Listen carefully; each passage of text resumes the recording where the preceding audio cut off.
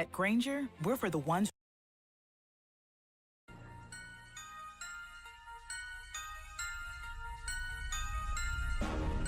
Ice up, son. What's up? Ice up, son.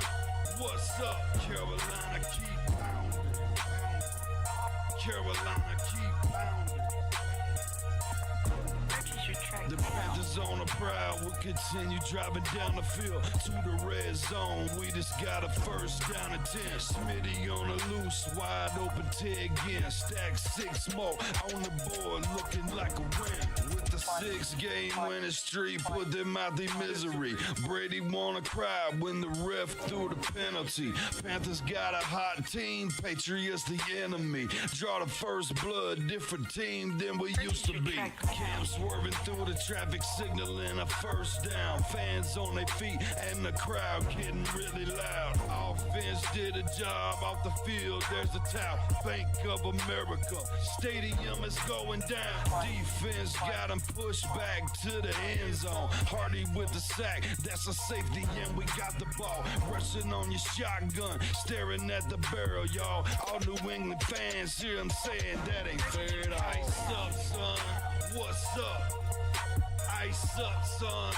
What's up? Carolina, keep pounding. Carolina, keep pounding. Ice up, son. What's up? Ice up, son. What's up? Carolina, keep pounding. Carolina, keep pounding. Better watch the linebacker. He can read you like a book. Run 40 yards just to tackle Luke. Got him shook. Toby like a tank. And D'Angelo with the fake. Stiff arm out of bounds. 25 to game. Stewart back, healthy 3 lethal running backs. It's suicide and the wide receivers, it's a rout. Secret weapon make plays, Greg Olsen make it happen. Keep pounding on these haters, we ain't playing John Madden. Legion of the hometown go boom. Force and fumbles, Panthers making sure the ball is loose. Jack move, Charles Johnson, yeah, he will come attack you. State of mind, mentally and physically, we pass you. Godfrey in the nickel back, and he making sure we're safe. Panthers on the prowl, we gon' come and elevate the state. Hard fought thriller, only 59 seconds left. Panther fans on the feet, heart beating out the chest. Ice up, son. What's up? Ice up, son. What's up? Carolina, keep pounding. Carolina, keep pounding. Ice up, son. What's up? Ice up, son. What's up? Carolina, keep pounding. Carolina, keep pounding. Ice up, son. What's up? Ice up, son. What's up? Carolina, keep pounding. Carolina, keep pounding. Ice up, son. What's up? Ice up, son. Carolina, keep pounding. Carolina, keep pounding.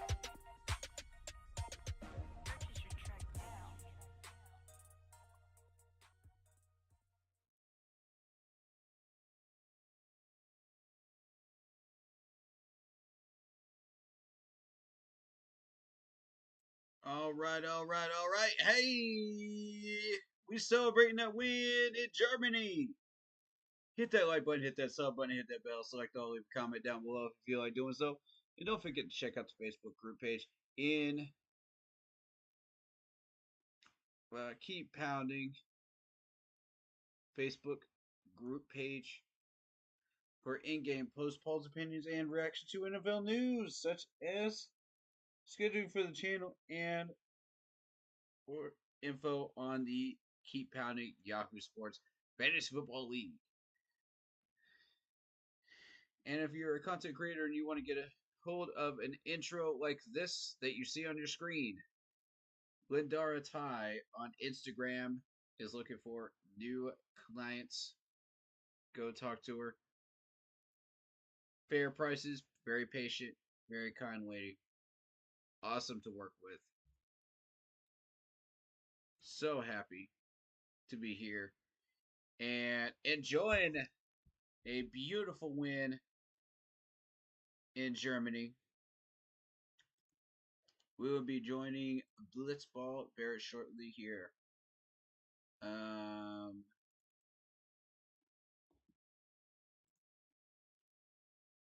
but hopefully you guys are having a good time. Hopefully you're enjoying yourselves.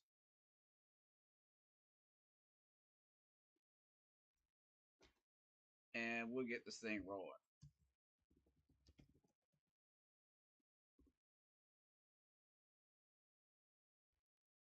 All right. What's good, man? What's good? Hey, you made it in. What's going on? Yes, sir. Yes, sir.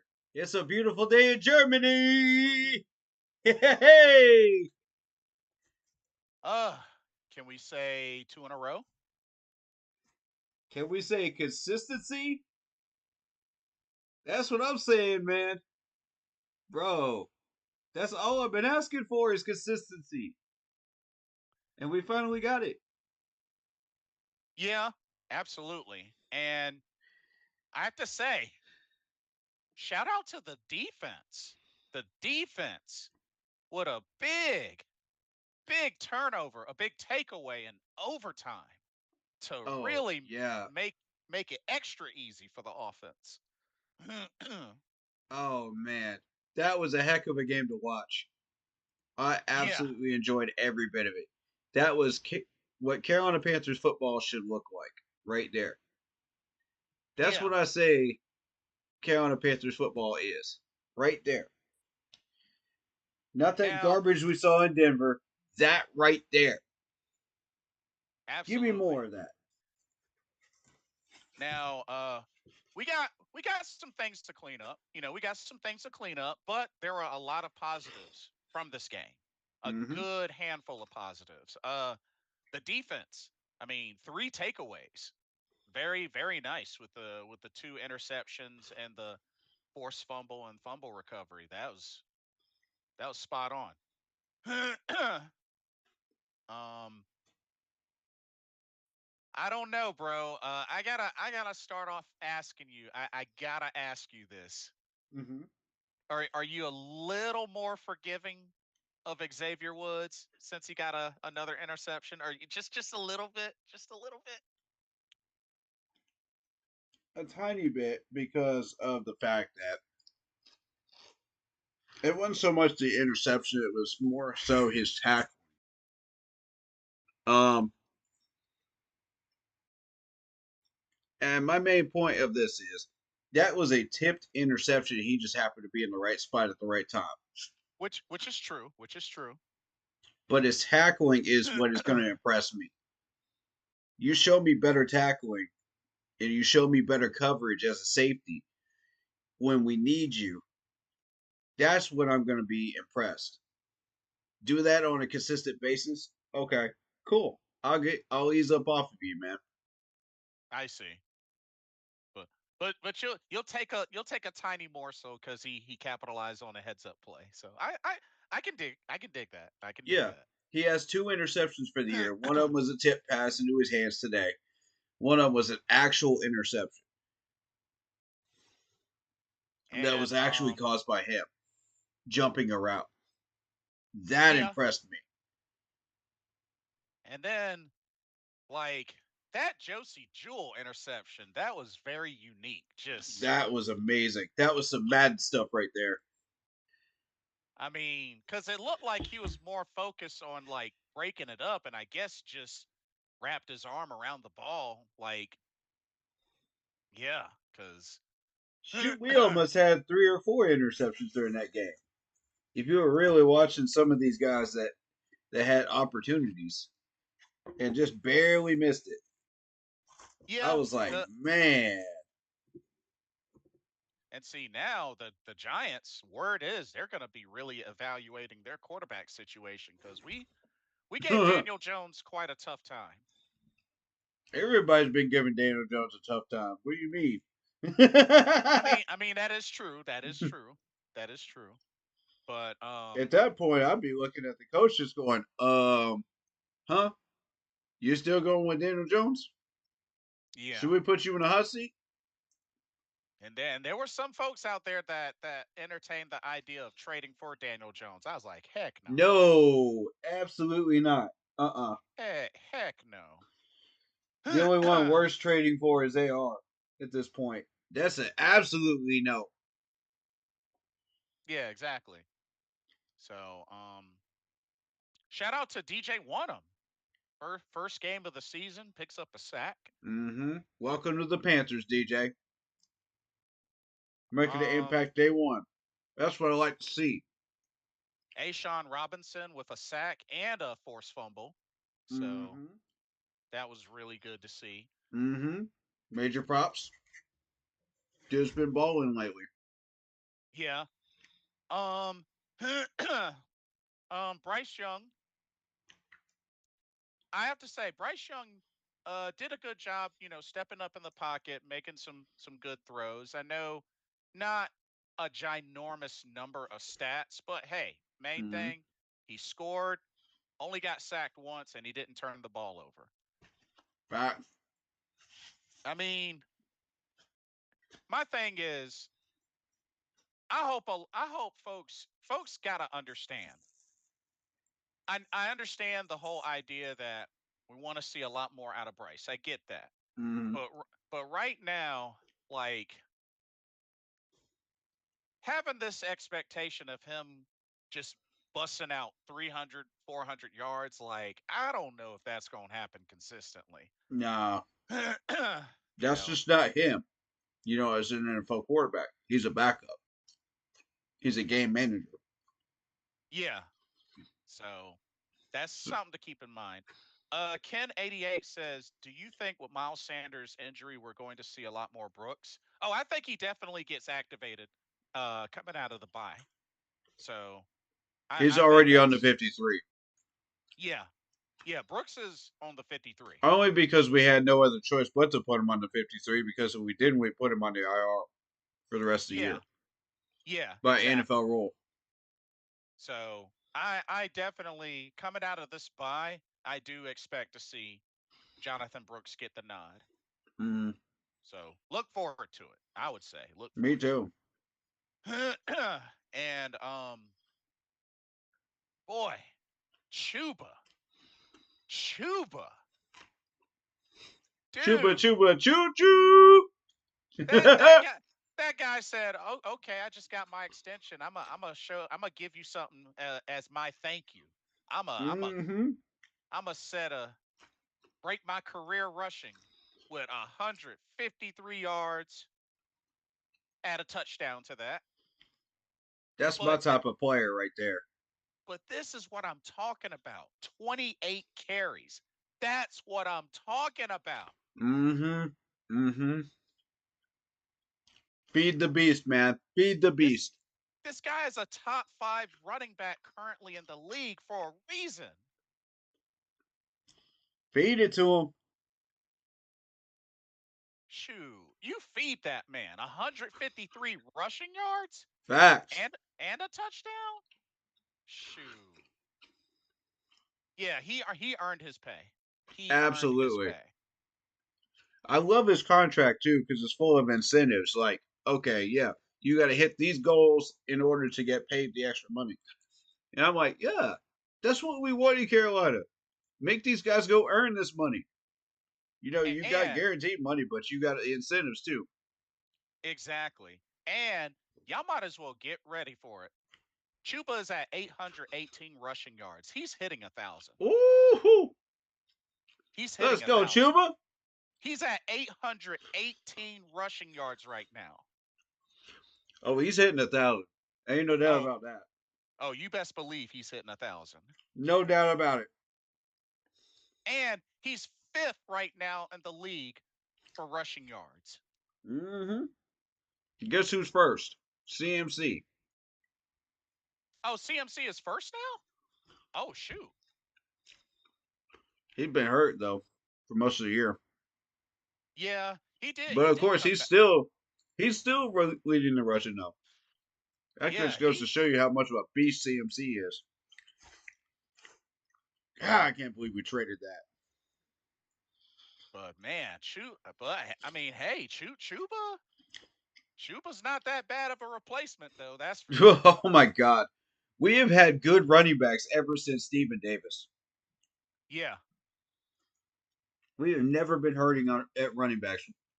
You count back to Jonathan Stewart, D'Angelo Williams. Mm-hmm. You know, Yep. every single running back class we have ever had has been good. Yeah. Every Yeah. time. But oh, some beautiful catches from Jalen Coker, including a really nice high catch. Mm-hmm. Like he had Mm-hmm. some good catches. Xavier Leggett, Yep. got to see him get active. Mm-hmm. Chuba had a couple of catches as well. Um, um, beautiful touchdown grab by Jatavion Sanders, his first touchdown of Yeah. the of his career. So Mm-hmm. that was really good to see. Um, I mean, J.C. Horn was the leading tackler. Um, and like I said, Josie Jewell with an interception, Xavier Woods with an interception. Um, Ashawn Robinson with a sack and a forced fumble. DJ Wonham with a sack. um, actually, both of them had two tackles for loss as well. So, You see what happens when you start working on those fundamentals and getting them right? yep. And shout out to Eddie Pinero with the game-winning field goal, which I mean the defense made it easy for him. So, Well, while we're talking about kickers, man, did you see where Graham Gano actually missed a 40-yarder? oh That's yeah, rare. yeah, that is definitely a rare miss for Graham Gano. Anybody that knows him knows he does not miss those. He is Mr. Automatic. Exactly. And the thing is, we've been through like three kickers, three really good kickers. And it was because we kept shanking them to the left that we kept tossing kickers and going to the next one. And these guys kept going to different teams, and Hmm. we finally settled on Eddie, who solved the problem finally. When we got to do the special teams coordinator. And Yep. Eddie does not miss.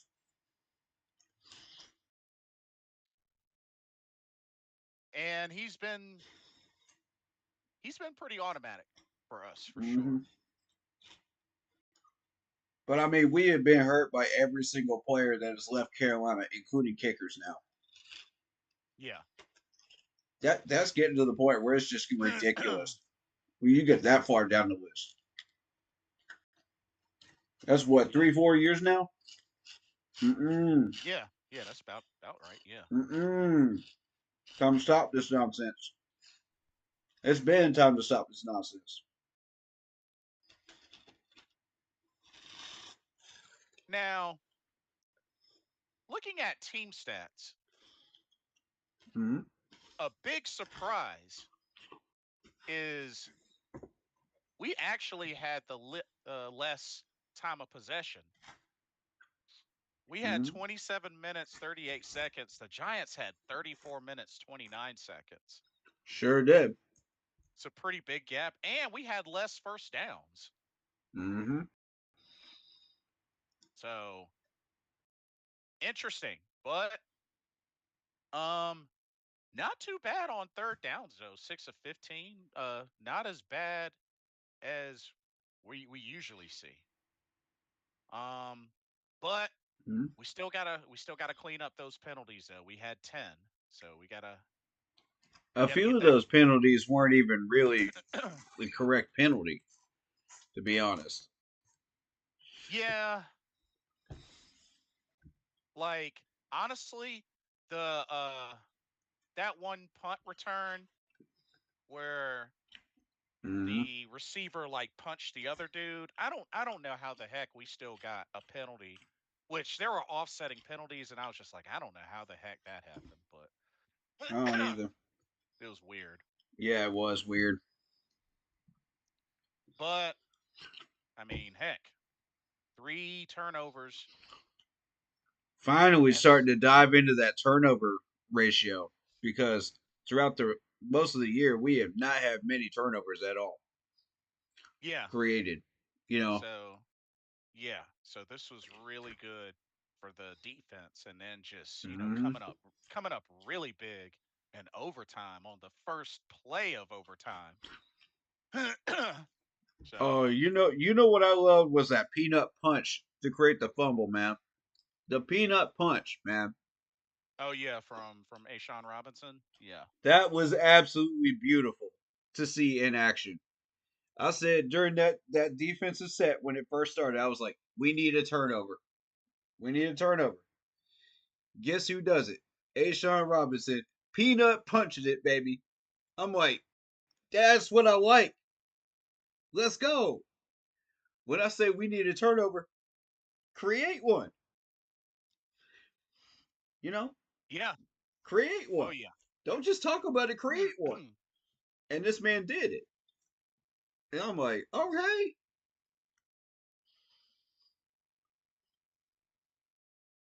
We're making moves. definitely, definitely made it really easy for the offense afterwards. That's for sure. Mm-hmm. But and then Eddie Pinero finished it up. Mm-hmm. But yeah, I nice like victory in Germany. I want to talk about the timeout usage and the clock management. Going into the last 2 minutes Ah, yes. because that was excellent. That was perfect use of timeouts, clock management, and just taking advantage of every situation that we had while Hmm. protecting the ball and not giving it up. We have had a horrible habit of turning the ball over in those situations because we're under pressure. Under pressure. You know how to do it. Yeah. But yeah, man, we have a horrible habit of that, and today we did not do that. So I mean, it's the little steps forward like that that are big, man. It translates to big opportunities and big wins. Yeah. And and like I said, I know a lot of folks are gonna be like, well, it's the Giants, so we only won by 3 points. Fact of the matter is, We what would you won. rather have? What would you rather have? A loss or a win? What counts more, a loss or a win? not only Certainly a that, win. not only that, my main thing was with Bryce, he didn't turn the ball over. And like I Hmm. said, I mean, yeah, he didn't get 300, 400 yards passing. And it's like, okay. I mean, I've already come to the conclusion that he's a backup. Now, Hmm. it's up to him whether that changes, going forward. Facts. Same here. So, I mean, That's his identity as far as I'm concerned too. but the fact of the matter is, depending on how things go for Bryce Young in the future, it's still up in the air, but at least one thing's for sure, we know that he's been able to lead a game-winning drive. We know that, you know, just won 2 back-to-back games where he started, something Hmm. he's never done before. Yep. And, we're going into the bye week, with a victory. We have the chance to heal up, rest, and really get ready for this mega difficult second half of the season, Right. which we open up after the bye against the defending champion, still undefeated Kansas City Chiefs. So, Yeah, I'd say we do pretty well if we could survive at least a half against KC. Now, here's the interesting thing about KC. I've been noticing this pattern with them. is they'll play down to their opponent, and in the fourth quarter they'll be down by like a point or two, or sometimes down by more than that, and they'll get just enough points to win. Have you noticed that? That's every single game. Yeah, and the thing is, with this last game, they had the block field goal attempt. Right. So, They I do mean, just enough, man. kudos to their special teams for getting that, but yeah, they looked pretty vulnerable. So, I Don't let that mean, fool you, though. yeah, don't get too caught up in it. If Don't let that anything, scoreboard fool you, folks. yeah.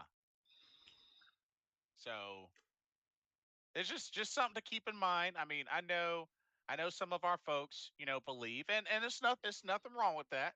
Totally Mm-hmm. nothing wrong with that. Mm-hmm. But just realize what we're getting into, what this team is getting into. Yeah. That's all I can say. And they have way more talent than they're displaying, too. Right. We do not want to be the one team that awakens the sleeping giant and then they start racking up 40 points on people. Yeah. Because when you look at it, before they got DeAndre Hopkins, they were not hitting above 30 points. Now Right. they're hitting above 30 points because of him, you know, and Rasheed Rice is on the IR. You're not dealing with a couple of the other people, Right. that are a major problem. Uh, the running back Hilaire, you're not dealing with him no more. So there's still so much talent sleeping in that depth chart. You have Right. no idea. We do not want to piss that team off. Right. We do not want to be the one that does it.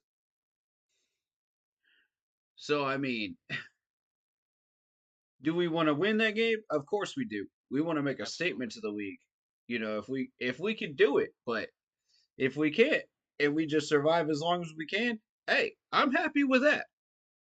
It means we're playing Carolina Panthers football, and I'm happy with that if we survive 3.5 quarters with these people, you know? Right. And they finally get the 14 points they need or however many they need. That means we're doing something right.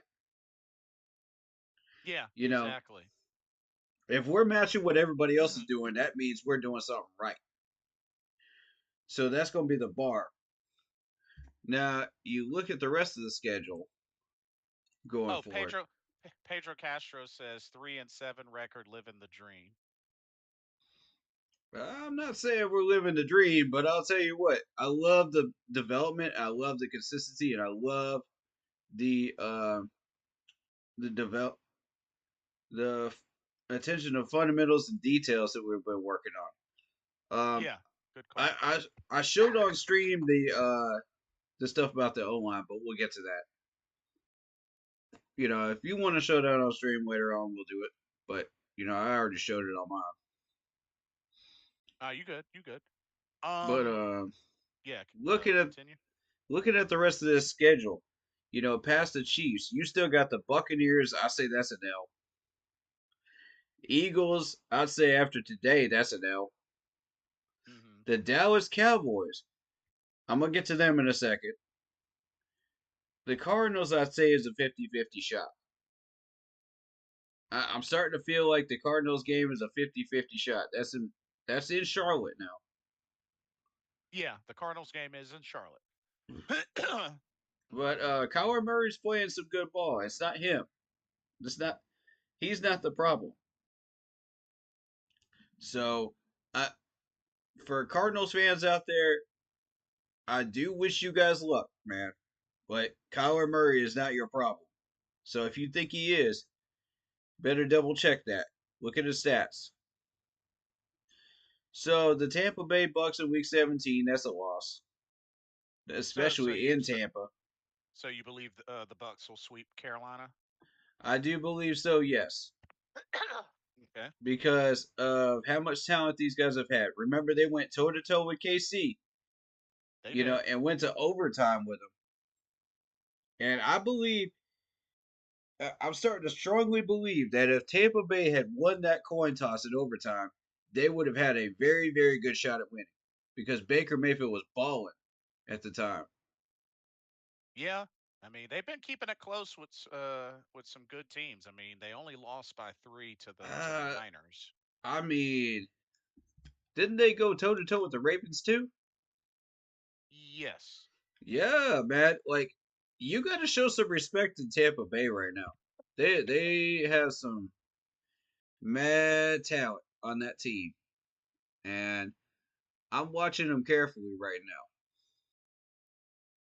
Pedro Castro says we're gonna beat their unbeaten streak. I don't know about now. that. I don't know about that.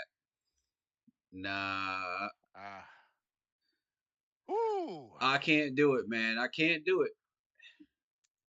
I can't jump Uh, on that train. I will say this.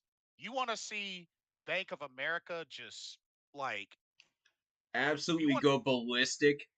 yeah, like Beat the honestly, Chiefs at if home.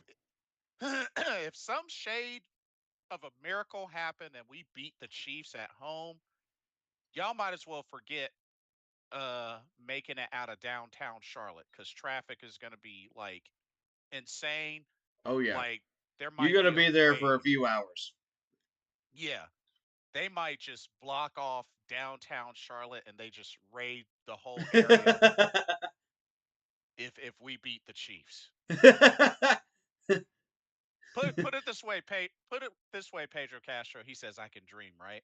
Put it this way: it's not impossible, Right. but very unlikely. Yeah, very Very unlikely. unlikely. Yeah. And A I lot better understand. shot at beating them this year than you have in the past, though. I'll say that. Yeah, and don't get me wrong. I understand the whole concept of the trap game. I get it, but That's not a trap game.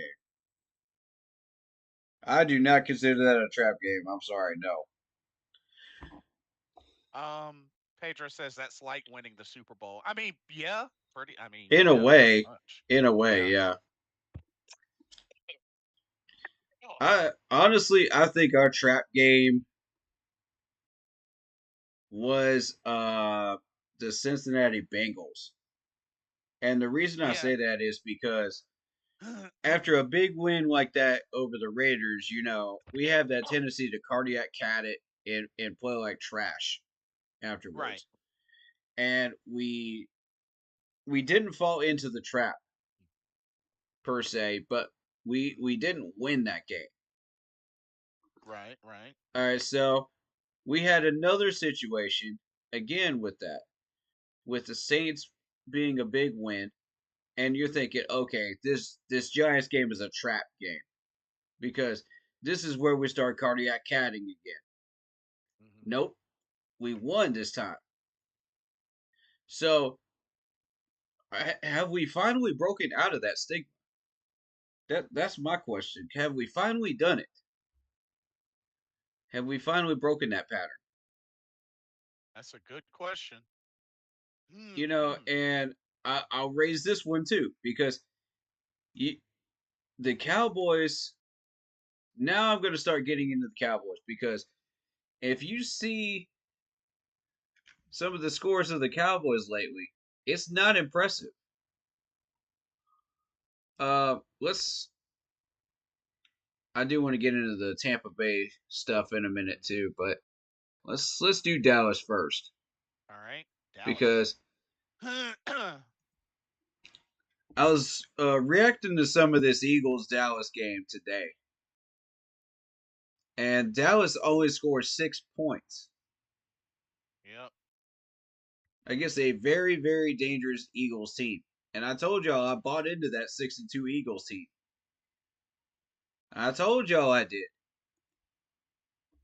and I still do. Man. Whew. So when you look at the Dallas Cowboys, okay, I buy into the Cowboys defense a little bit more now, but the offense looks like trash. Oh yeah, Trey Lance and Cooper Rush couldn't do jack. And I'm talking as far back as when Dak Prescott was on the field. So you're talking, okay, you get a win over the Browns 33-17. So it looks like Dak pressed out as usual during the regular season, right? Mm-hmm. All right, so you go into the Saints game. Here's where the uh-ohs begin because you only scored 19 points against the Saints. That's when the Cowboys fans are like, that's a fluke. That's a fluke. So then you take on the Ravens 28-25. So this offense now only has put up 25 against the Ravens. Yeah. So you're thinking, okay, maybe it might be fixed. Maybe, just maybe. Giants game. This is always a threatening game for the Cowboys. They only put up 20 points in a win. So True. again, Cowboys fans are like, could have scored more. Could have scored more. Go into the Steelers game. Same amount And of points. exactly my point. Yes. Mm-hmm. Now you're starting to see it. The weakness has begun to spread with this offense. So now that's 2 weeks in a row, and Cowboys fans are like, but they're 2 wins though. They're 2 wins, and you're like, okay, fair enough. Then you Yep. take on a very dangerous Lions team, and this is where they got exposed, Oh completely man, exposed. they got mollywopped. Yeah, 47-9, and this is exactly what I was warning people about. You know, this is where I was like, Dallas is about to get exposed. Watch this, and it happened. 9 points. So now people are starting to get concerned about this Dallas offense. You lose to the 49ers the following week, 30-24. 24 points. 24 points, that's it. Against the Niners? Come on. Yeah. Then you take on the Falcons. You lose to the Falcons. This is during a 4-game losing streak, by the way. Yep. And you only put up 21? You got Dak Prescott, man. You got all these weapons around you. Why are you getting only 21 points against the Falcons, bro? What is going on here? And now you got Dak Prescott on the IR, so you can't use Dak Prescott as an excuse anymore. Yeah, he's out for the season. That's not your excuse anymore if you're a Dallas fan. So what crutch do you lean on? Oh, we had a backup quarterback. That's why we only got 6 points. Man, please, 6 points for a backup quarterback? Okay, that's like saying if Bryce Young only got 6 points, and we had been using Andy Dalton forever. You can't Yeah. use that crutch. You can't use that crutch anymore. There's something else going on with that offense in Dallas. I don't know what it is, but it ain't. This is not it. If you're Dallas fans right now. Meanwhile, Super. Washington's been balling out. Philadelphia's been balling out, and Cowboys are getting left behind. Yeah. Super Trebo says, "Hey, how's it going, you guys? You have been backing up Bryce Young week after week, and I think you guys might be right about him. He's looking better. I really want Bryce to succeed with Carolina. Well, as long as he's with us, as long as he's on this team, of course I'm gonna, gonna support him, and that goes for everybody on this team. That's just, Right, that's just how it is. right. And Bryce Young actually does have the skills and tools. I've been saying it since day one. I've seen it for myself. I've been out at the training camps. I know that he has the skills. Blitz, you were out for there for one of them. Yeah, So you saw it for yourself too, firsthand. I wish you had seen the 2 minute drills that I saw, man, because he was killing it during those 2 minute drills when he first got drafted. main I thing was like, is, man, as long as he's on this team, it ain't over for him yet. exactly. And So I'm saying, even if he isn't on this team, it's still not over for him yet because this may not be the right situation for him, But once he finds it, give him a few years. Yeah. It took it took a few of these other guys a few years to find the right system in the right place for them. And then look at them, they're balling out. Look at Baker Mayfield. Look at Sam Darnold. I do think it's a good chance that Bryce will at least finish the rest of the season as the starting quarterback, and then they can really get a good idea of what he can do and such, and then make a decision in the off season and just go from there. But that's what I think they should do. They should just go ahead and let him finish Um, the season.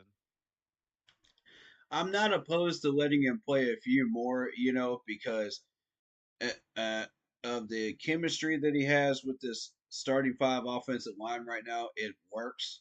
He does not feel afraid. He does not feel nervous at all. He's comfortable. He's collected.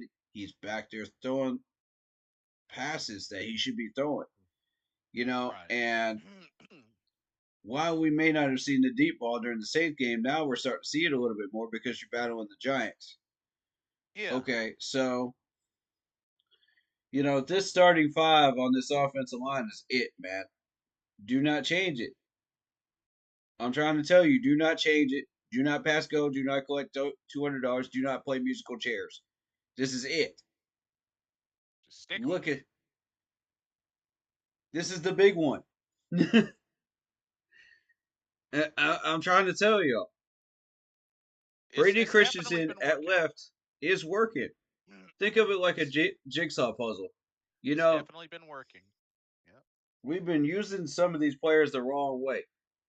And I say that because we've been playing musical chairs with Brady Christensen, putting him everywhere but where he needs to go. This is where he belongs at left tackle. That's where we drafted him at. That's where we scouted him at. That's where he needs to be predominantly. The rest of it is secondary options. Yes, he can do all five spots, but is that his predominant one? No, it is not. Left tackle is where he was drafted. That's where I want to see him at. That's where I wanted to see him at day one. Developed right there. And then you can go and mess around and play musical chairs when you need them. You know? Uh huh. Cade Mays is a center. That's what he does. That's his predominant position. Can he play guard? Yes. You know, and he has. Hey, Jared, welcome to the stream. What's going on, Jared? But But yeah, that's where he belongs. And we've been trying to jam these players in the wrong spot, and we get frustrated like 10-year-olds. When we're trying to fit a jigsaw puzzle together. And right. once you finally fit it into the right spot, it's like, ah, you got that satisfaction when you put it in the right spot. That's what we've been feeling the last 2 weeks with Brady Christensen and Cade Mays, man. They're finally in the right spots, and we're just going, ah, that's it. You know what I mean? Yeah, absolutely. I want to see that's our foundation for our offensive line right there. We need to start building around that. From here on, that's it. Get Brady Christensen some help at tackle because we have the option of going with Icky as a backup left tackle, or we can go ahead and draft another left tackle. You know, and I like that freedom to be able to have that choice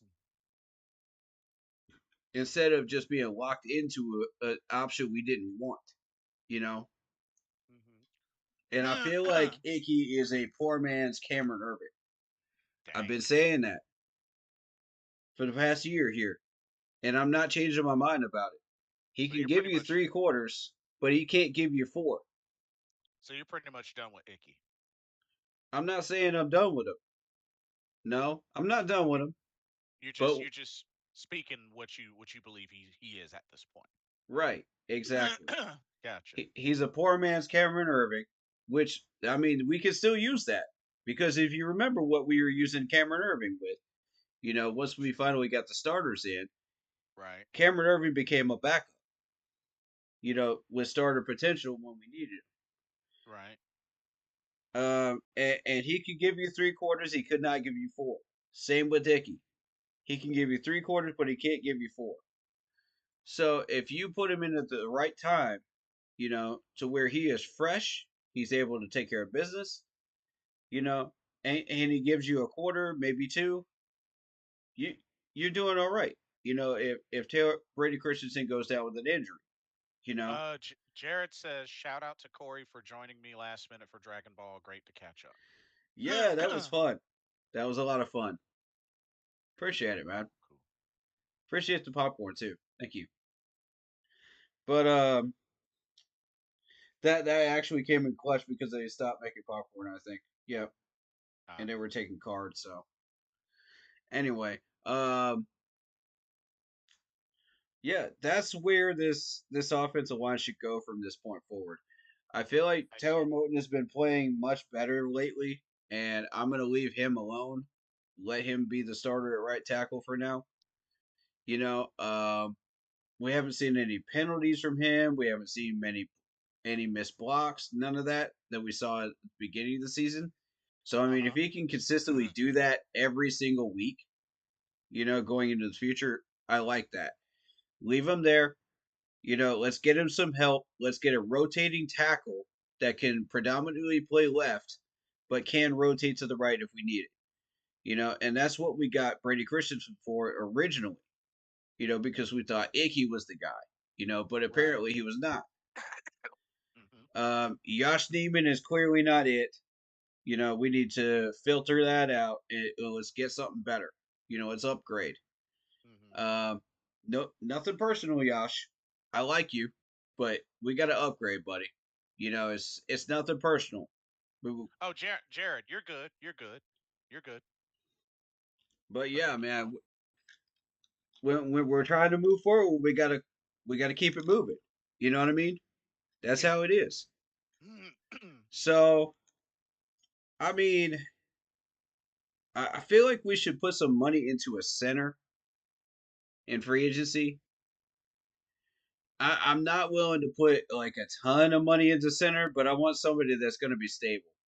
So that we have some help for Cade Mays in case he goes down with an injury. Let's uh, save those draft picks for defensive players because we got to reset that defensive line. Um, I I agree. Yeah, we definitely got to do some serious tweaking on that D line for sure. and honestly, I think we got to keep it moving with Woods. Woods is not it. We need to put some serious money into safety. I want a top 5 safety. I'm not willing to put like record breaking money into a safety. That's not what I'm talking about. I want a top 5 safety where we put some money into him and he takes care of business back there. We had Eric Reed at one point. We got Hmm. serious with that. We stopped playing games. We got a serious safety. That's what I want to see us do again. Stop playing games and get somebody serious. All right, so that's going to help out back there. I want a nickel corner behind Charles Smith Wade, drafted, late rounds. I'd like a wide receiver drafted late rounds, to help out with the wide receiver core since we lost 2 guys in a trade. Um, and I think that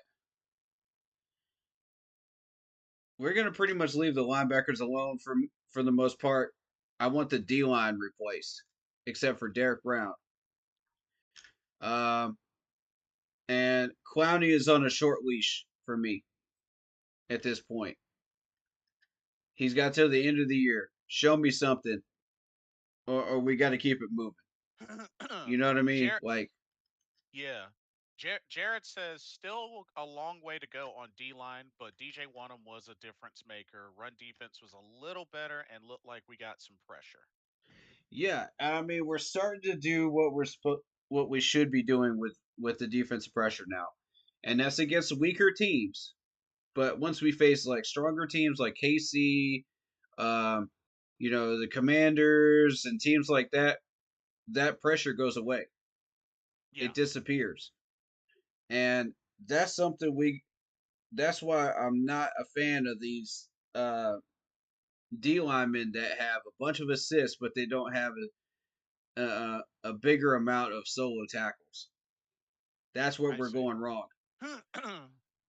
We went through Scott Fitterer got the wrong people. Marty got the wrong people. Dave Gettleman had the right type of people. And that's the formula we need to be following. It is because you go down that list, any one of them at random will give you double the amount of solo tackles as assists.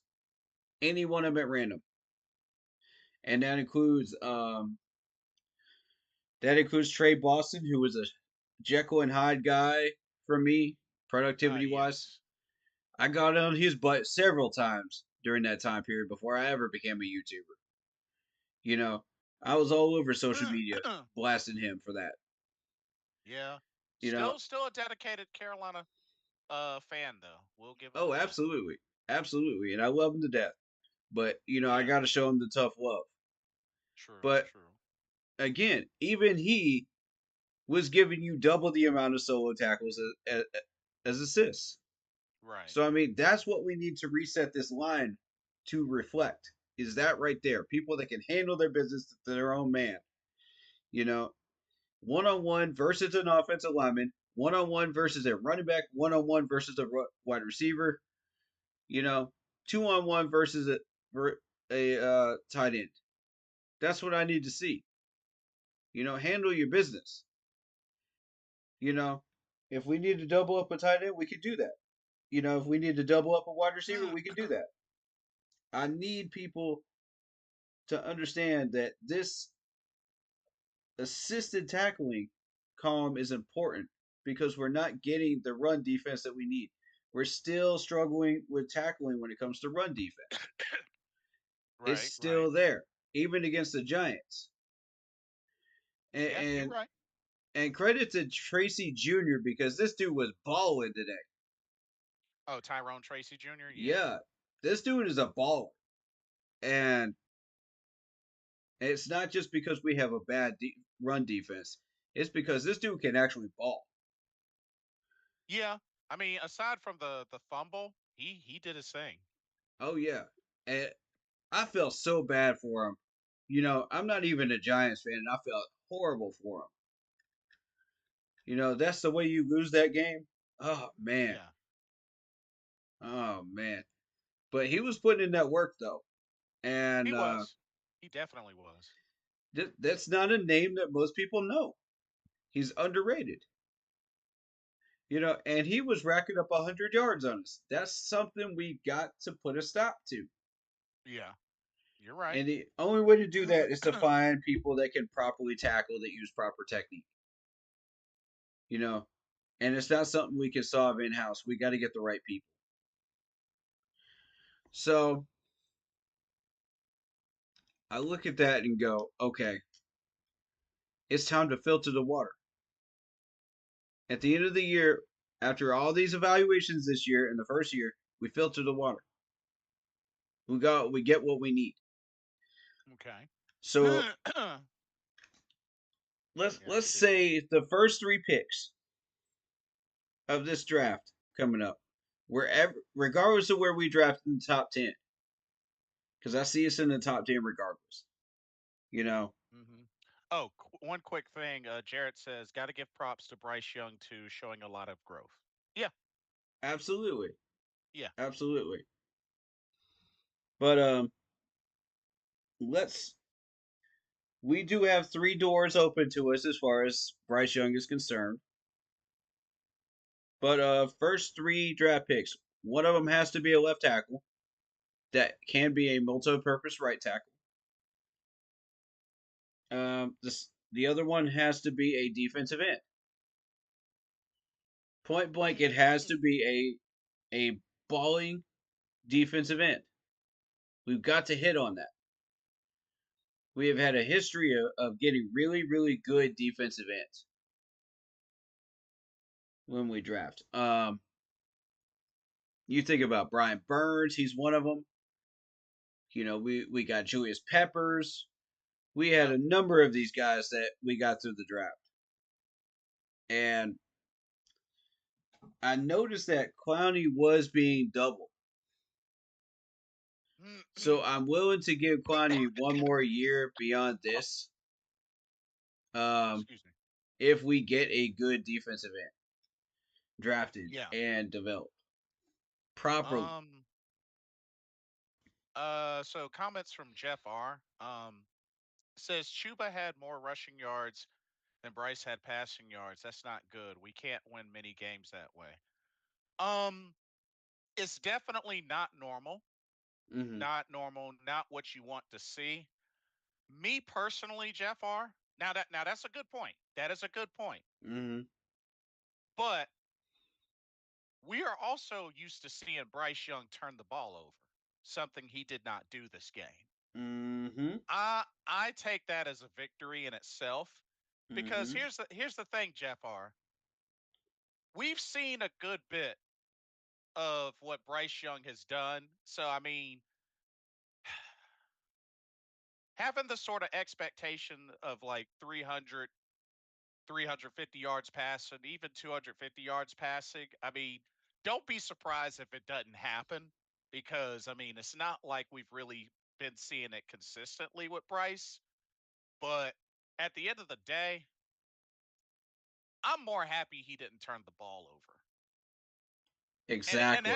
that's just me personally. But like I said, Jeff R, those are good points. Those are valid points. I Yep. mean, that's Mm-hmm. that's typically not what you want to see, especially consistently out of your offense. Yeah. But I'm just more so pleased he didn't turn the ball over. So that's Yeah. all I could really say. I mean, Corey, I mean, if you want to add to that, that's all I could really say about I agree. that. And it's more about his development, and you're Yeah, starting to see him get more comfortable towards games like this. Where the Saints are struggling and the pass rush isn't as great on him. The Giants game where the pass rush is below average. And by the way, Brian Burns did his thing. yeah, Let's make no mistake about it. Brian Burns did his thing, and Brady Christensen matched him. yeah. I want to point that out because if Brian Burns was on Taylor Moton, I don't know what would have happened. That's a question mark. You know what I'm saying? If Brian Burns was on Icky would have got burnt crispy. He probably would have had like 3 sacks. Oh yeah, he would have burnt him crispy. He would have turned him into a turnstile. Dang. That's Brian Burns for you. And that happened Um, every day during practices too. Jared says he played well enough to not lose, which is I think we have to take. I mean, that is Mm, true too. That is true too. true. Um, at this point, we're trying to up his value as much as we possibly can. So no matter what option we choose with Bryce, he'll have the maximum value. Yeah, At the end of the that's year. that's a good point. And my whole strategy was to put Bryce in during games where we know we have a shot at winning. You know, Right. like this Giants game where we knew we were gonna win this one. Come on, you know, Yeah, it was a lot closer than I had hoped for, but I mean, yeah. both teams had the same record, and Originally, my plan was to put him in during games that we knew we could not win at all because at that point, what damage can we cause other than what we've already done? You know what I mean? hmm yeah, He can't hurt us at that point. No matter how right. many picks or turnovers he has, no matter how many lacks of completed passes, it can't hurt us. We're Yeah, already going to lose that's a those good point. games anyway. So and then put Andy Dalton in during games where we know we have a legitimate shot. Like this Giants game. But the thing is, people brought up the point of chemistry with the offensive line. See, the chemistry did not matter until we got the offensive line combo correct last week. Now it matters. Now it's a valid argument because now you could say, okay, we don't want to mess up that chemistry because we know it works. Bryce looked comfortable back there, back to back games, and he's gotten us results. Oh, Jared has a good point. As Panthers fans, he says, as Panthers fans, there's no such thing as a we knew we were going to win. That's a fair argument. Fair, That's fair. that's fair. Okay, I'll amend that too. We had a very, very solid shot at winning, and we're pretty doggone sure of that. Yeah. I mean, and we've owed the Giants some receipts, especially considering we lost the last couple of meetings, and oh my goodness gracious. Jeff R says, holy cow, Jared Goff currently has 5 interceptions and they still are only down 3 points against a good team. The Lions are What? resilient. They will be hard to beat. Oh my goodness. He really has 5 interceptions. Oh yeah, There's he does. Yeah, he does. What? I'm looking at it right now. Holy cow. Yo, and they just started the fourth quarter. CJ Stroud has 2 interceptions himself. That's a Oh total of man, this 7 is picks this game. this is a battle right here. Oh There's no man. way. How do you Dang. how do you have a total of 7 interceptions in one game? This is crazy. Jared Goff, what are you doing, dude? What happened? I don't know. Oh, This is not like him at all. And and it's not like the Car Texans defense just turned into a super defense all of a sudden. so I Carlton believe. Davis the third has both of the Lions interceptions. Kamari Lassiter has two um of the interceptions for the Texans. Jimmy Ward with one. Henry Toto has one, and Kalen Bullock has one. Jeez. Oh, Henry. Henry from Alabama. Yeah, he got one of those I warned INTs. y'all about Henry, man. That's one of those Dang. players you do not want to throw that ball near. This man Dang, will did he? snatch one. Are they just throwing the ball up and just praying? The Wow. heck? Just throwing constant Hail Marys, apparently. Where's this at? Ooh, this is in Houston. Yep. And the Mm-hmm. cra- the crazy thing is the Texans are undefeated at home. The Lions are undefeated on the road. Wow. I see that. Oh, that game might come down to the wire or maybe even overtime. Oh, yeah. Now, Yeah. if the Lions come away with this win and which will make them 8-1, the Lions are gonna be might be the biggest threat out of the NFC because with that type of resilience to have 5 turnovers and still win, that's not normal. It's 11:38 on the clock right now for this game. Yeah, and they're only down by 3. Mm-hmm. Ooh wee. Minnesota's gaining on them though in the north, so expect a battle between these two when they face each other again. And aside from the turnovers, looking at the other stats, it's kind of even. Mm-hmm. Wow. I'm seeing that too. I'm looking at the stats right now in the box score on ESPN. Dang, this might be game of the week right here. Shoot. Maybe. Maybe. Neither running back is really getting any ground. True. The wide receivers are getting yards aplenty. But David Montgomery has a fumble for the Detroit Lions. Oh, dang. Yep. So keep that in mind as you go into that fourth quarter.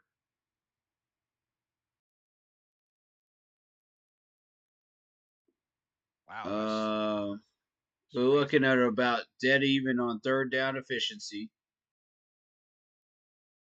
dead even on total drives. The Lions have more yards per play with 5.6 versus 4.1. Passing, the um, Lions have the advantage. And I think at the end of the day, that's what's going to do it. um, oh, interesting question from Jeff R. He says, "How many wins will it take to get a wild card spot in y'all's opinion?" Uh, We're not Jeff getting R. one. Jeff R. I'm gonna be real with you. We would have to win out. We would have to win out. I honestly think our best chance of even getting a wild card, we would have to win out. My response to that: how many licks to the center of a Tootsie Pop? Because Well, according we're to the not getting one. well, according to the commercial, it was a 3 before the owl bit into it, but Who knows how many it actually is? Mhm. And I feel like that's where we're at too. How long is that going to take, right? Yeah, yeah, just crazy. We could be Um, waiting until next year before we hit a wild card. I'm telling you that right now. so Jarrett, 7 turnovers, 7 turnovers. 7. Mm-hmm. Shout out Oh, Skyler. How you doing, man? oh, Jeff R says I'm not asking for us specifically. I know we're not going, just generally speaking. Oh, okay. Um, It depends because it can range anywhere from like 8 to 10. It depends on what division you're in, how other teams are doing, the scheduling. There's a lot of factors that go into it. if you want to be absolutely sure, about 9. 9 is I'd say, usually the safety number, yeah, I would say 9. but sometimes it can be 10.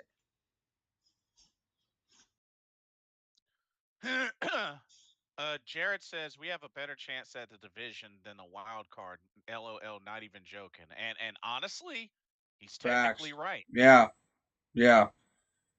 The Buccaneers are imploding a little bit. They got 4 straight losses. The Saints are imploding. Um, we've gotten 2 straight wins, Yeah, and the Falcons just took an L today too. the main thing is we have to win and we need the others to lose. That's really our best chance. I mean, if the Falcons implode too, I'm not saying that. Uh, nah, nah. I'm not going to feed into that wagon wheel. I'm not going to do it. I know some people would love to see that happen, but no, I we just we don't don't think have we enough. have. I don't think we have enough firepower to really contend for the division. I really No, don't. we don't. We don't. I don't want to Um, give people hope, and say, "Oh, we're gonna get 8 wins," just like or 7 wins like that one year. No, no, no. I'm not going to do um, that. Jared says because our division is not great. But we're only 2 out. But the second half of our schedule, yikes! And that's the thing. Yeah, That second half of our schedule is dangerous. yeah, and that's what's going to kick us out. Uh, and the Saints' schedule is not getting any better either. It's only getting more dangerous for them too. So, I mean, third place is a possibility. Like, in all honesty, if by some shade of a miracle we beat the Chiefs, Bucks, and the Eagles, then that would shoot our chances up by a lot. But like I said, Hmm. I don't see it happening. No, it's not I going really to. don't see it happening. I No. mean, shoot. And while I bring up Tampa Bay, Huh. let's look at Tampa Bay real quick Yeah. because I kind of got distracted by that Texans score there, but yeah, Tampa's on a 4-game losing streak. They're 2-4 at home. I need people to Right. understand 2-4 at home against Mhm. four, 3 of 4 very, very good teams. You got the Ravens, Falcons, and Chiefs. 3 of the major contenders right now, back to back to back. If you're the Buccaneers, that's ooh boy. But you played the Ravens to 10 points, 41-31. You played the Falcons to about 5 points, and you played the Chiefs to 6 points. So I mean, this is in overtime. And if they had gotten the coin toss in overtime, I think they could have won. I think they could have broken the Chiefs' undefeated record. So I mean, this is a dangerous Buccaneers team. Even though they're on a 4-game losing streak, do not sleep on this Buccaneers team, or it is your butt. I'm telling you Nope. right now. They say don't do it. If if we come into that game in December thinking that, oh, this is a Buccaneers team that's just not quite there, they're not quite winning.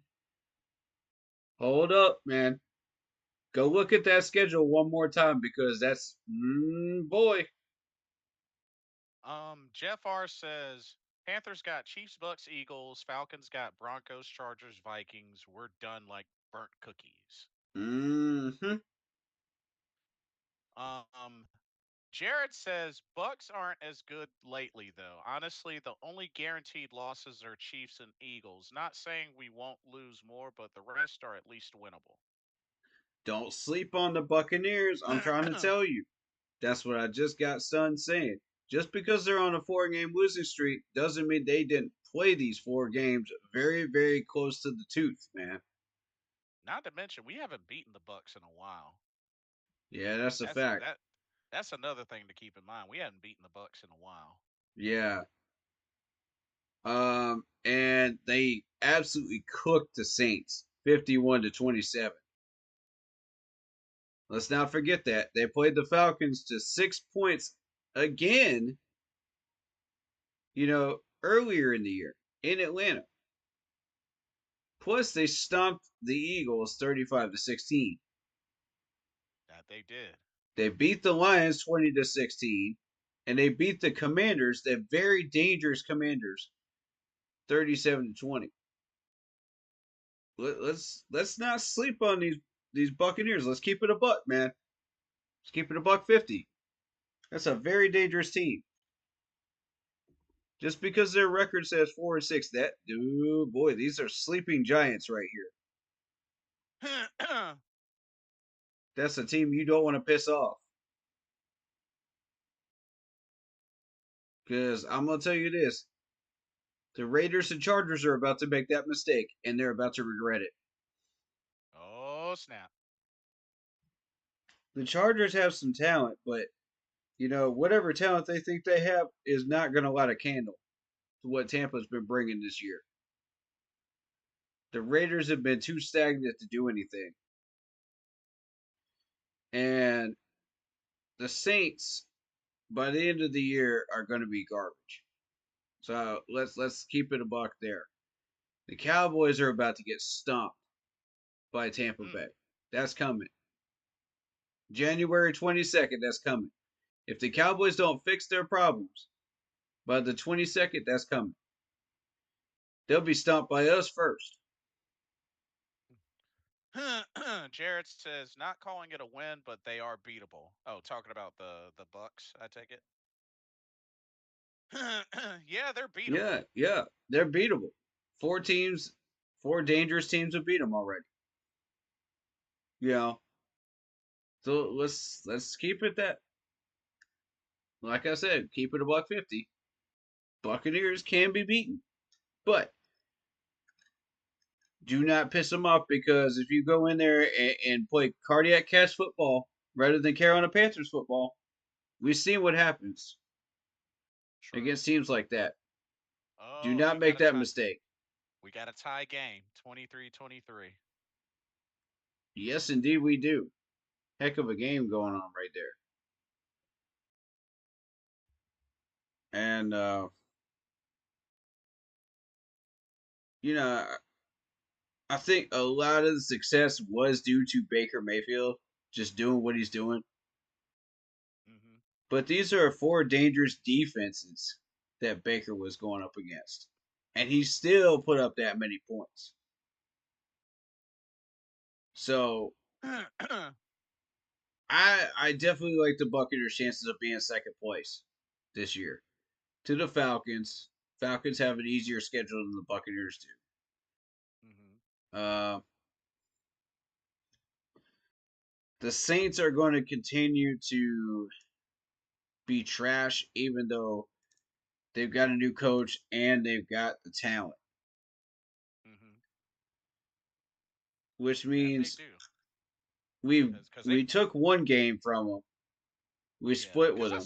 because that's right. They fired Dennis Allen. Yeah, Right. you're right.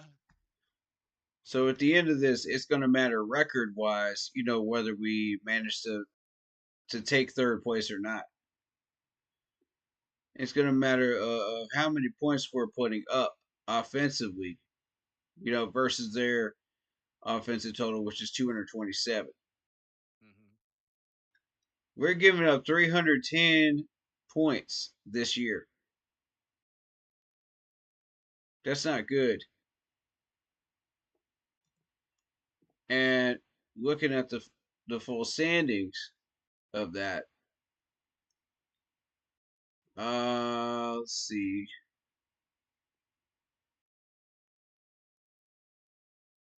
Where are we at?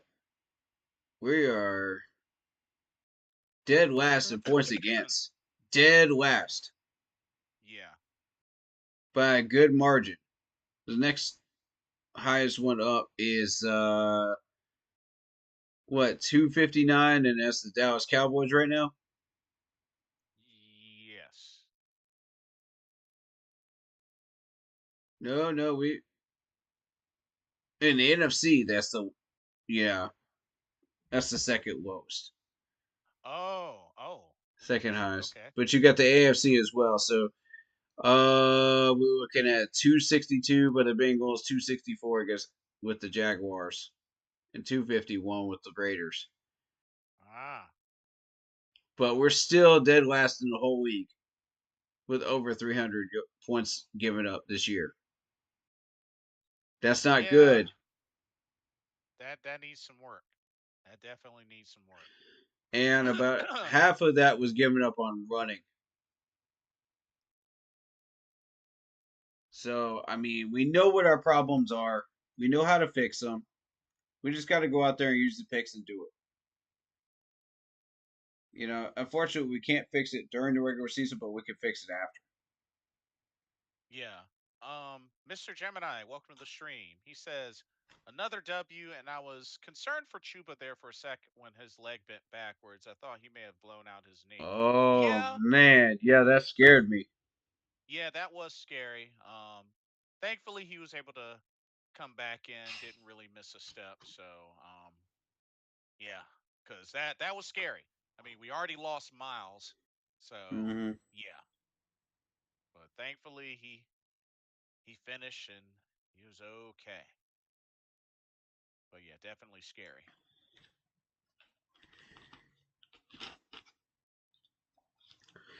I think the interesting score for me today, I mean, just looking at them, was,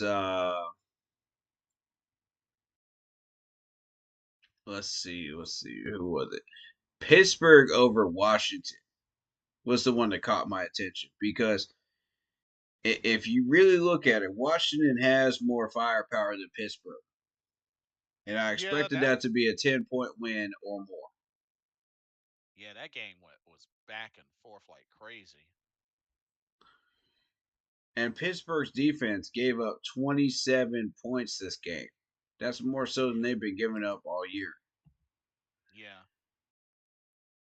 Because the last 3 games, no, the last 4, you're looking at the Cowboys got like 20 points on them. Raiders got 13. Jets got 15. Giants got 18. You know, that defense has been holding their own against teams, that are lesser than them. And then they finally faced a real team in the Commanders, and they said, okay, how good really is this defense? And they found out today, Yeah. 28-27 in D.C. Jared says Steelers are very good. Not being talked about enough are the Steelers. I agree. Sleeping Yep, Giants right here. Sleeping definitely Giants. a team to look out for in the AFC. But you know who I really feel for? I feel for Calvin Ridley. He's on the wrong team. Yeah. And yet again, using him incorrectly. That The, dude is on the wrong team. yep. He'd been on the wrong team since he came into the league. I mean, well, you don't think he was used well with the Falcons? They weren't maximizing his potential. He had more to give. Because I mean, 2020, he went off in 2020. Okay, I'll give you 2020. But I'm beyond that. Matt Ryan was struggling because the offensive line did not get any help. And I'll tell you this, and I've said it many, many times. I'll say it again. If the Atlanta Falcons GMs would give that Atlanta offense some offensive line help, they would be sitting on 2 Lombardis right now Yeah, under the Matt and Ryan era. and at the same time, Ridley didn't really help his case afterwards because the whole gambling situation that he Yeah, got suspended.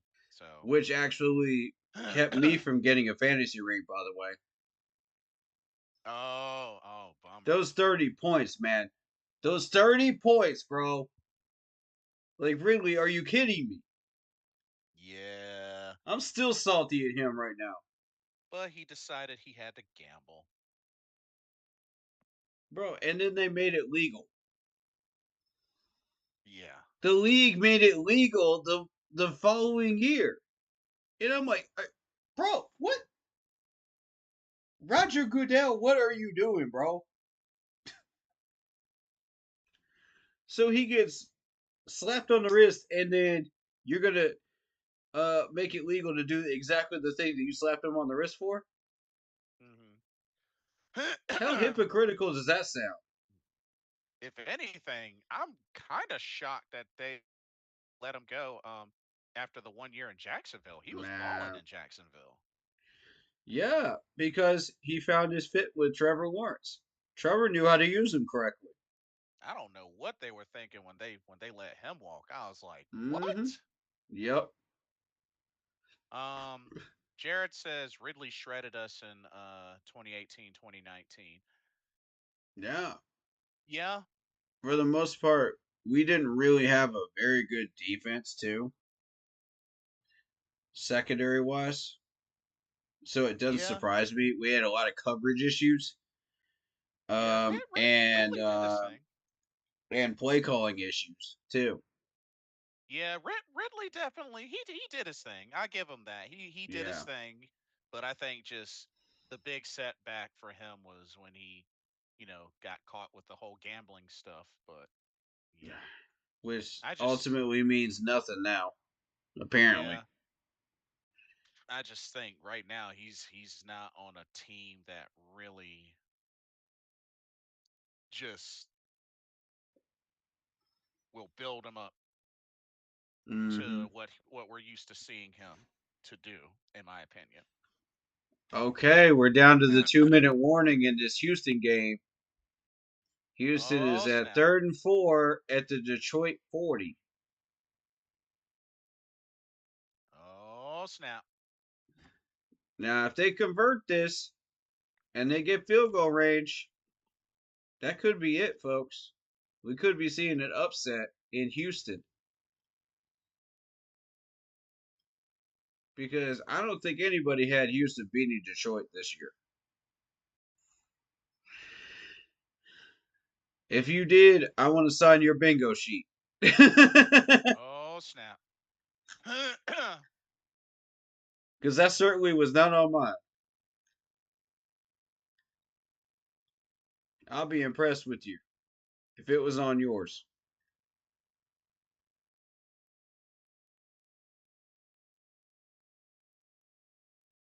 And I look at that Baltimore score as well, 35-34. And Cincinnati kind of surprised me here. Oh yeah. 34 points on the board against a Baltimore defense. Now, does that mean that Baltimore's defense is starting to lose their edge? I got questions uh, there, man. I got questions. Because if you look Dam- at that Bengals offense, it hasn't been that impressive this year. uh, Damian Hernandez, welcome to the stream. He says Lions losing would be like music to my ears. Nah, I feel you there. He's a, Wow.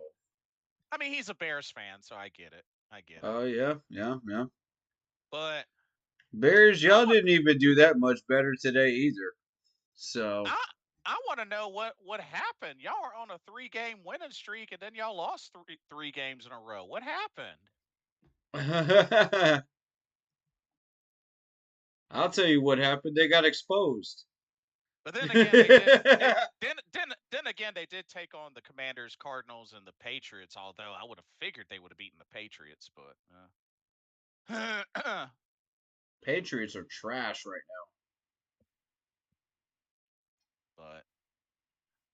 congrats. Oh, Damien says congrats on the win. That game was good. Yeah, appreciate it. now. I will say Um, this: the Bears' defense is legitimate because they did hold the Commanders to 18 points. yeah, yeah, that's fair. Thursday was more Jamar Chase karma for coming on here talking smack. Oh, jeez. All right, Um, so with the Bears allowing the Cardinals to get 29 points, is the Cardinals' offense that much more dangerous than 29 points normally? That's what I got uh, questions about right there, man. da- Dam- I don't like that. Damien Damien says Eberflus sucks. Why do y'all keep him then? Why Yeah, do y'all keep him? exactly. Some would argue for the same reason we're keeping Bryce Young, but I mean, which that's fair. That's definitely fair. yeah, yeah, yeah. But We held on I to mean, Bingo for too long too,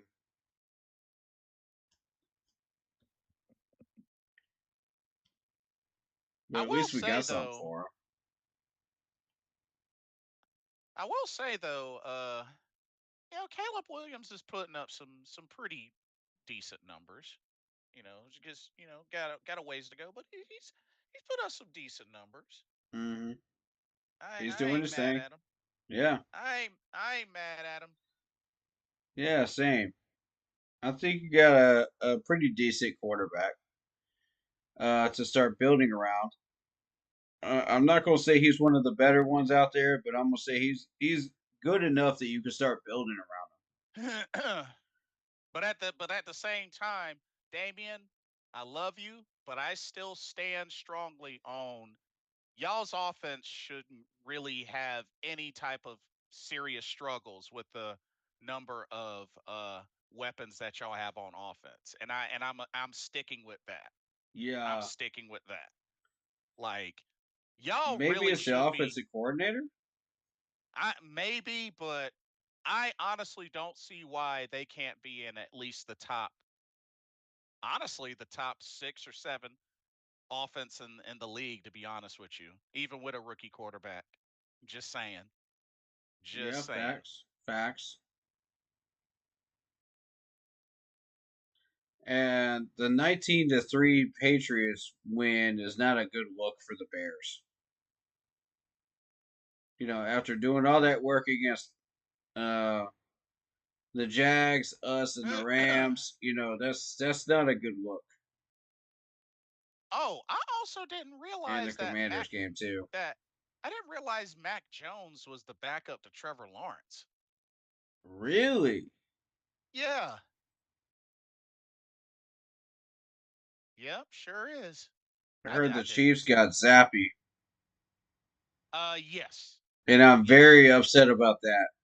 Y'all don't even need Zappy, dude. Look at, bro. You have Patrick Mahomes, the god among men in the NFL right now. The current quarterbacks. Okay, that probably could have been phrased differently, but my point is, like, he is the legendary quarterback right now that everybody's talking about.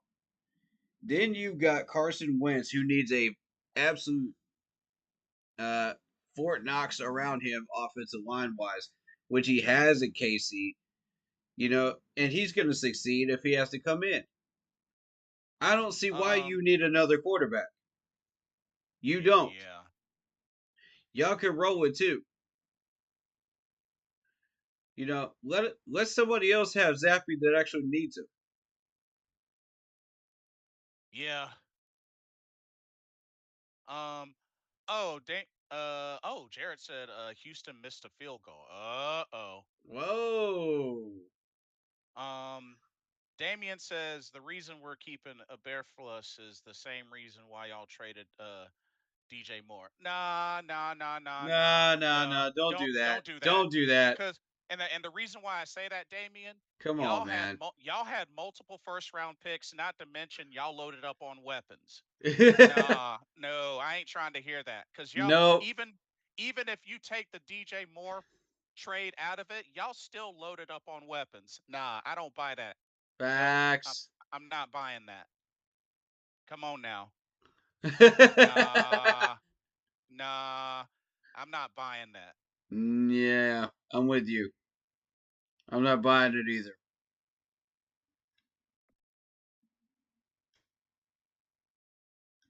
Oh man, Detroit's got a minute 33 to play with, and two timeouts. Houston has none. Yep, this is the Lions game right here, I think. If they can get into field goal range, that's it.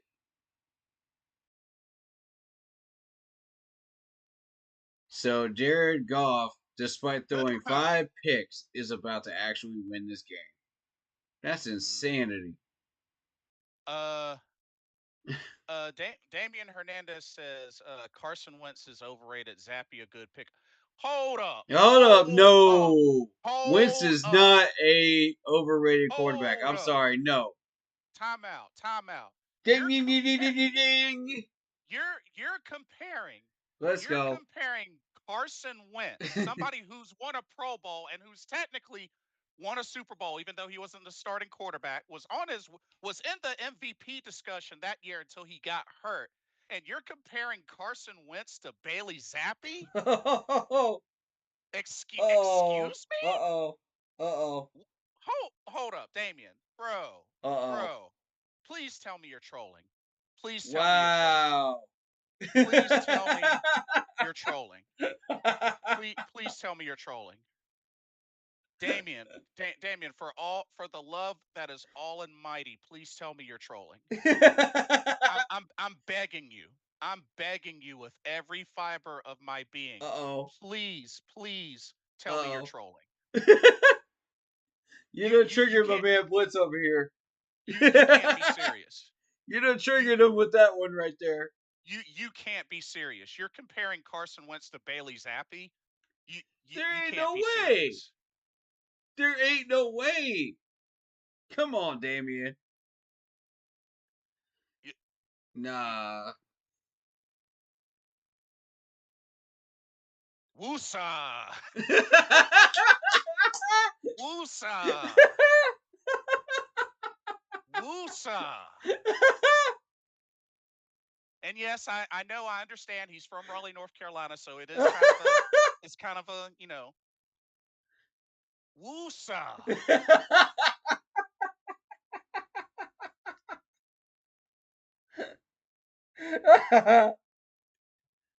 Wow.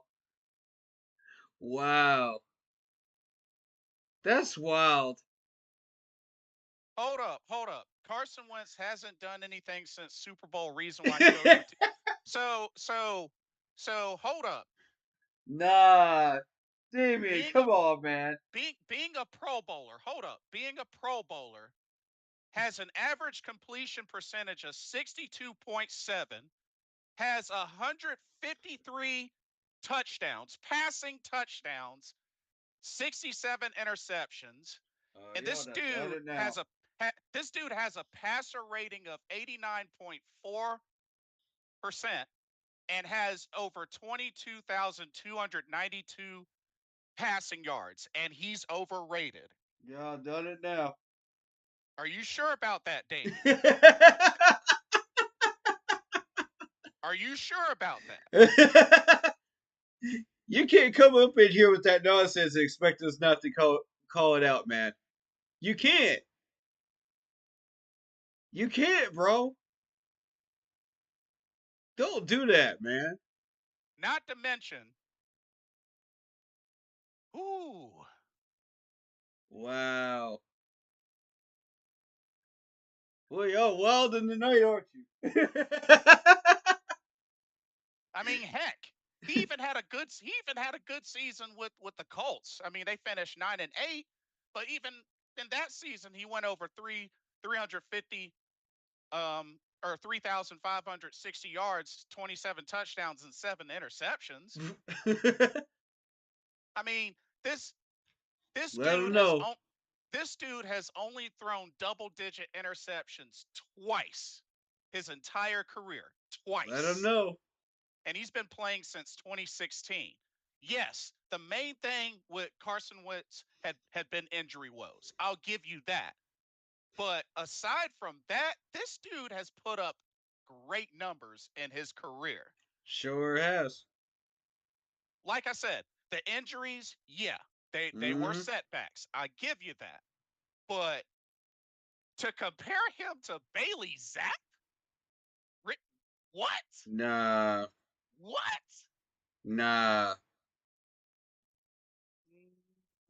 That's cap, bro. Mm, Damien, that's cap, bro. mm, that's that's definitely a hot take. That's definitely a very hot take. Yeah. Yeah. That's like an that's like an inferno take. That's an inferno take. Oh, wow. God. Woo! They get you all hot and bothered tonight, don't they, Bliss?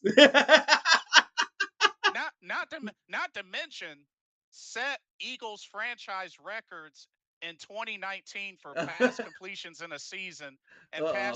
passing yards in a season, Uh-oh.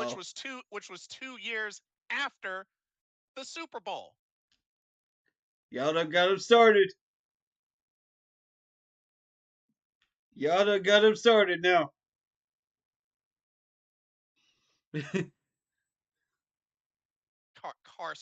Comparing Carson Wentz to Bailey Zappi. What? What's a Pro Bowler? When did he win a Pro Bowler? When did Zappi win a Pro Bowl? What? What? Shoot. Damien, you're breaking my heart. You're breaking my heart like Anakin broke Padme's heart. Come Oh! on, dude. Ouch! Come on, dude. Ouch! Elizabeth, I'm coming to join you. Uh, uh, uh,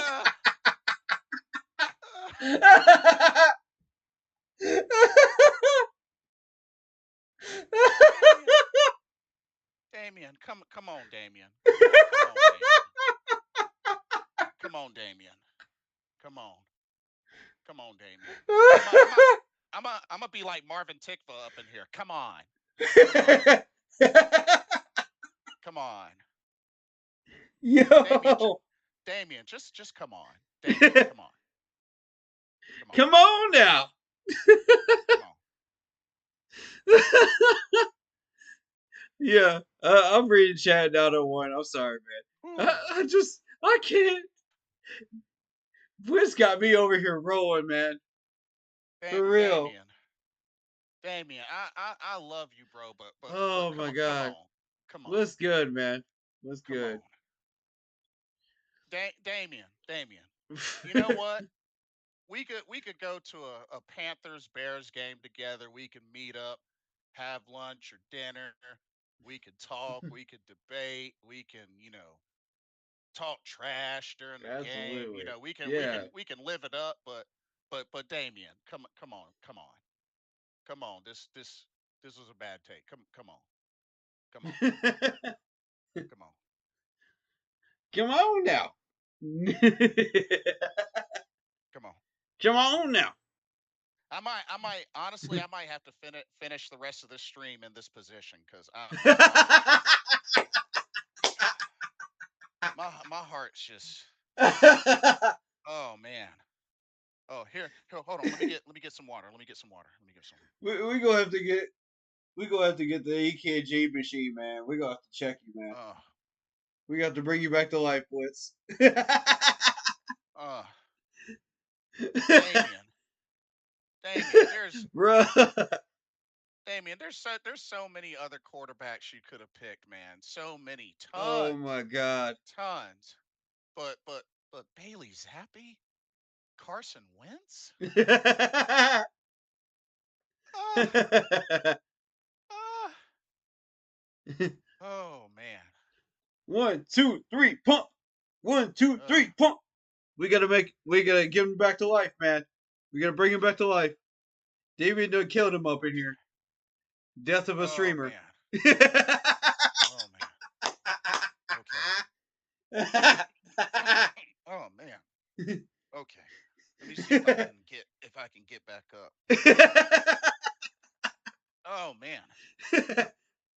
Okay, You're my heart's alive, still man. beating. You Okay. alive? Yeah. You good? Yeah. Yeah, I think I'm good. I think I'm good. All right. Damon over here trying to kill a man. Okay, I'm good. He's I'm over here good. trying to kill a Yeah. man with words Yeah. on stream. Yeah. Oh my goodness. Oh Okay. my goodness. I'm gonna need a second after that too. That was funny. Oh man. Whew. Well, Man, it's a wild and Sunday right here. I hope my older brother wasn't on here during that time because as a Eagles fan, he once had Carson Wentz, and oh man, Oh, he would not have liked that much. oh man, Hey, shout out to 901 Sports Moods. Yo, my boy, told you being a Lions fan was a roller coaster. What the heck is going on with golf tonight? Let's go, bro. but they pulled it off. They ended up pulling it off. Uh, Man, he makes sports edits and compilations. He's gonna make one for oh, Chuba. I asked him to oh, make one for Chuba. oh, that's what's up. Yep, yep, That's yep. what's up. Who is Carolina playing next? We got a bye week next week, and then we got KC the following week. Yes, Yep, but them nasty but Chiefs. and dang, the Lions are now 8-1. Whoosh. Wow. But they survived the scare today.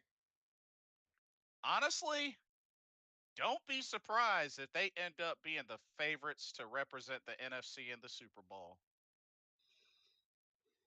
I mean, with that much grit, like Jeff R was saying, with that much Mm, grit and still able to finish and win, whoo! Because usually you win the turnover game, mm-hmm, the other mm-hmm, team is screwed. But mm-hmm. They almost got there last year. If it wasn't for as much weaponry as San Francisco had, they would have gotten there. I But mean, what do you? now, San Fran doesn't have that weaponry anymore, so Detroit, you're up to bat. Oh, I just saw the kick. He just squinches it right past the crossbar. Oh, wow.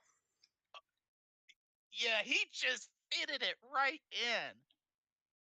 He Wow. barely fitted it right in. Wow. That's wild. But what if you're the Texans? I mean, what do you say after a game like that? I mean,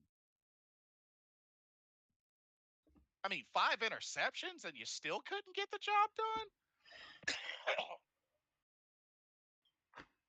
This has been a streaky Texans team. I mean, they've shown that they've got grit, man. You know, they beat the Colts 23 to 20. They did lose to the Packers, but I mean, it's a Ooh. team that's got a little bit of grit to them. You Ooh, know, Damien's got a good question. He says, "Who do y'all think were the winners and losers in the trade deadline?" I Um, honestly only saw a few trades. Two trades made by us and one made by the Patriots, if I remember right. yeah, There weren't many trades going on, so I didn't see a lot of the stuff that was going on. I paid attention to the stuff that we were doing. yeah, Damien, that's hard. That's hard to say. I know the Chiefs picked up DeAndre Hopkins, and they did a little That's something, the one I something. think that wins. I mean, the Ravens did get our Deontay Johnson, but he hadn't really done anything yet with them. So I don't know. The Mingo Um, trade was a win for us. We got what we needed out of it. yeah, that was a good trade. The Mingo trade. Hmm. Um, And I think we won by not trading the house. You know what I mean? yeah, If yeah. this was Marty, if this was Scott Fitter, we would have traded a lot more pieces, and the coach Damien. would have got fired. True, true. Damien says that was a Shawn Michaels sweet chin music. That's what you did to me a moment ago. Shoot, that's what you did to me. Shoot, if you would have pinned me for the 1, 2, 3, you would have became WWE champion. Shoot, dang.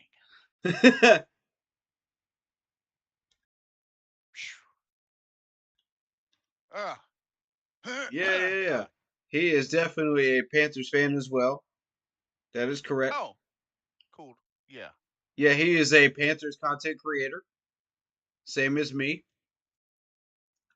that's what's up. And Commander signed Marshawn Lattimore, and they Oh did. yeah, that's right. That's right. Yep, yep, But yep. I'm gonna send you a clip of this. You got to see how close this kick was. I just uh, DM'd you. All right. I'm Like, checking right now. that was crazy how close that was. Wow. It looked like it should have hit the crossbar, but nah, it squeaked it right in. Just crazy. Let me see. Let me see. Let me see. It's popping up. All right, let's see it.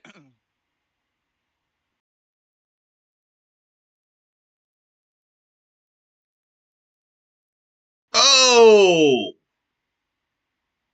Yeah, Oh my goodness. yeah. That is as close as you can get to that crossbar without actually hitting it as I've ever seen. Just Yeah. squeaked it right on in. That's That was wild, bro. that was impressive. Yeah, it Like, was. For sure, for sure. but hey, 8-1. Oh, did you see the comment from Chad on that one? He was a brick salesman last week. Oh, jeez. Dang. Jeez. Oh my goodness gracious. That's funny. That's funny.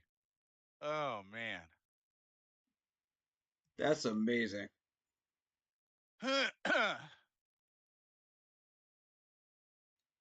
But I tell you, wild day. Wild day indeed. Oh yeah. Oh yeah. But yeah, so Coach Canales said himself he had planned on 2 practices, but he decided to cancel them after getting 2 back-to-back wins. So give the players a much needed break, get folks a chance to heal. Yeah. It'll be interesting to see how the personnel is going to look as they get prepared in another week for the Chiefs. Mm-hmm. I want that Which, same starting 5 offensive line all year long from here on. But continue. so that would be really good. That would be really good. Hopefully we'll get an idea of Miles Sanders' status. I mean, I don't know how serious he got carted off, so I mean, it looked like it could be a pretty serious injury. Mm-hmm. Um, but other than that, I mean, we should hopefully see the debut of Jonathan Brooks. So he's got an extra week to get ready. Um, but yeah. Um, did you? I was gonna suggest scores next, unless you had another particular topic. Because I I mean, think this was I'm just looking at um the improvements that we can make, going forward.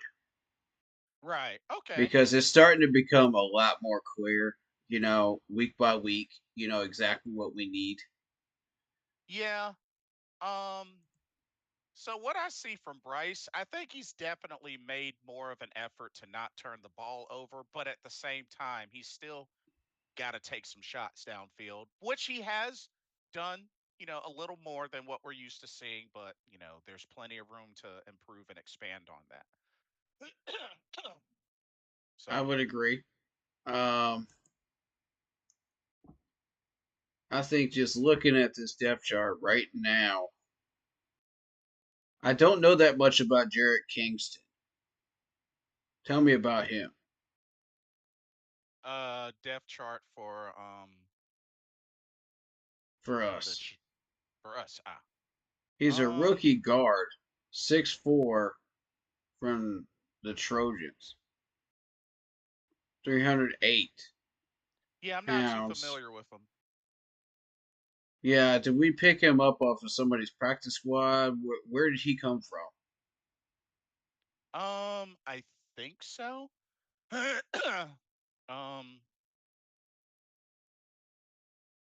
Okay.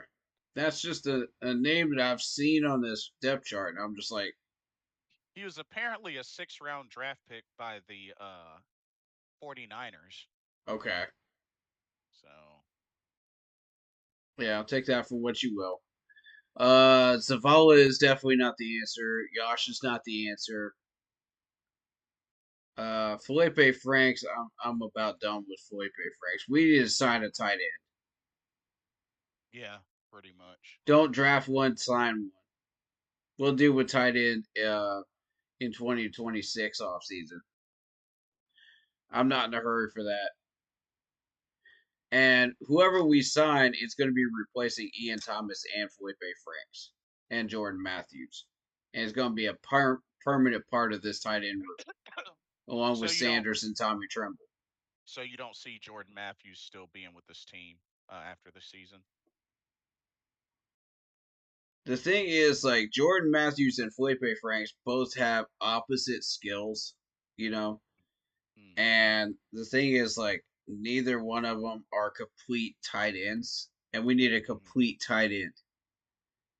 So I once you see. get that complete tight end, that eliminates the need for a Felipe Franks and a Jordan Matthews. I see. And Ian Thomas needs to be replaced anyway. So once you find that, you know, then you got 3 solid tight ends you can count on. Mm-hmm. And if you feel the need to resign, uh, maybe a Jordan Matthews for one more year or something like that, you could do that. But Mm-hmm. I at this point, we're pretty much done with Ian Thomas.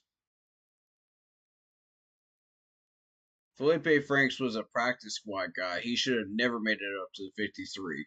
I've been watching Yeah. him for a few years. Jordan Matthews, same thing. So at this point,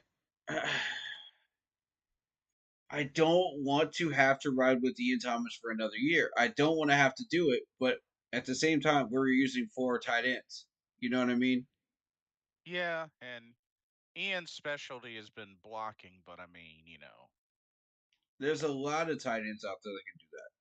true. I mean, it's part of your job. Part of your job.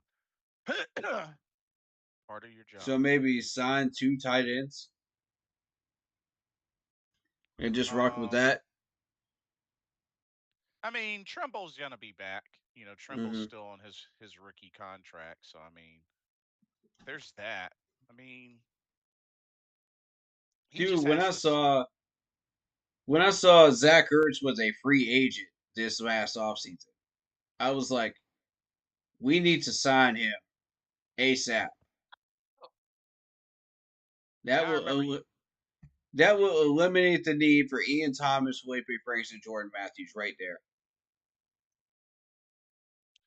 Yo. So apparently, Chuba Hubbard briefly dislocated his knee on Oh that play, no! and he still came back and finished the game.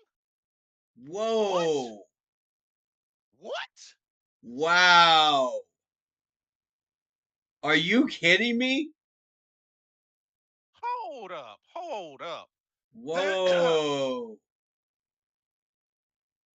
Wow. That's Chuba. crazy. Chuba. This Do dude's a do we workhorse. do we have a beast in Chuba Hubbard or what? This dude is a beast. Oh man, I wish Not on One Sports Moves was still in the chat to hear that right there. He's working on that Chuba edit right now. Oh my god. If you were So Yo, 901, are you still in chat? Let me know if you're still in my chat. Because that's crazy. yeah. Um I would suggest this just as a fan. Mm-hmm. Chuba, that's impressive and all. But you're Do not me Thomas Davis, bro. do me a favor though. Wear a knee brace. Yeah. Mm-hmm. Just be on the safe side. Yep. Wear a knee brace. Yep. Heal Not saying yourself up for the next 2 weeks. not saying you need it, but let's be safe about it. Right. Let's be smart. Just wear a knee brace and just focus on doing what you got to do. Impressive that you did finish the game. You did your Yep. thing, Mm-hmm. but bro, we're gonna need you for the long run. Mm-hmm. Wear a knee brace. Wear a Don't knee risk brace. that knee. Yeah, because if it dislocated briefly, ugh, Ugh. Imagine if it completely dislocated. Oh my god. And we lost him for the rest of the year. Maybe longer. yeah, yeah, we don't want that. Jeez. Scary stuff right there. It seems like every player that we ask to become a juggernaut or a workhorse gets themselves injured because they're trying to do too much. And that's what I'm scared of is Chuba just trying to do too much, man. Yeah, And I yeah, love the fact that you're a workhorse, but you got to keep it above 50, man. You're not going to last forever in the league. especially as a running back. You got to protect yourself. You got to keep yourself safe. You got to, keep yourself healthy on the field. Yeah. Availability is the best ability. Yeah, exactly. Exactly. So, I mean, looking at what we can be, based on the last two games, there's a lot of potential to grow here. We've shown that we have a lot of tools, Mm-hmm. to work with. And, we built the foundation correctly. The last two games have proven that. So let's start building on that foundation now. Let's start filtering out the stuff that we don't need and start building on it properly. Um, well, Darrell Sunchild, think Brooks is still on the 53-man roster, but he is still injured. Let's make sure that we're aware of that situation right there. Just because you see him on the 53 doesn't mean he's going to get to play. He may not get any snaps, which I had a feeling that was the case, today. Yeah, but they didn't want to go ahead and put him on IR and him be out for the season. Yeah, yeah. And I want to caution people about that. They got so excited for Brooks that, yeah, Brooks is coming back. Brooks is this and this and da. Okay, he's not completely healed yet. I pointed this out in other people's chats as well. The league forced us to put him on the 53 before we were ready to. If that wasn't a league rule, we would still have him on week to week injury status. I Mm-hmm. guarantee it. And there's some players that are like that.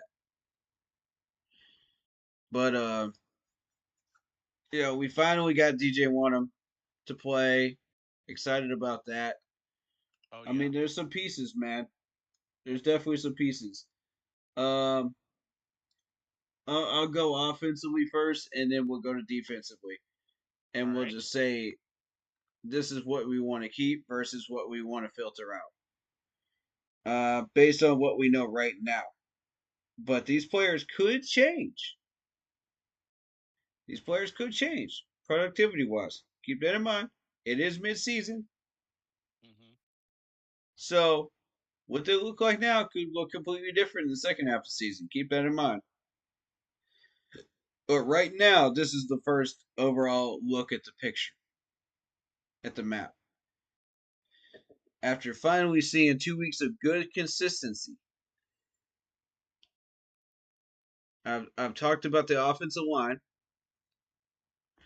We know exactly what we want to keep on this offensive line, as far as the starting five. Now it's a matter of, okay, we need a replacement for Yash Neiman. We need a replacement for Chandler Zavala. We need well, I'm going to say upgrade on those two players. I'm not going to say replacement, but upgrade. And then you go into the tight end room. Like I said, Ian Thomas needs to go. Felipe Franks needs to go. Jordan Matthews needs to go. We need a solid, balanced tight end. We got that in Sanders, but we need another one. That way you can roll with three if you need to in a West Coast offense. Mm-hmm. Dave Canales likes to roll with four. I'm not sure how well that's going to work in the future. You probably will have to sign one of these guys back. It's a number four. It'll probably look like Jordan Matthews, most likely. Because once we move Ian Thomas, that's it. Perhaps. That time is closing in. It seems like it's Yeah, closing in. he's had plenty of time. Um, so keep Sanders, keep Tommy Tremble. Both of them are solid. Let's move to the running backs. We're happy with the running backs room. Blackshears needs to stay on special teams. He cannot go anywhere on returns. Mm-hmm. in particular, kick returns, right? That's where he Yes. was making his bread. There you go. Keep him at kick return. I'm happy with that. He's not a very good running back, but he can do kick returns. So that's his purpose. Okay, so we're gonna pay him special teams money. You know, he's not gonna get running back money. He's gonna get special teams money once we rearrange his schedule, his contracts, once that becomes available. Now, Miles Sanders, your future depends on Brooks as a Carolina Panther. Hmm. Either Brooks pans out or he does not. There's only two options here. And if Brooks does not pan out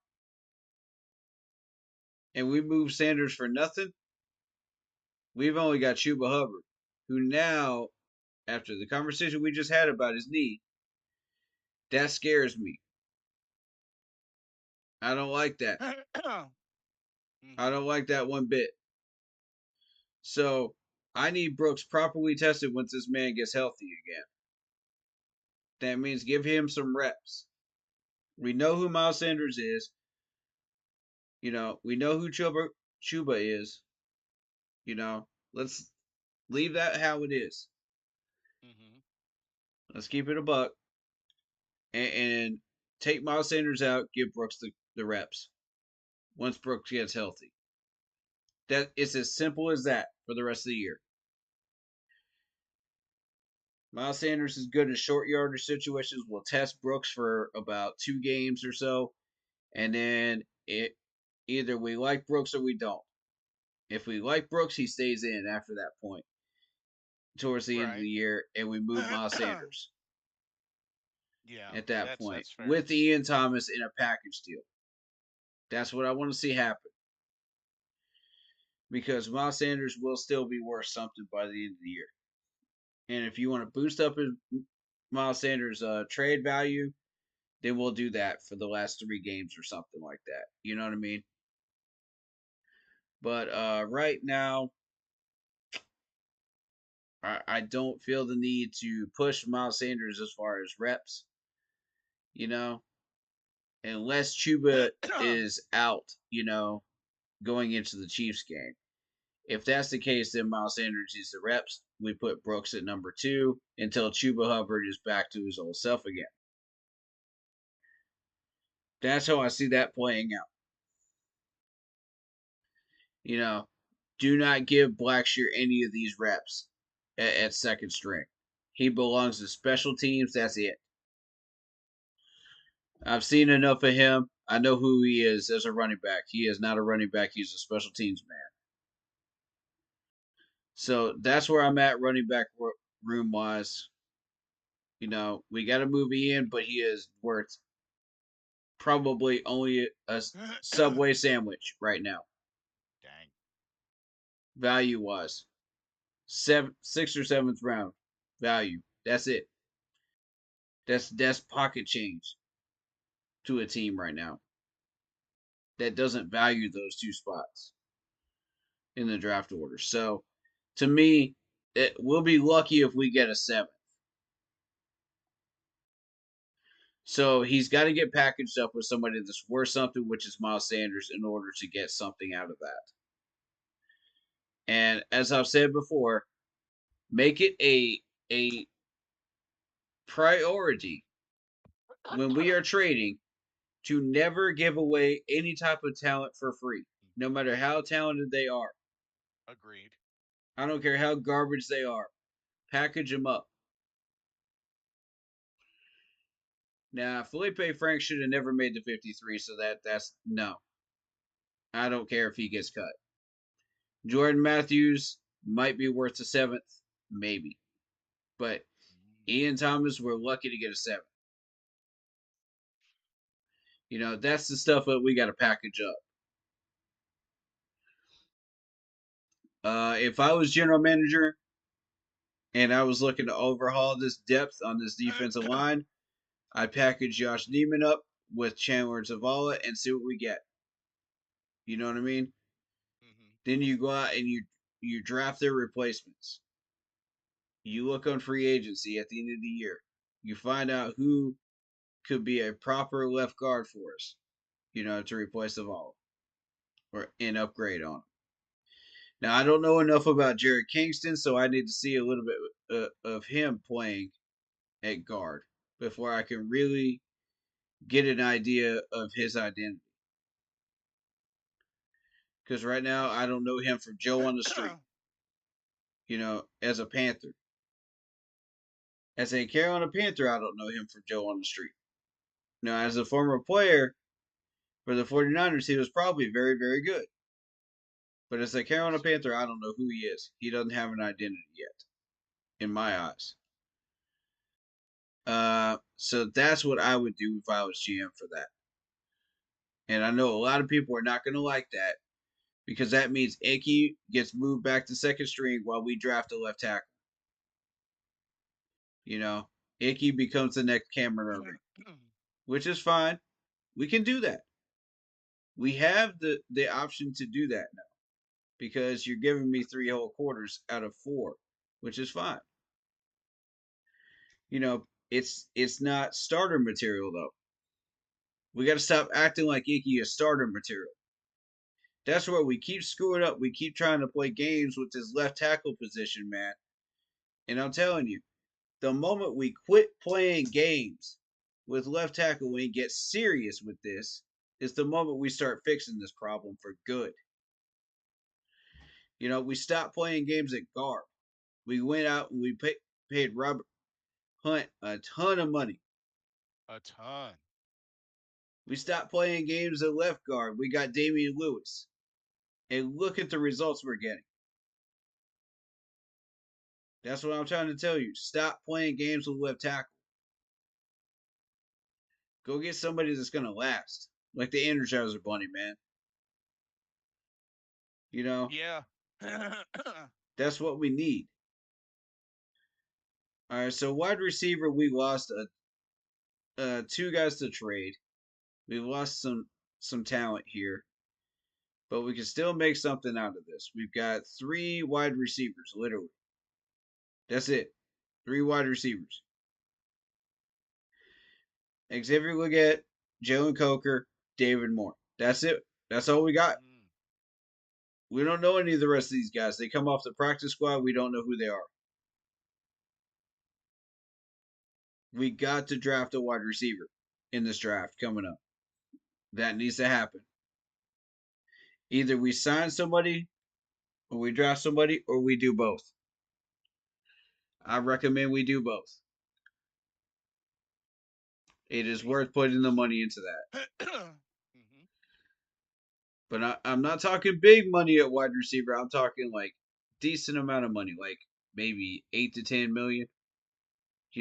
Enough to make a dent, and get a good wide receiver out of that. You know what I mean? Let's get Calvin Ridley from the Titans. How about that? Shoot. Oh, I'd love to have Calvin Ridley, but this dude's gonna ask for a bag.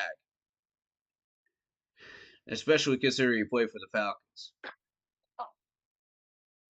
Yeah. Yes, that is a fair point, actually. I'm actually interested in Agnew. Jamal Agnew. Because this dude is a slot receiver. He can play Agnew from Jacksonville originally. Yes. I like this guy because he fits the West Coast offense. He's a slot receiver. He can play medium routes as well.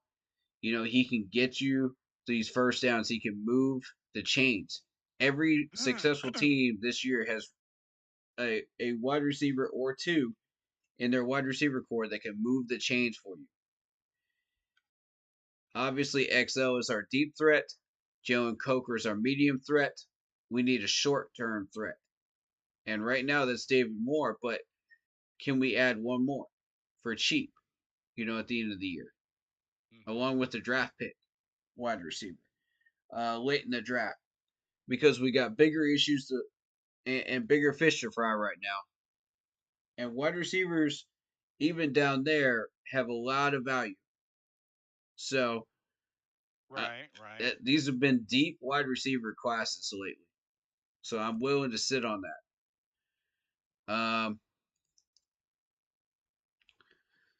And we obviously keep XL, we keep Coker, we keep Devin Moore, we keep that unit together.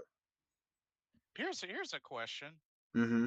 Why the heck is Hunter Renfro still a free agent? Oh my goodness, yes. We don't have the money right now to go after him. Where are we at in over the cap? Let me check over the cap. Quentin Jefferson just got signed by the Bills. Alvin Kamara got an extension. David Montgomery got an extension. That's just it recently. Sterling Shepard got signed by the Buccaneers. The Buccaneers also got Troy Hill, by the way. So in case you're Oh wondering, he yeah. went to a division rival. Naughty, naughty, naughty. Panthers, that's a no-no. You don't let a player like that go to a division rival. Because y'all got to remember, he got released in March. Mm-mm-mm. Why the heck is Hunter Renfro still a free agent? Oh my goodness. Y'all messed up royally with Troy Hill. I'm trying to tell you. Horrible move. We are sitting here with $1.4 million in cap space. That is why we have not signed Hunter Renfro. Oh, plus we have an allergy to Clemson players too, for some Oh reason. yeah. I don't know what it is, but we have an allergy to Clemson players.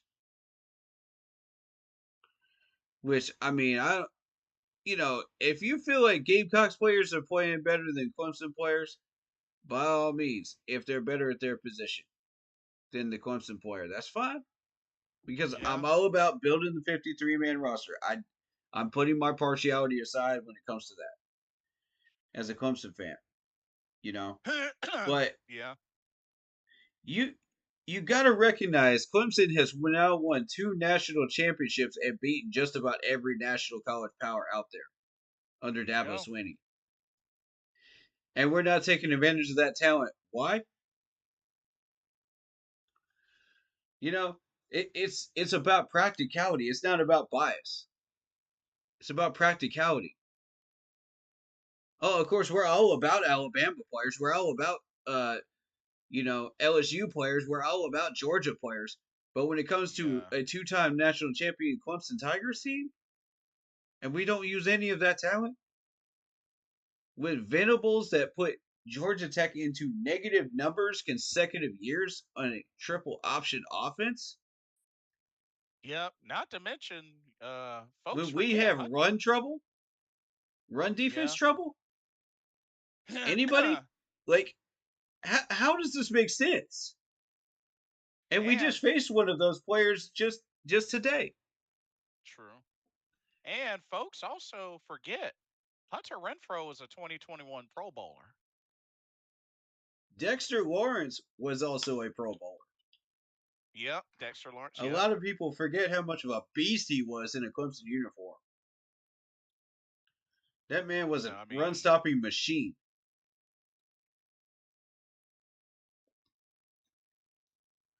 so I was just really surprised to, because I know we had talked about him like maybe a few months back, and then check Yeah. back, and here it is about to be the middle of November, and nobody's picked up Nobody Hunter signed him. Renfro.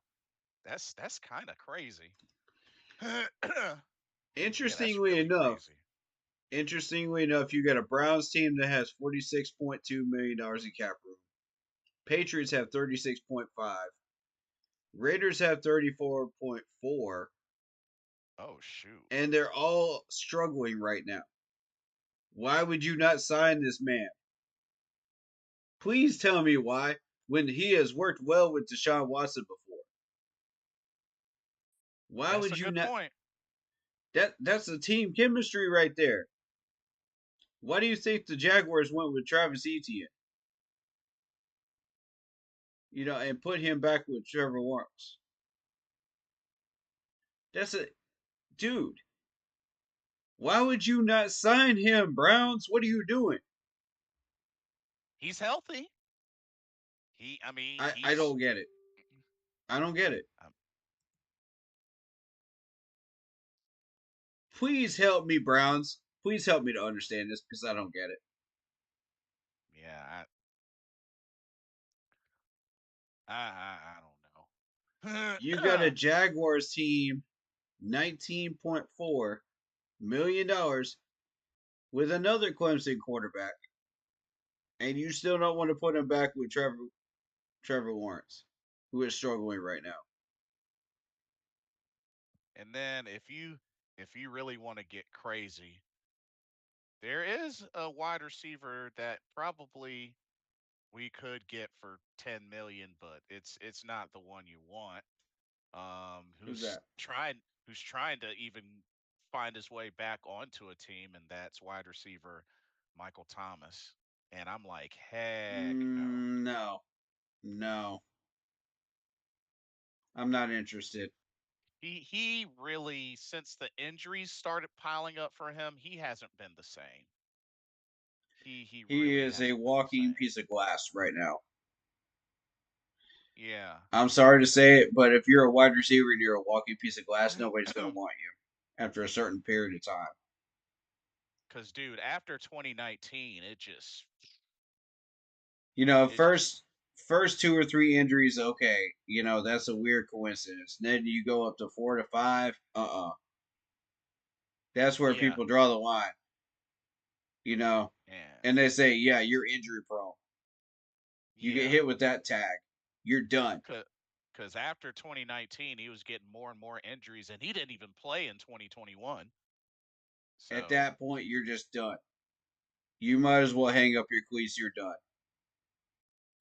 yeah, I With all mean, due respect, because no team is going to sign you unless they're desperate. yeah, I mean, 31. I like, Especially at that age, yeah, you're done, I buddy. I hate to hate it. say it, but like, shoot, I'd rather take a chance on Julio Jones before I take a chance on Michael Thomas, if you Yeah, ask me. facts, facts. Julio might But still have it, but you're taking a real risk. But at least he's yeah, not going to get hurt. right. But Michael Thomas, like after 2019, he just has been a shell of his former self. Hate to So you got the Cardinals who have 18.4. You got Kyler Murray there. Take a chance, Kyler. Ask for it. The Cowboys are struggling with offense, $20.8 million right now without Dak Prescott. Go get him. You know what I'm saying? yeah, Like, what is going on here? The Titans are struggling to get quarterback 16.6, and you know that he could help you. Go get him. Jordan Love, $15.9 million right now with the Packers. You're not doing anything with that money. Go get him. And we haven't even hit the bigger teams yet. These are yeah, just the teams that need that immediate help right now. The Chiefs somehow found enough money to sign DeAndre Hopkins in a trade. I mean, this is a team that wants that trophy. If you want a yeah, shot at that trophy, you got to take major risks, man. And the Chiefs knew exactly what they were doing. They yeah, didn't know those picks. What were they going to do with it anyway? The same thing that just picked up a wide receiver probably, and they just got Xavier Worthy. They're loading up on even more depth now. right, right. This is a massive monster amount of debt. Meanwhile, everybody else is just getting weaker. Rams, Jets, Texans are struggling. Oh yeah, All these other teams are struggling, and they refuse to spend the money. But KC is over here loading up on wide receivers because of your incompetence. as GMs. I'm sorry, it is incompetence because that's that's the only word I can really say to describe this as because you're stupidly allowing this dude to just pick up every wide receiver on the market Yep. for no reason at all. When you don't even need that much talent in your wide receiver room. What are you going to do with all of it? Have them roast marshmallows and watch them get a free Super Bowl ring? Yeah, seriously. I mean, this is ridiculous. Somehow KC finds that money and you guys can't. Come on now. Yeah, I don't get it. Come on now. Y'all had all this time to make moves like that and you're not making them. That's your own fault. That is your own fault.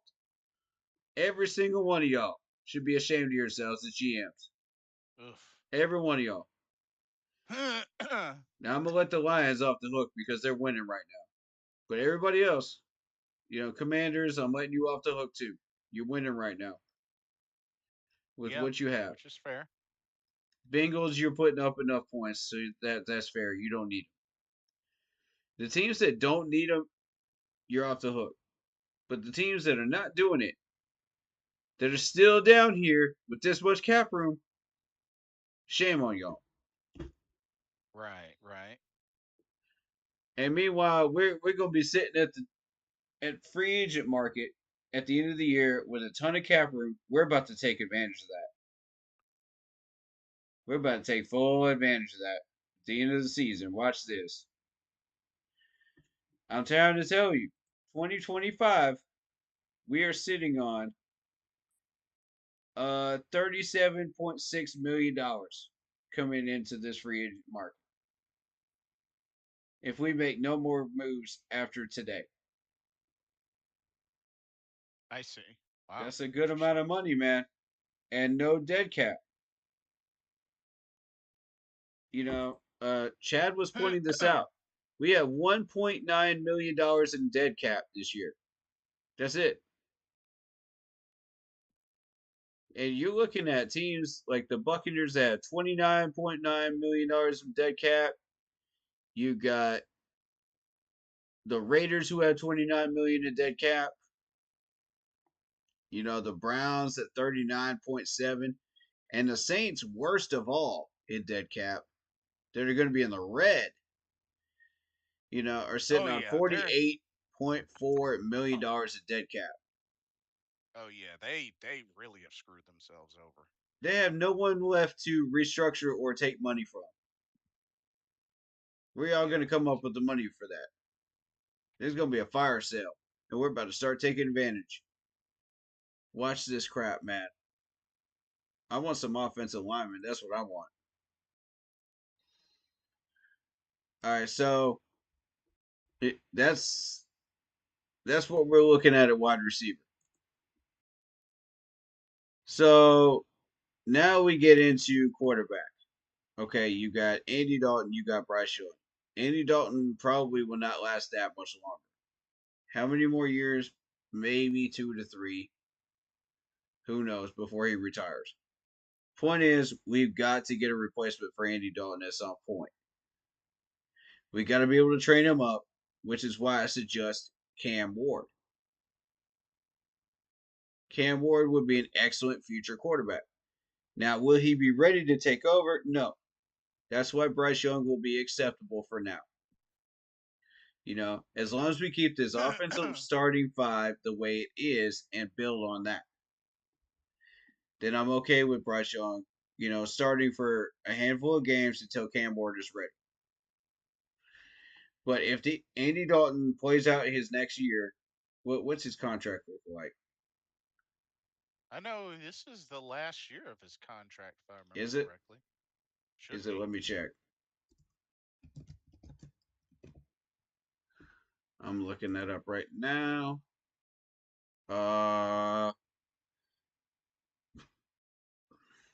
2025.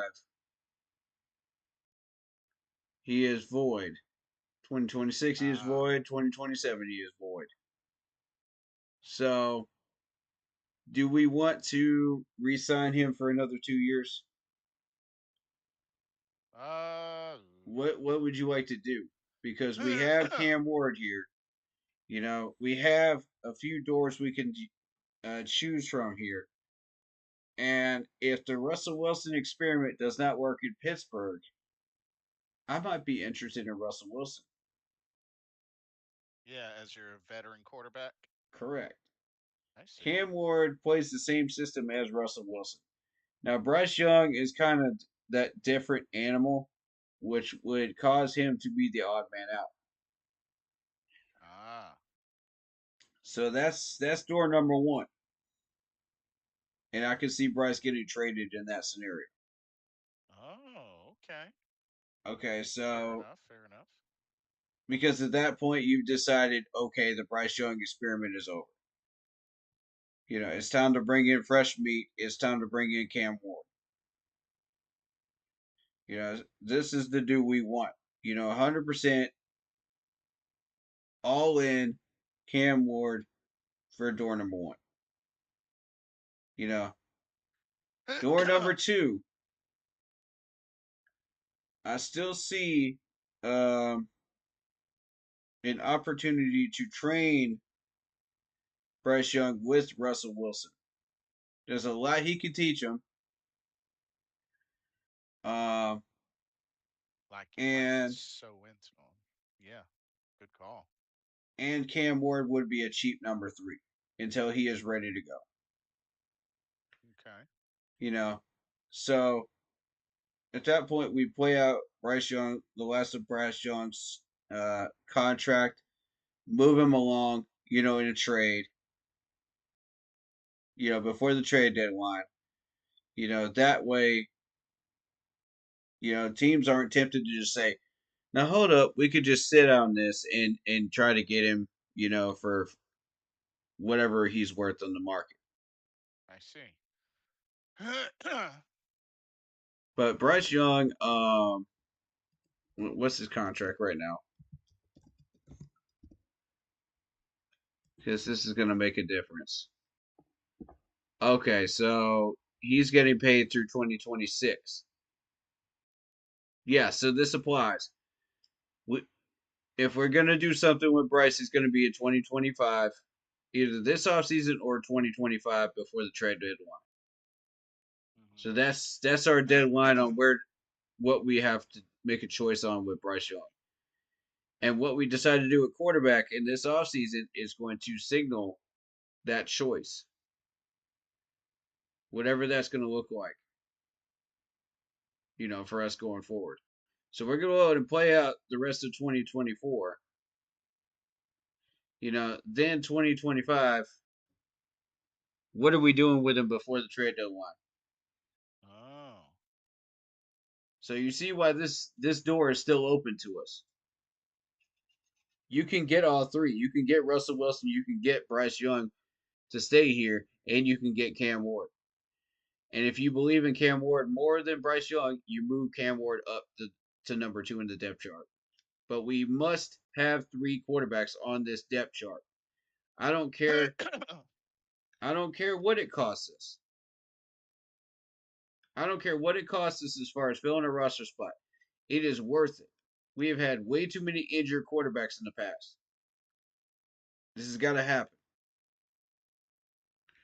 In that scenario. In any scenario, it needs to be 3 quarterbacks. I'm not settling for anything less. Every time I have run a dynasty in Madden, it is always 3 quarterbacks. Always. Understandable. I'm with you on that. Because I know our history.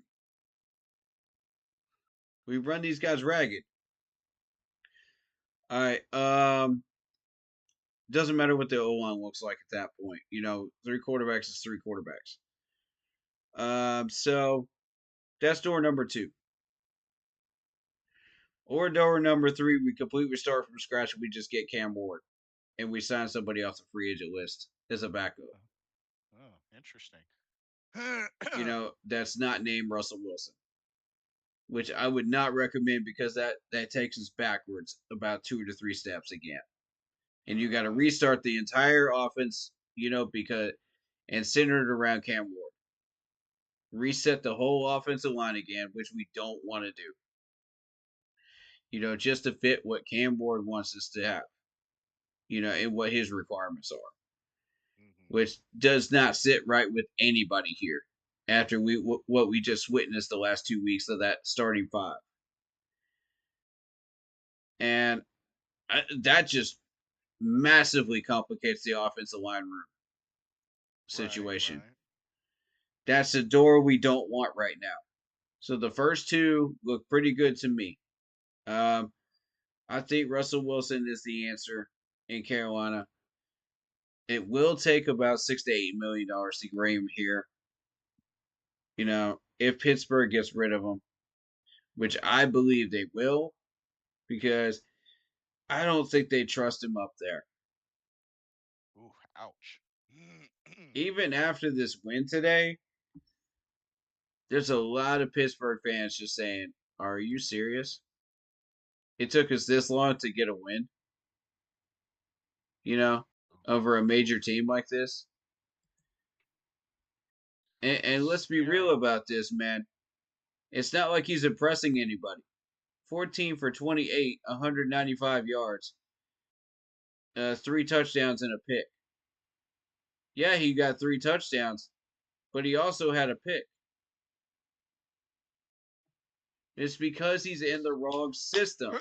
He only runs the RPO. We are running a hybrid West Coast RPO right now here in Carolina with Bryce Young. Why not bring that down here to where he fits in that system? Plus, Dave Canales has already worked with this man. He has a connection with him. Probably the only connection he's got with Seattle down here, but it's something that we could work with. You know what I mean? Right. And look what he's doing with these wide receivers. He's got Pickens, who has 5 catches for 91 yards and a touchdown. These wide receivers that he's got are getting what they need to succeed here. You got Mike Williams, who came from the Chargers, 1 catch for 32 yards. He can throw it deep. He can throw it short. He can throw it medium. Wherever you need him to throw it. And I wish they would get Van Jefferson more involved, but, today he wasn't. Would be nice. Would have been Yeah. nice. But, I mean, these are not very good wide receivers. But you put him in with some of the wide receivers that we have right now. Coker, XL, David Moore, and another veteran wide receiver that we pick up off the free agent list, plus a rookie wide receiver. Yeah, there's something cooking there. With that offensive line starting 5 that we got in the last 2 weeks, there's something cooking there, man. I'm trying to tell you. Build up some offensive line depth. Let him teach Cam Ward. Let him teach Bryce Young. There's something there, dude. And it only costs us $6 to $8 million. We can do that. We can do that, folks. That's affordable. You're gonna have to pay him that little bit of extra money, though. Because of Dave Canales being the only one that could bring him in here. That's the only appeal he has. Because otherwise, why would he want to come down here? Which is fair. Yeah, that's fair. He doesn't. He's not connected with anybody in the front office except for Dave.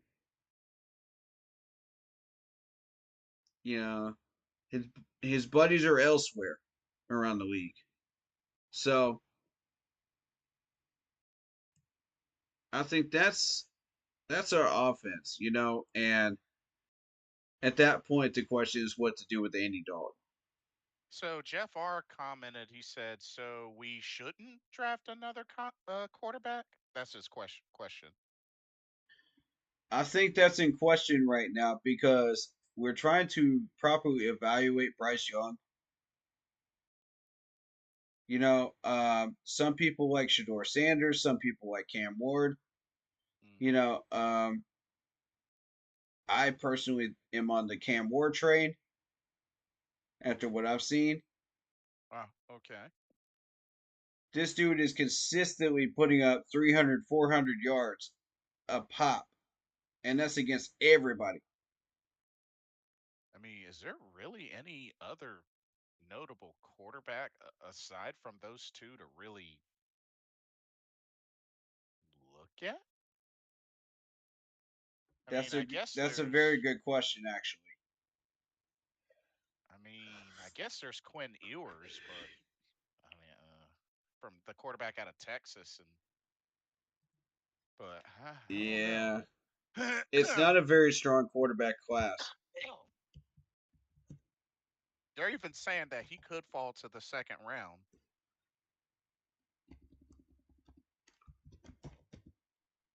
Jeff R says he likes Dart from Ole Miss. Dart from Ole Okay. Miss.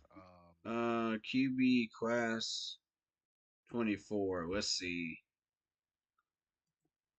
Let me look at Let's the see what we got here. information. We're looking at Oh, 25. he's he's 25. he's he's talking about Jackson Dart, quarterback of Ole Miss. Jackson Dart.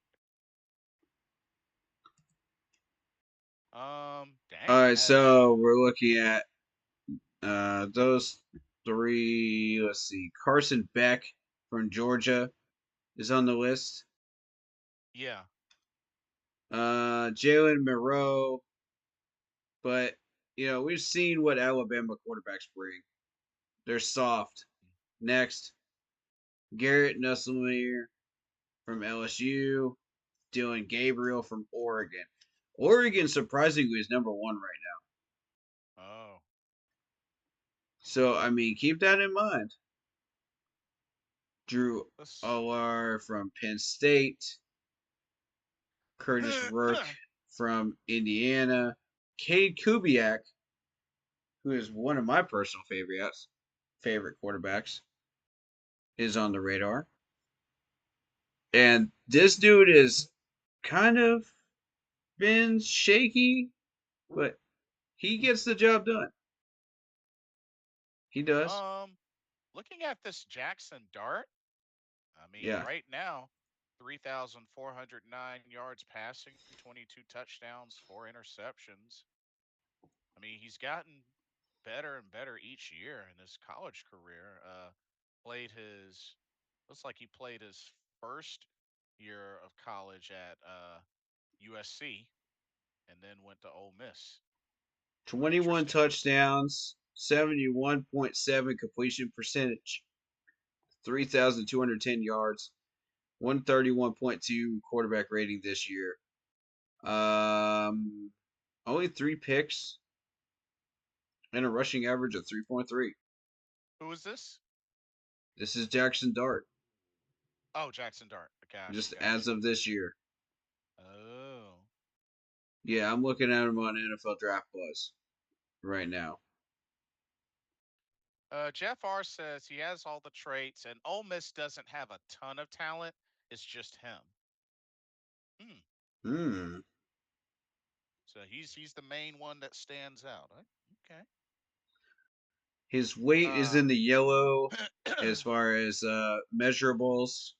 Everything else is kind of in the orange or red. oh, he says it's just him and the SEC at that stands out in the SEC. Gotcha. Okay. Well, you still have Jalen Moreau. You still got the LSU quarterback Garrett, and you've also got Carson Beck in Georgia as far as SEC quarterbacks. And here's the thing, like If you don't like Alabama quarterbacks, of you course. you look at those first couple of spots because I got a good feeling, um, the Giants, the Titans, and the Raiders are probably going to draft quarterbacks. I'll I'm add just in New England as well. New England's been struggling too. Oh yeah, there's New England. Yeah, yeah, that's a good point. So here's the thing: when I bring up the NFL draft order, hold up, sit right there for a second while I bring that up. Draft order. According to Tankathon. But then again, New England got Drake May, That is correct. so They I may don't be know out if of the they're gonna. sweepstakes. We'll see. Yeah. Jacksonville is out of the sweepstakes. They have uh, my man from Clemson, so they're not going to move on him. I don't know why I had a brain fart there, but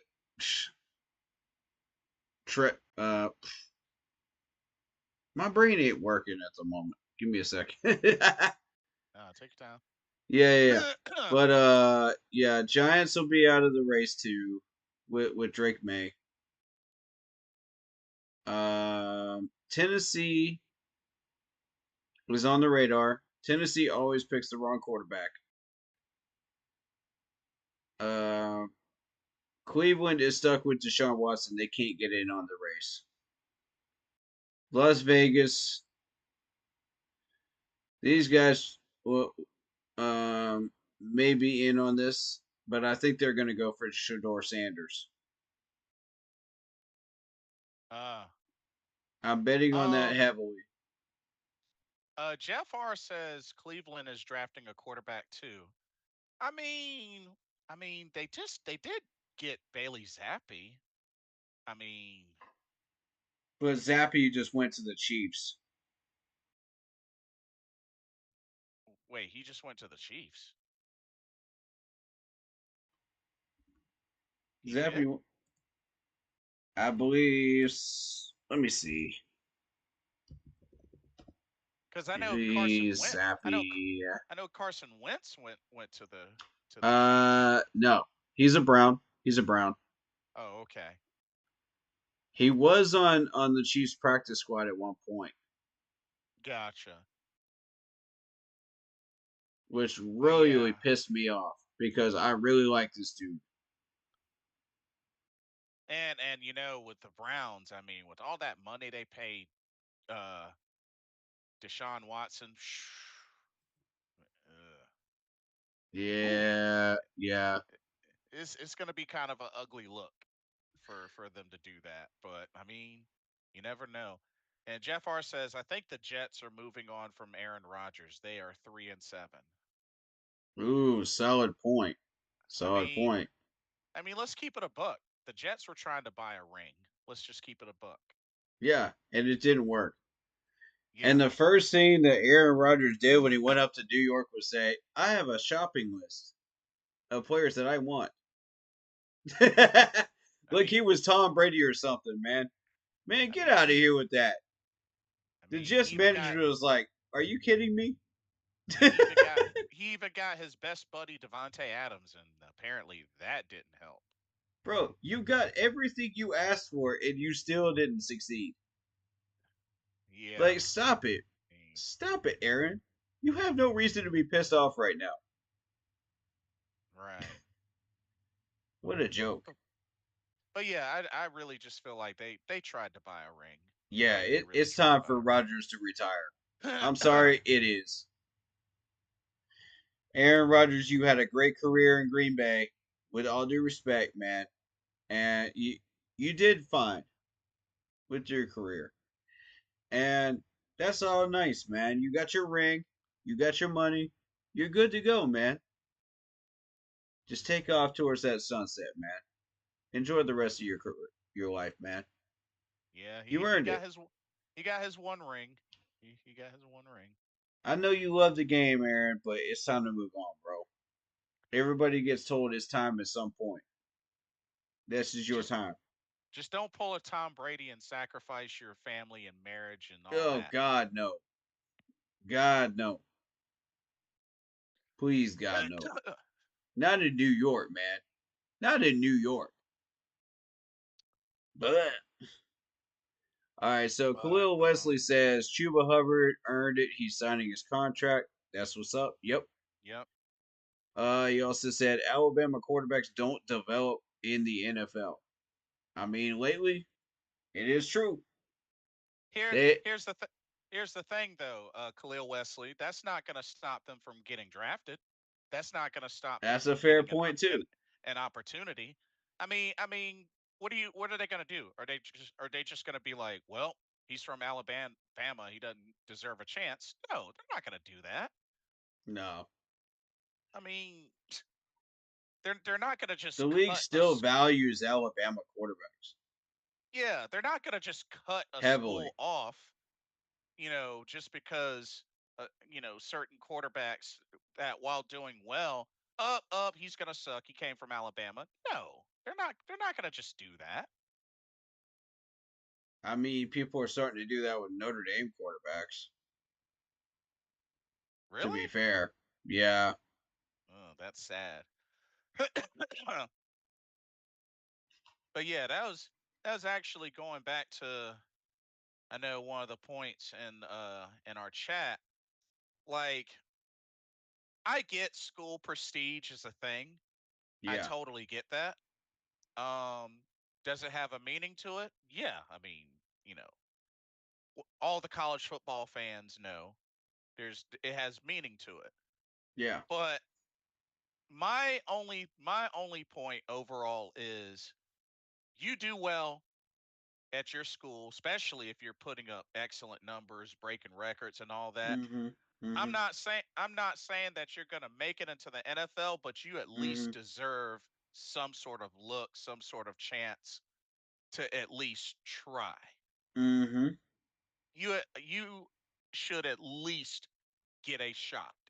Oh yeah. I don't I don't know how big of a shot you get. I mean, it could be a practice squad, it could be, show what you got in a Right. preseason game or Right. you know, but I just think to ultimately I guess the idea of ultimately disqualifying a player because of the fact that he didn't play at a specific college, I think that's unfair because some of Mm. those particular colleges are not easy to get into.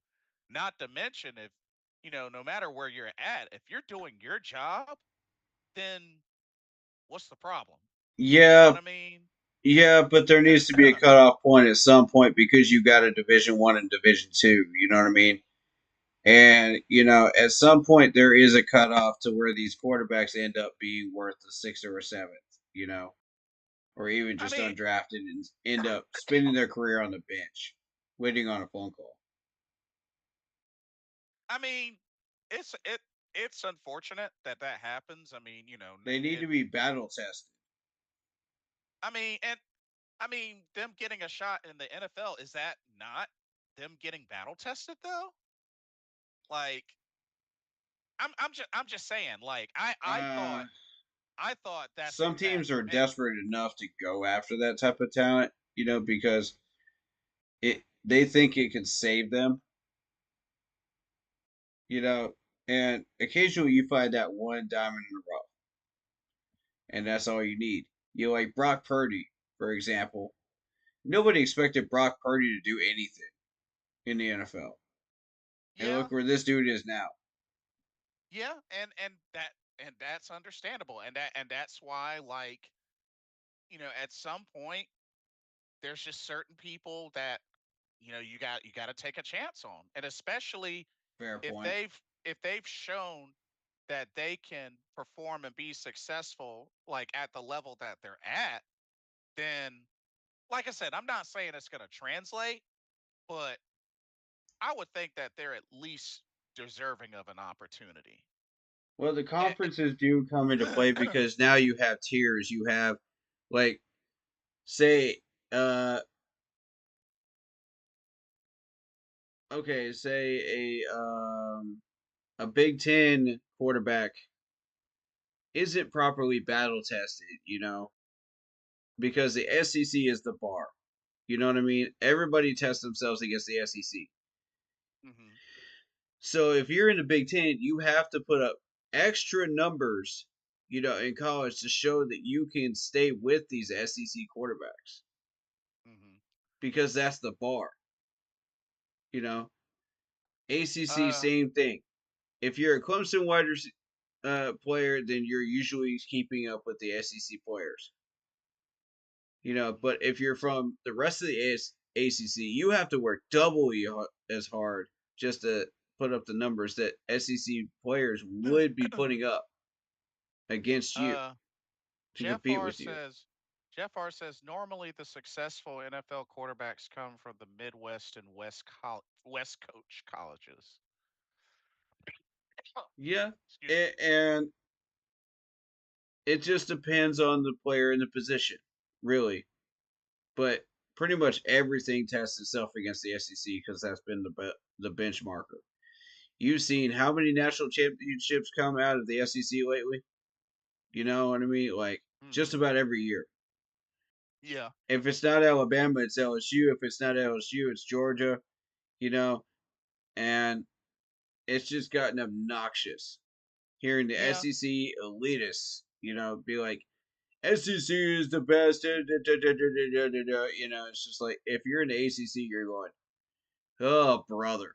If you're Clemson, Oh like man. we're not moving out of the ACC, man. Like, give it a rest already. We control the ACC, so you guys have to listen to us. You know what I mean? We have opinions too. So it's kind of like that whole back and forth of conferences. And when the players get evaluated, the SEC is always the bar, no matter what position. So if you stuck that player from, like, say, the Big Ten into the SEC, he has to match up the numbers with an SEC player. Otherwise, he's either not good or he's a bust. That's how that works right now. That's the value system right now. And it sucks because I hate it. I Jeff want Jeff R says lately SEC doesn't produce that many successful quarterbacks. and that's been my point. They're starting to decline because Alabama has lost Nick Saban as their head coach. And now, see, Georgia has started to gain power. You got LSU starting to gain power a little bit again. You got uh, all those teams that were uh, roadblocked from getting all that developmental talent Hmm. now starting to see that talent come trickling down to them. Yeah. South Carolina is getting some of that, for the Gamecocks. And so, as we have been drafting South Carolina Gamecocks players, such as J.C. Horn, you know, that talent is going to start coming down the the wire now, and it's going to get better and better and better. The more you see Hmm. these national power teams start to lose their strength, and then that is going to spread out through the conferences. Hmm. So that's how it's going to get more balanced. But it's going to take time because you got Mark Wright running the Georgia Bulldogs right now. So as long as he's Oh, still there, that power still rests with him. I see. Um, Clemson's still sitting in that top 10 area, but we're starting to decline a little bit under our own Uh-oh. power. Uh-oh. You know, we lost a horrible game against Louisville lately. Which game I was at, by the way. I Oh, I that was the haven't game you were gone at. to yeah, I haven't gone to Clemson games in ages. And it just so happens I went to that one because I thought, okay, this is going to be another one of these like Lamar versus Watson type battles. And I was wrong. But when you really look at it, there are a ton of SEC people wanting us to move into the SEC, and we're not going to do it. Oh, interesting note. Jeff R says, speaking of South Carolina, watch out for quarterback Lenoris Sellers. That's who I really want. The kid is 6'3", 242 pounds. Yeah. He's only 19, redshirt freshman, can run and throw. I've seen a little bit of him. Whenever the Gamecocks start to develop a little bit of talent, I start to take notice because it is in our backyard. You know what I mean? And we have Yes. to play against it at the end of the year. So it behooves us that if anybody's a Clemson fan, Cody mainly, from C3, he knows what I'm talking about. You start to take notice about this stuff. You start to pay attention. When the Panthers are drafting South Carolina Gamecocks players, you take notice. So we found Xavier Leggett down there. So again, DJ Wanham was a Gamecock at one point, right? I believe so. I could be wrong, but you got Clowney that just came in through free agency too. Yeah, he was a Gamecock. Yeah. Yeah, so I mean, I don't mind having Gamecock players in here, but they've got to get the job done. Yeah. Bottom line, we Agreed. need the best 53-man roster we can get, whether it be the Gamecocks, Alabama players, from Nick Saban, or from Mark Wright's Georgia team. Whatever floats your boat. Or we could get some people from Holy Cross like Mr. Coker, who happens to be a hidden gem. Oh yeah, that's right. He was from Holy Cross. Yep. Yeah. And occasionally you hit on a hidden gem with Brady Christensen, and Cade Mays, which we both scouted during the month of March and April, and we hit on both of those guys. And I just want to say I'm incredibly proud of our team, for doing all that research and putting in the hard work, man. Great freaking job. Because it's starting to pay off. It's turning into wins, ladies and gentlemen. And I'm proud of our team for that. If you're part of that team, give yourselves a hand. Give yourselves a hand. Because I'm proud of it. We don't get these guys picks right very often, but when we do, it helps this team. So we're on track to do this again. We're looking for more offensive linemen this time. But getting back to this tankathon list, Miami might be in the running as well because Tua just went down with another concussion. So this year, Did he really? Oh, jeez. Oh, this year in general. yeah, this year in general, yes. That's right. Uh, Miami plays tomorrow, I believe. correct. The Colts are still looking for their quarterback. They're going to pick the wrong one. I'm not worried about that. Dallas is still sold on Dak Prescott Yeah, especially after paying him. to the point where it's going to cost Mike McCarthy his job at some point down the line. It's only a matter of time. Cincinnati has Joe Burrow. Saints have Derek Carr. They're not willing to move from him, which I don't blame them. Once everybody's healthy in New Orleans, then Derek Carr will have a good day. Yeah. And do what he does.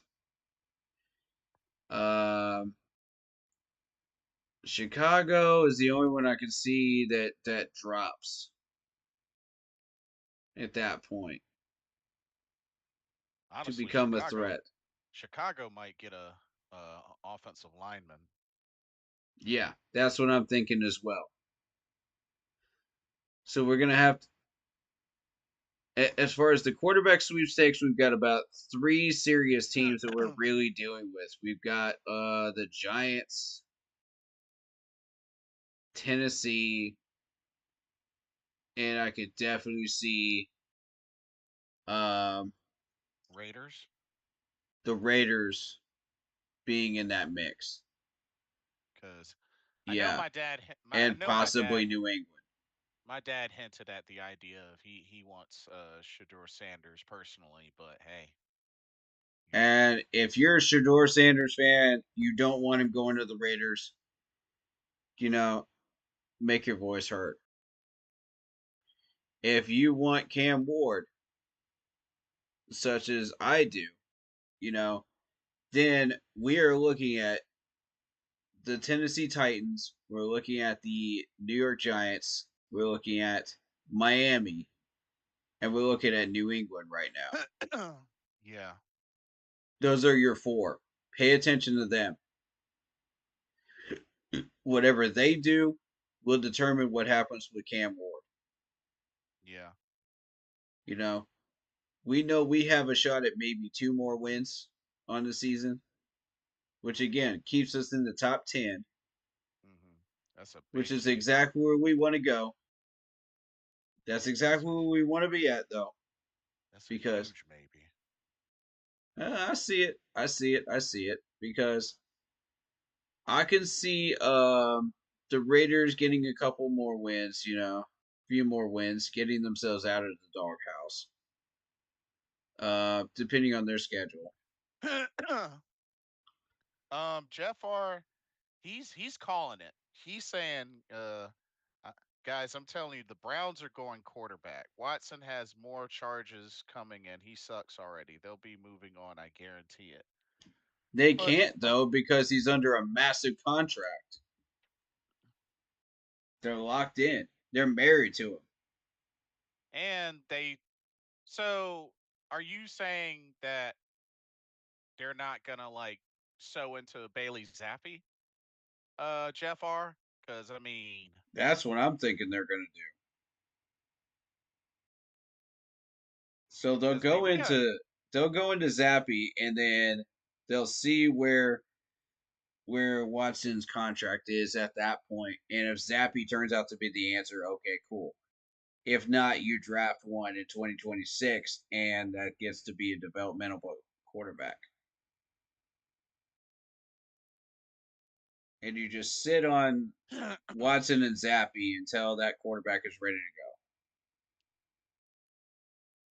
Either way, you're still paying Watson, so you're screwed in any scenario. um. Let's see. Jeff R says so is Russell. But then again, I don't think Russell Wilson was getting paid as much as Deshaun Watson, though. No, nowhere near enough. And it's the average per year that I'm more concerned about with Russell Wilson. Because the Yeah, average per yeah, year, it's about how much we could pay him. You know, yeah. not That's a night and day difference, though, Jeff R. right. If he can bring to the table anything like he was bringing to the table at Seattle, I want him. He's seen all the coverages in the NFL. He knows what to look for. He knows how to beat them. He had a humongous successful run with Seattle back in the day when we were successful. He can teach these guys in our quarterback room for $6 to $8 million a year. Sign him for 3 years. Be done with it. Let him retire a Panther. Let him retire with a successful team. At the end of that road, because under Russell, I believe we can have a winning season with the talent that um, we have and the talent we're going to build. Jeff R says Zappy is a backup, not a franchise. I mean, so far he's Sometimes got you have no choice. he's got a 4-4 record. Yeah, I mean, sometimes you have no choice. You have to throw him in. The Patriots were stuck in that situation. yeah, only started 8 games so far, but 4-4. I mean, And that's why I wanted Zappy, because I wanted him in a better situation. I One mean, where he could actually thrive. it seems like somebody that could potentially improve, but I don't know. It's still kind of remains to be seen. He's got talent. Well, right now, according to the Tankathon, Jeff R, they actually have the Browns going wide receiver right now, and Mm. Tetiaroa McMillan. So far, so far.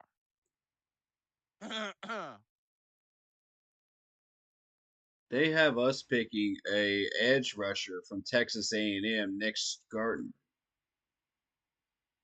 Oh, 6'4", 280. We do need a pass rusher in the top 10, which I'm not against the idea, but I really want a left tackle. I want one bad.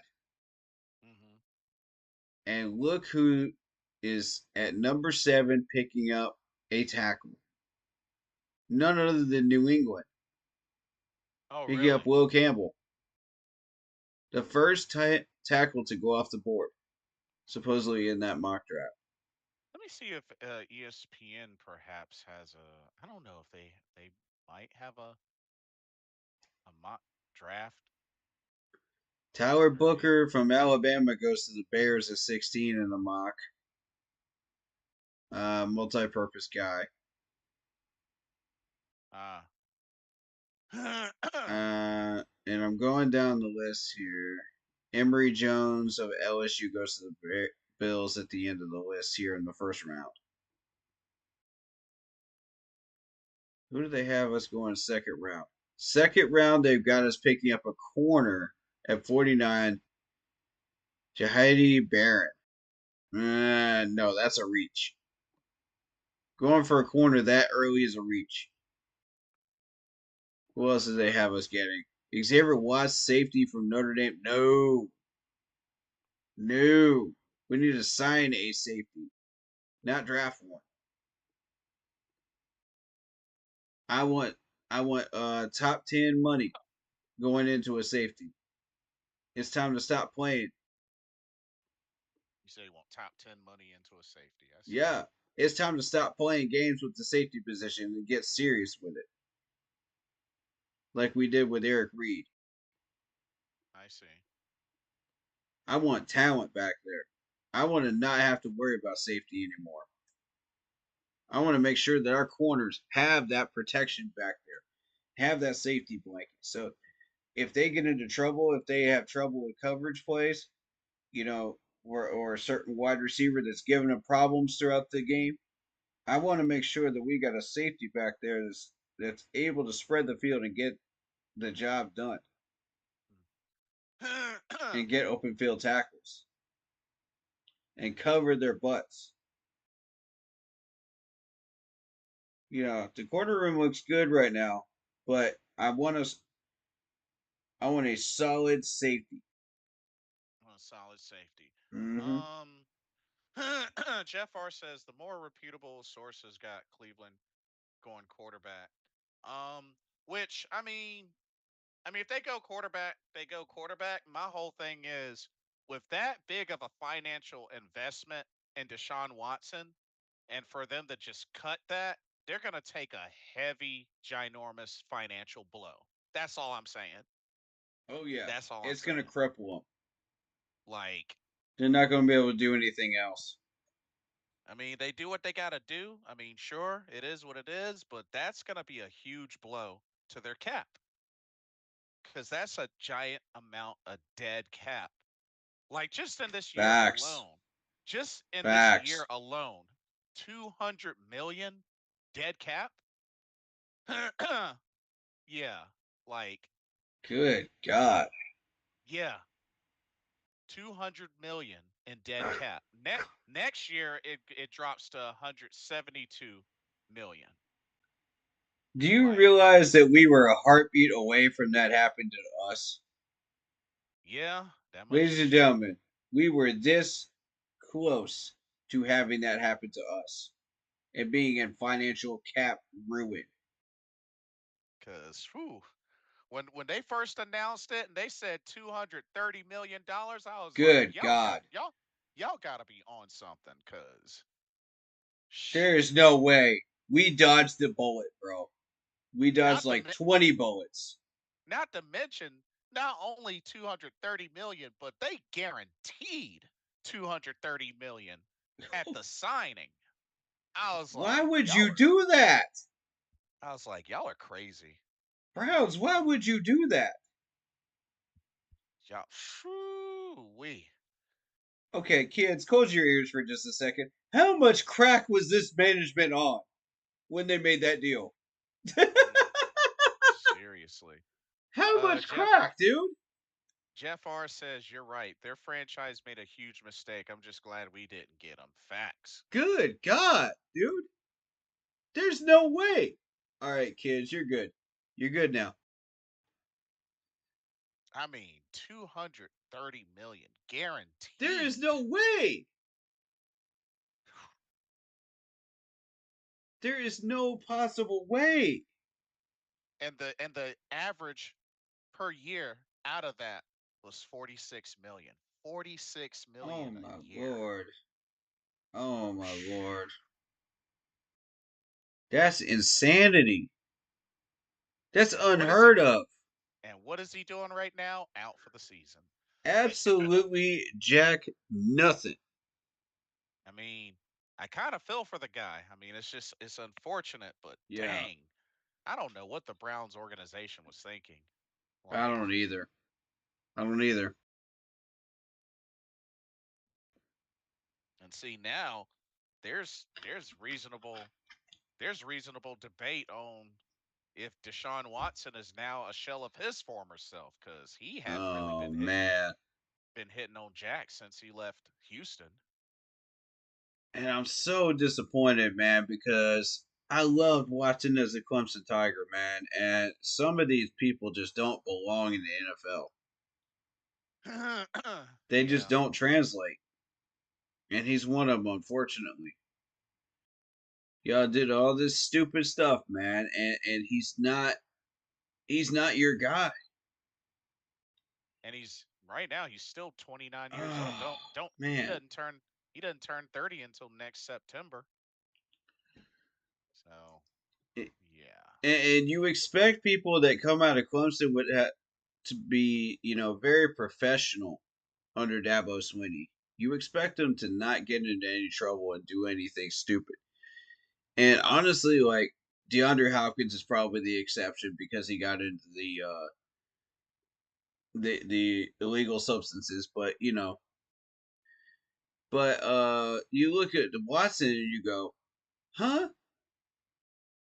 You know, right. are these gold diggers or what is going on here?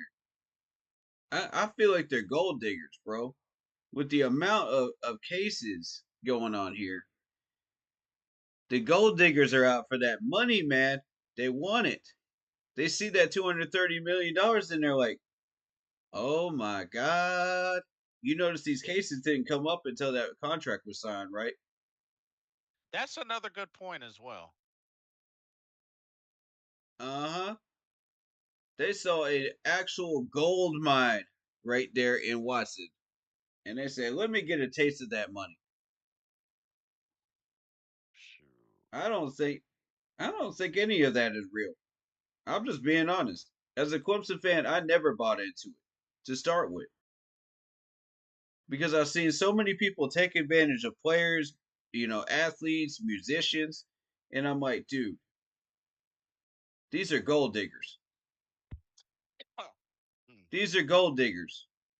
You're not going to convince me otherwise at this point as a Clemson fan. Because I've seen this dude, man. I've seen him not be corrupted by this stuff. While he was in Clemson, he was straight business. And then once you get up to the NFL and you need a massage, it's just like, man. Oof. But I could see how people would come to the conclusion, oh yeah, he hasn't done anything with ladies in so long, and da da da da da. I'm not gonna get into all that, but you could see where this could go the wrong way. And you could interject race into it. You could pull all kinds of nonsense into it that doesn't belong there. Into your theories.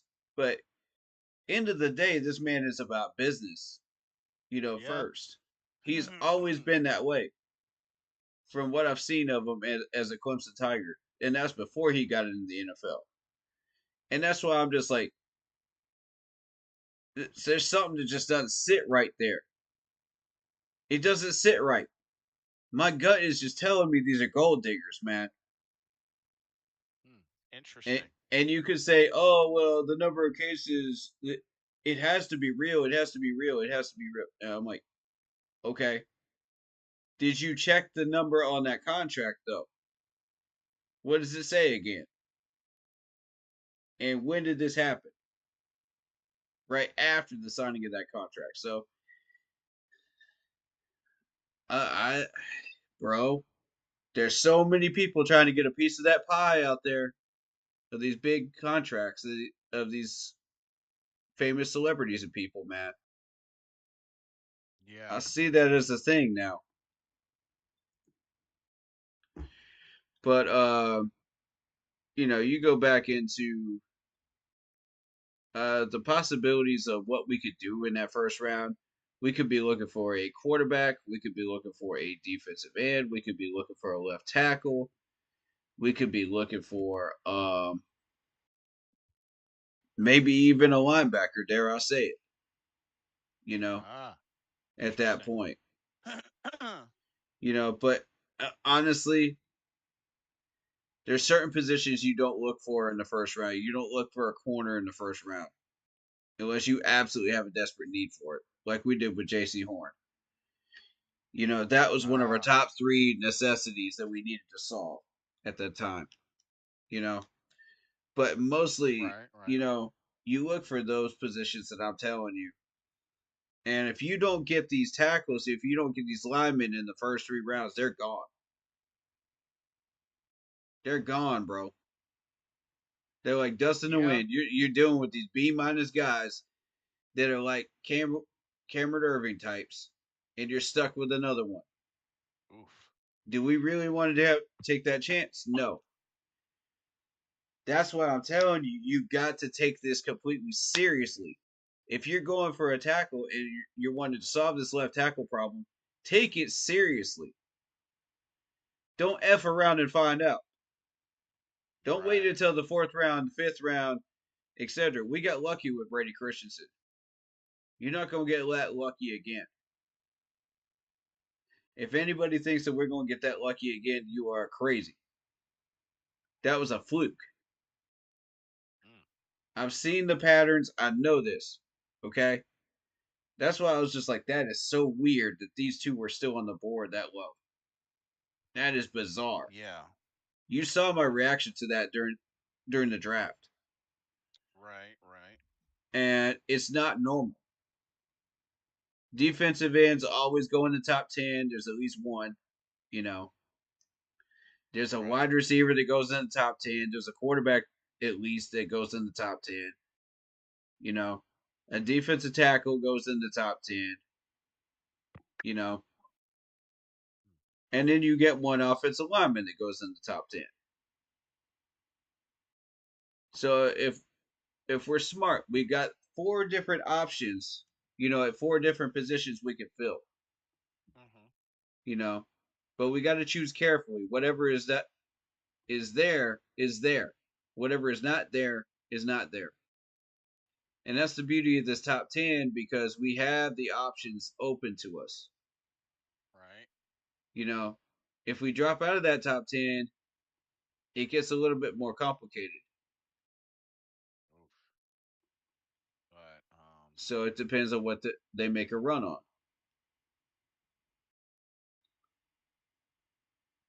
fair So enough. I'm going to go defensively now. Defensively, this is what we're looking to upgrade on. Starting with that defensive line. I want Derek Brown to stay here. That's number one. I don't think anybody disputes that. If you are, you're crazy. You got the Panthers blinders on and you're trying to get rid of good players again. And you're trying to scapegoat players. Stop doing it. Now I've seen way too much of that this year. Y'all just want us to stay right where we are. Stop that. Derek Brown will not become the next one of those. All right. Beyond that, is there anybody on that D line that you think should stay there? Make your Ashawn case. Robinson. I'd say Ashawn Robinson. I Okay, think make your case.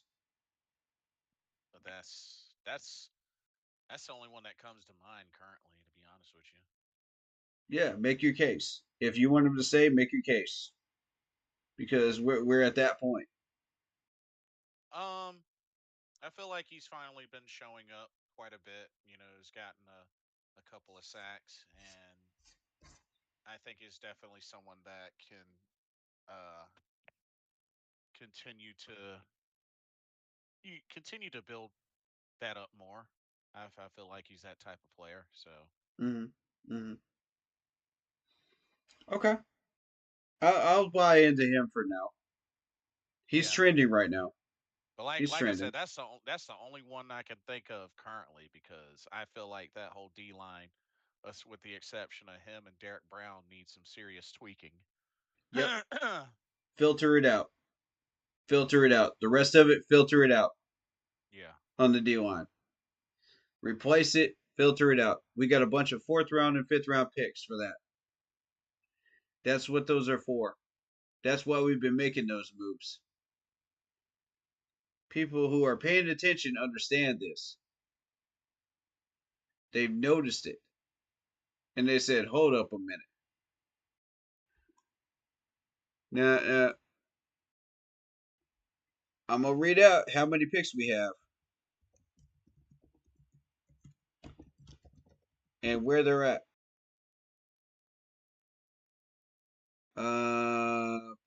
But how many picks do we currently have? I think we have 9. Okay. Currently. Okay, this was updated April. Last updated in April. No, 5 days ago. Here we go. Sports Illustrated.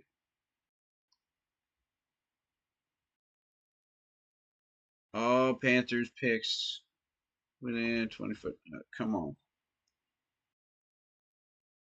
Just tell me what we have. That's what I need. Okay. We have 10 picks, technically. If 10. you, Oh. yeah. If you're looking at the Chiefs picks, at the end of it, with the seventh rounder. Oh, gotcha. Desert conditional, though. Right. Either way, we're getting a seventh rounder, so it just depends on where. Okay, so 10. We have a first round pick, second round pick, a third round pick, a fourth round pick, another fourth rounder, a fifth rounder, another fifth rounder, a sixth rounder, uh, a seventh rounder, another seventh rounder, and a seventh round compensatory pick. I see. Wow. Yeah. And some of these picks come from other teams, but point being, that's 10 picks. But look how many are in between the fourth and fifth here. You got one, two, three, four picks in the fourth and fifth rounds. That's enough to go ahead and rebuild the entire defensive line right there. I see. That's what I like to see right there because that right there is going to set the tone for the rest of the defense. Whatever we rebuild with right there in those picks, you know. Uh, Right. so then you move on to the corner room. I like where the corner room is at. We've got J.C. Horn. We've got Michael Jackson. who's slightly struggling on coverage issues. Yeah, a little bit here, there. Yeah. But he handles his business out there one on one versus good wide receivers. We've got Dane Jackson, who's struggling on tackling at the moment. But otherwise, he's okay. And then you got Chow Smith Wade at nickel. Right.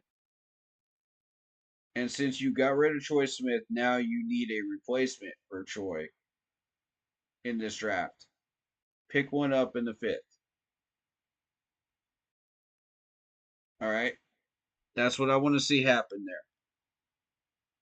there. Either the 4th or 5th round. I would prefer the 4th rounder. But we still need defensive tackle. We still need defensive end. So, the focus is on that.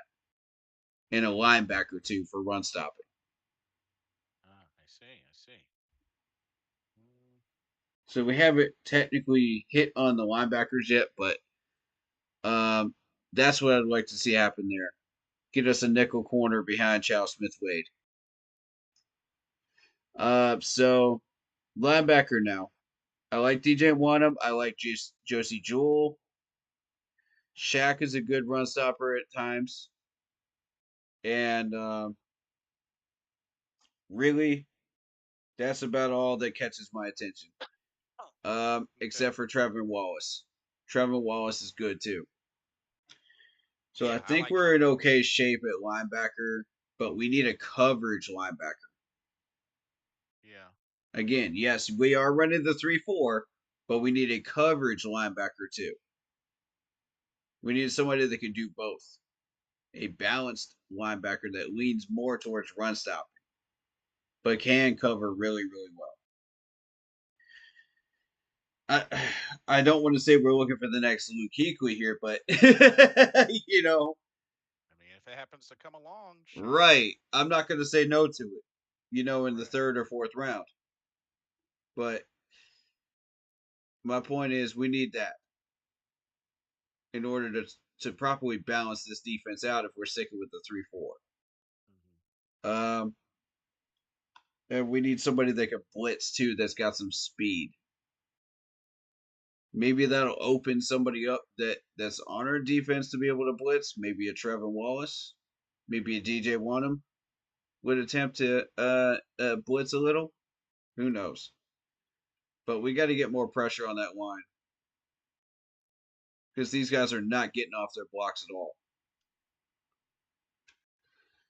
all. So then you move into safety, and you've got just looking at this roster, you've got Xavier Woods, who I've talked about. Yeah. It's time to replace him. Nick Scott is doing good. If he can stay healthy, he's good. I think you build off that. I think you keep Jamie Robinson around for a little bit. I need a little bit more from you, Jamie. Not just special teams, but show me something in safety. As well. Lonnie is okay. Ugh. Damani Richardson, you showed me some stuff. I like you. But I think really we need to spend some money on a safety, like I said earlier. I don't want to spend top grade money on a safety, but I want to spend like top 5 or top 10 money on a safety. Jeff R says draft heavy defense. We need maybe another offensive lineman and maybe another wide receiver. Yeah, wide receiver would be a bonus in that mix too, because if we find the right wide receiver, I'm willing to maybe push 2 of those 7s up for a 6th and get a wide receiver if the right one pops up. And here's the thing, because that position has kind of become a toy for us because there's so many wide receivers that are going to pop up in free agency and so many that are going to pop up in the draft class that it's going to be like water. We could just pick whatever we want. It's going to be like picking M&Ms, out of Halloween candy bag. Ah, interesting. So that's always how it's been because these draft classes are so good and the market's been good. But it's when you talk of the free agent market, how much are you willing to spend on a wide receiver? Ah. That's where the problem comes in, where you got a problem. Because if you, it'll depend on how much we have left. You know, you got to factor in $10 million for rookie contracts. You got to factor in about $5 to $8 million for injuries throughout the year, and then it becomes re-signings and whatever we don't re-sign. You know, then it's about dead cap. Then it's about whatever's left over. You know, as far as free agency is concerned. And that's where you start working backwards. You say, okay, we need to put top five money into a safety. We need to put top five money into maybe a center. Um, and then we'll see whatever pops up after that. You know, as far as defensive linemen, maybe put some money into one of the major defensive linemen that pops up. Ah, But interesting. a lot of this we want to develop through the draft because we want them to fall into our system and learn into our system, not pick somebody up and have that player have to relearn everything and dig into our system after being a veteran for 5 or 6 years. You know what I mean? Mm, yeah. We need to learn. They need to fit what we do. They need to be a solo tackler on the D line. They need to be a solo tackler, period, on defense. So following that formula is like following the formula of 2015 because I that's see. what worked. So I think if we do that and we just kind of filter out the water here, filter out what we don't need, um, like maybe a Claudin, like maybe a DJ Johnson who hasn't really done much, like maybe a Thomas Incoom who knows who that is, you know, Shy Tuttle, you know, LeBron Ray, not impressive, you know. Nope. Nope. Charles Harris got a couple of sacks, but you know, overall, what else has he done? See, that's the stuff I'm talking about, man.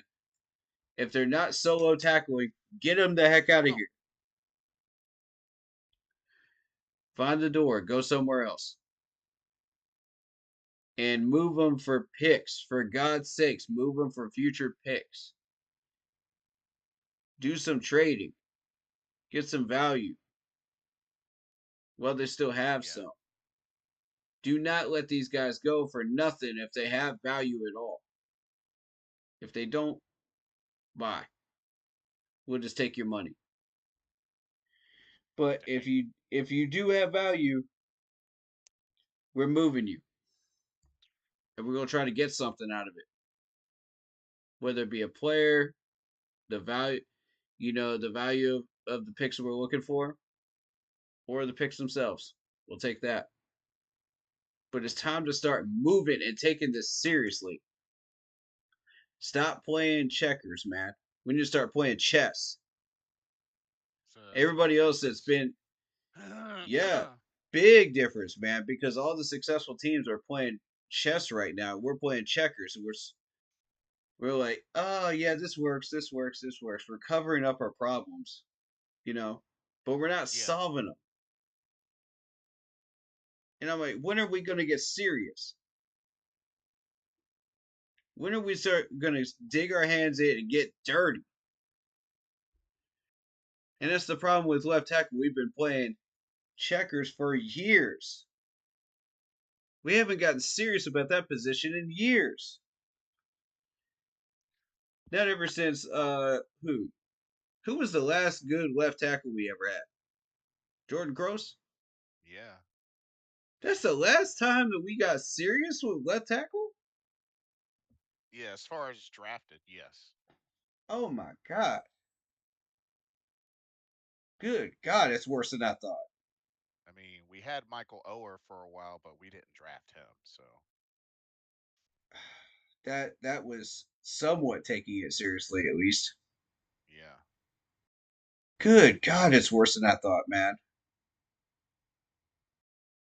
This is horrendous. That is absolutely horrendous. We got to fix this, y'all. For sure. But That's what I'm looking at. Blackshear no, that sits at return man. David Moore back there, fine with me. Special teams, leave it alone. mm, fair enough. But yeah, I actually gotta get going. I think I'm almost about to cough up a lung. Goodness gracious. You all right, man? But yeah, just got some congestion building Gotcha. up. So, but yeah, I'm gonna go ahead and get going myself All because right. I'm All gonna right.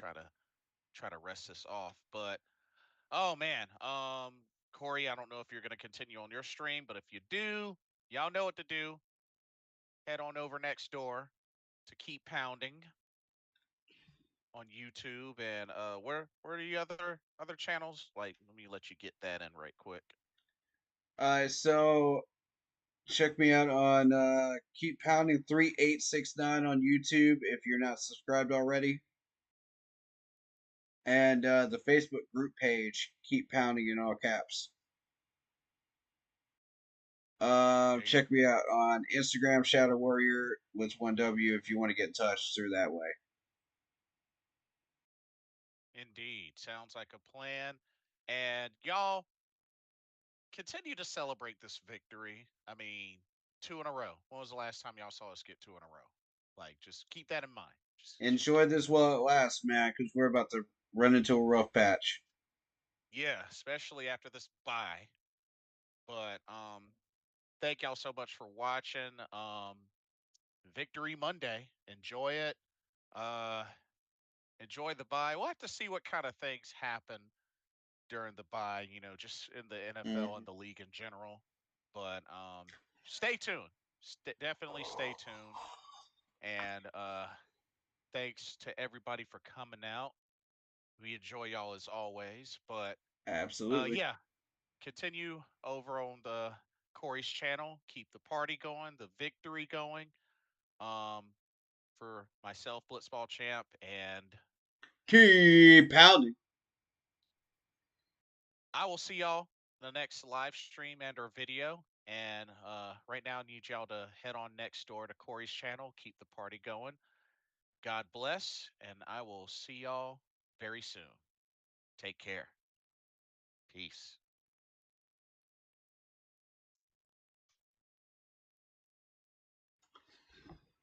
All right, ladies and gentlemen. Ladies and gentlemen. Big win in Germany. Big win in Germany. Hey, hey, hey. I got something cool to show you. Hold up. In the spirit of celebrating this big win, you already know. You already know. Let me see. Let me see if I can pull this up on stream here, man. Because this is fire. This is straight fire.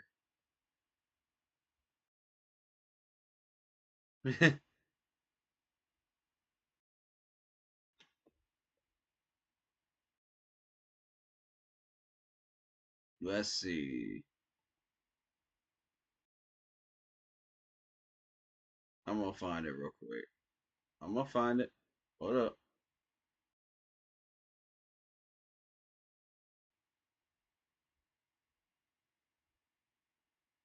We have become the team that gets people on the hot seat or fired now this year. I don't know where that one went. It was a pretty cool video.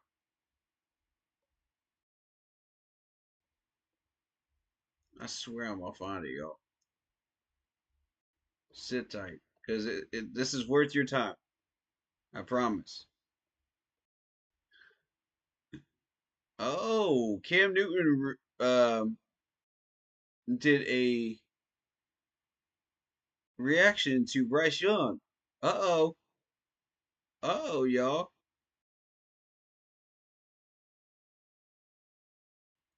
Hold up, though.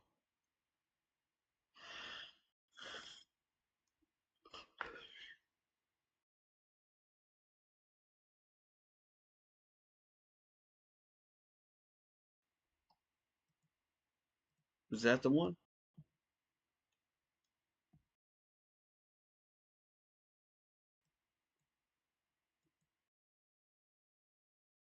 Is this the one?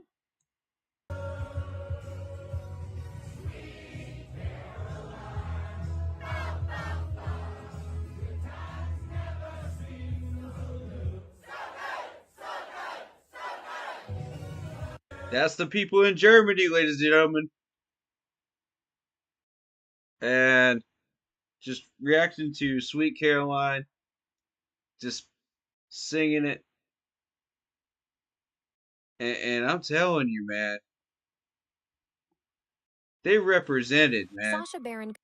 They represented in Germany. I thought that was super cool, man.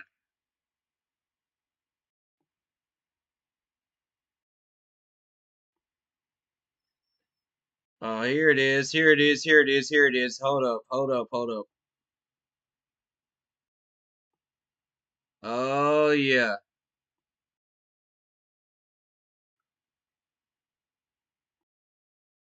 This is on Panthers Nation. Hold up. Y'all about to love this.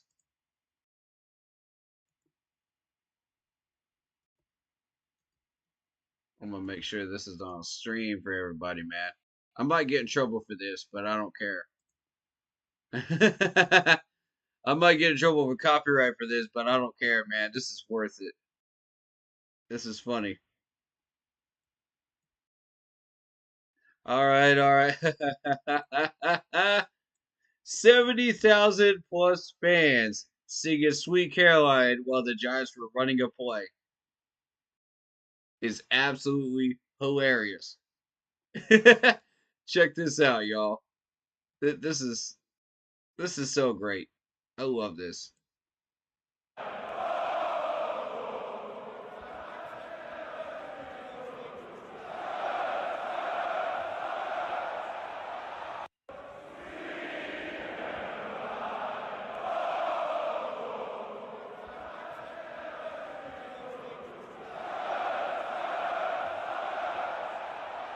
Hey, 70,000 fans, bro. That is incredible. That's beautiful. That's beautiful. Can we give all these people some love, man? Can we give these people some love? And that includes the content creators that were out there that were joining in with that. Oh man. If you were one of those people, that should give you chills right there. That should give you chills. Just to be able to join in on that. It would be an honor. It would be an absolute honor. That is, bro, that's loyalty right there.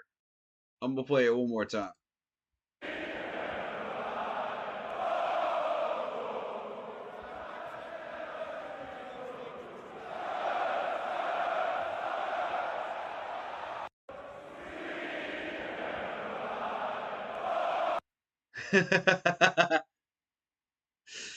Neil Diamond would be absolutely thrilled with that right there.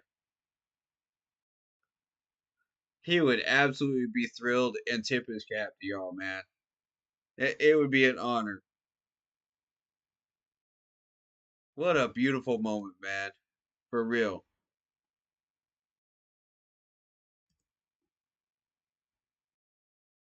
That's incredible.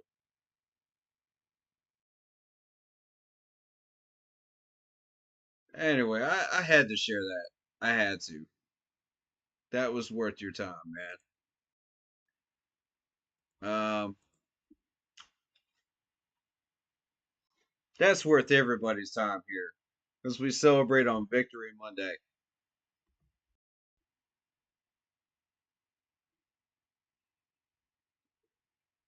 But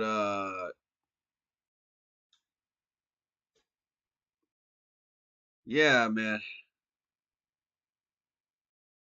I'm starting to feel the left ran out of me today too, you know. But let's see what Cam Newton has to say about Bryce Young. The NFL. Yeah, it feels great. It feels great. Yeah, it's a great feeling. Let me say something real quick. I'm happy for him that he got a win. And this is free game to any quarterback, whether you win, whether you lose, whether you tie. The thing that fans want the most is they want hope.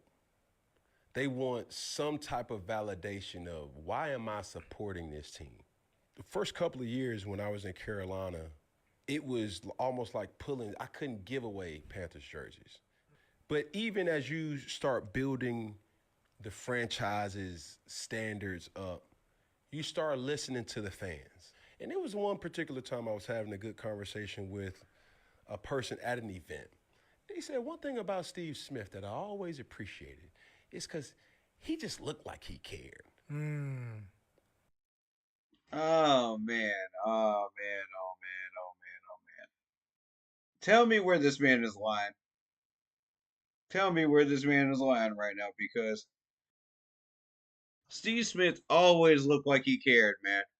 Steve Smith always looked like he just wanted to ball out and show you who he was every time that you spoke to him, talked to him, looked at him, even listened to him, on the field.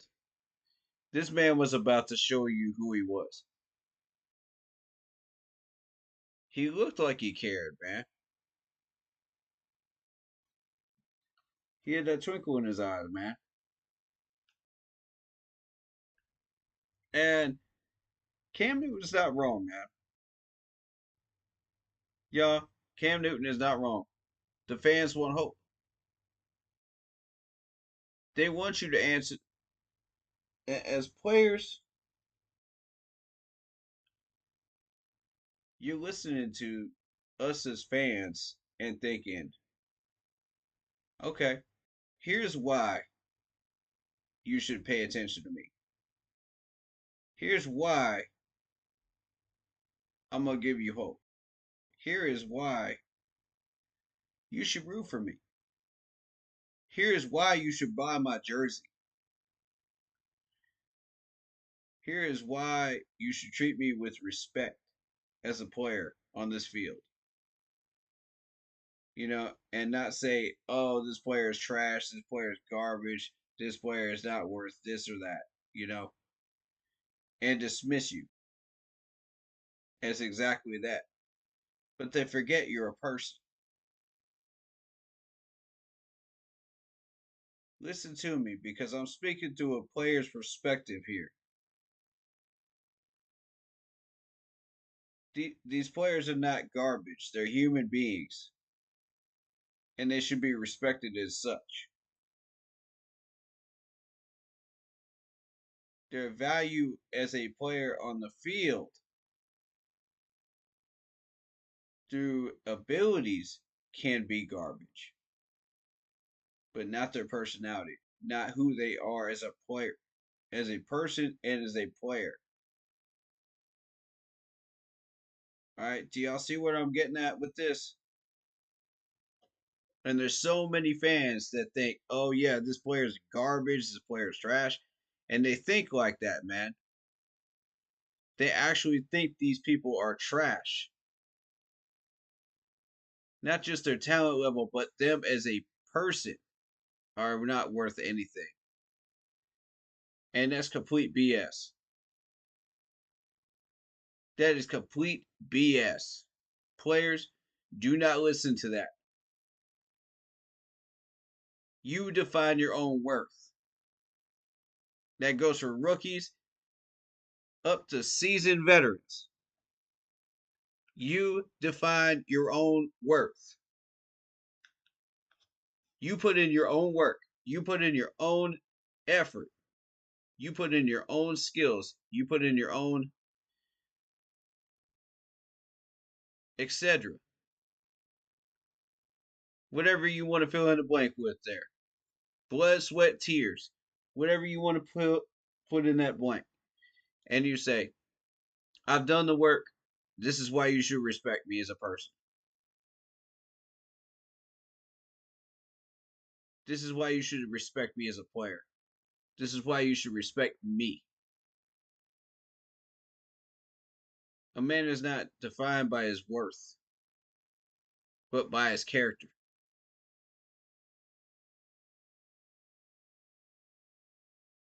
Who he is as a person is not defined by your abilities on the field. I want y'all to clip all that. I want y'all to clip all that and remember that. So when you see all these content creators going, "Oh, this player's trash, this player's garbage," don't listen to that. Don't listen to that. Because that's what they're really trying to tell you. You look at yourself in your own mirror and you go, who am I? What is my identity as a player on this team? I know who I am as a person. You're never going to change me as a person. I already know who I am as a person. But who am I as a player for this franchise? What do I want to achieve? What are my goals? How do I plan on achieving these goals in order to progress this franchise forward? That is what I want these players to start asking themselves. Forget the money. Everybody's getting paid money.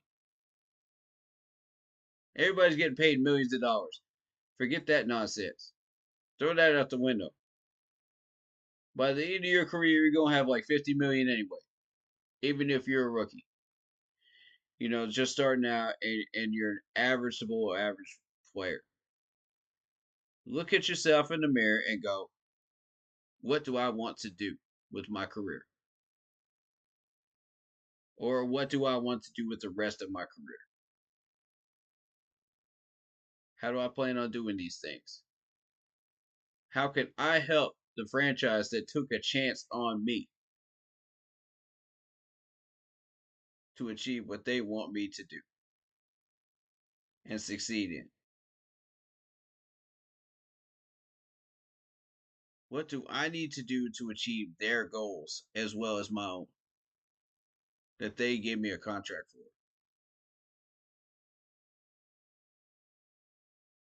There you go. Once you can answer those questions, you can answer everything else. It's really that simple. Do I have the skills to achieve these goals? If I do not, what do I need to do to get to that point? How hard do I need to push myself? What are my limits? You know, can I achieve my limits and break through those limits and glass ceilings? If I cannot do so, then I'm doing the best I can out there for my contract. And if my best is not good enough, then I'm in the wrong place. It's really that simple. That's what agents are for. And you see, Adam Thielen is saying those exact same things right now. He's saying, look at this. I've done everything I can do. You guys want to talk about trading me at the trade deadline and throwing me on the trading block, even if it's a rumor? Okay, fine. That's what I got an agent for. That's the whole point. All right, so with that being said, let's continue. And it hit me. It was like, oh, shit. As a fan, you want any reason to believe. The ones that succeed not only are the ones that just wins, but they give their team hope. And I started to see, like, Smitty would celebrate everything. Yeah. And I started to look around and I said, bro, these people respond to it because this is what they believe in. Bryce, how does it feel to take a victory?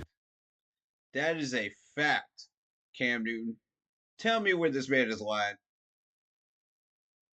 Y'all tell me where this man is lying.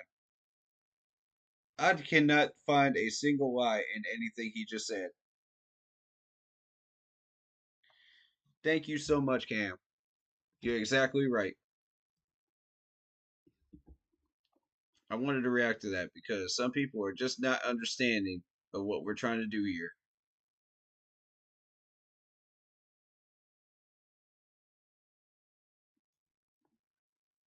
Some people just, they want to be haters.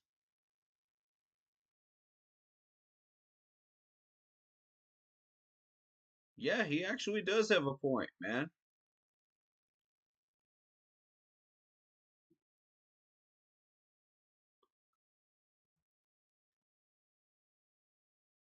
And there you go. Steve Smith out in Germany with his people. I respect it, man. We got the dub, man. We got the dub. And how does that feel, man? How does that feel for everybody?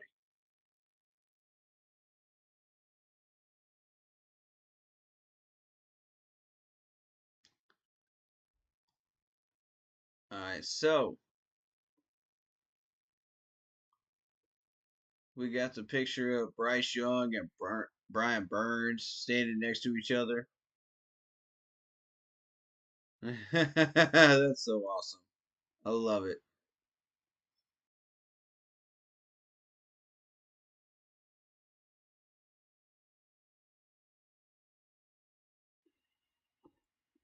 My favorite Panthers player of all time is fill in the blank, y'all. Who do y'all have? I say it's a tie between Sam Mills and Luke Kuechly for me, man. Oh man, it was so fun watching Luke Kuechly play. Y'all don't even realize it was an honor to watch that legend do his thing.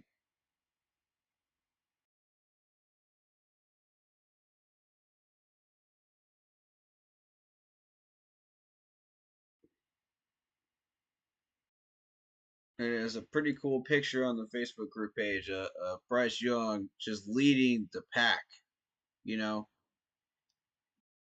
in the middle of the huddle, just going, yeah, we run this, man. We run this. We're going to get this win in Germany. We're going to run this. We're going to go get this dub.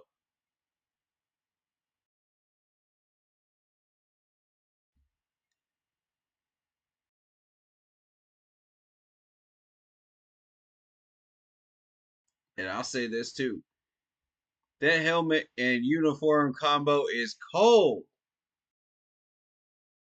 That is cold, man.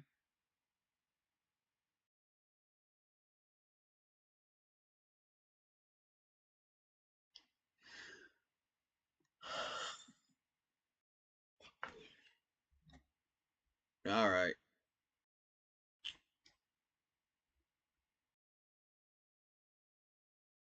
But yeah, I don't really think there's anything much left to be said here. I think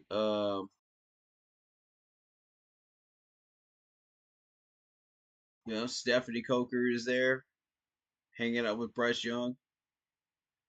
Got the awesome picture there. Love it. Love it, love it, love it. That is awesome. Love that picture, man.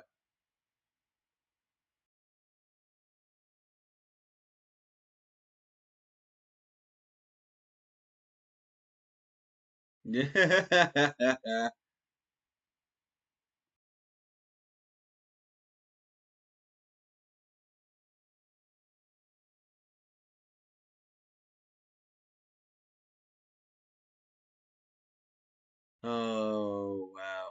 Wow, wow, wow. All right. Shout out Rashad Jenkins on the Facebook page that says, Panthers just keep the game close. We don't got to win because I want Travis Hunter.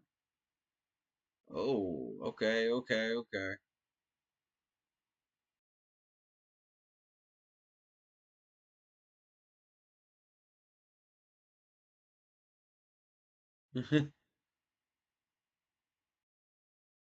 Top 4 pick is still pretty good. Yeah, I'll agree with that.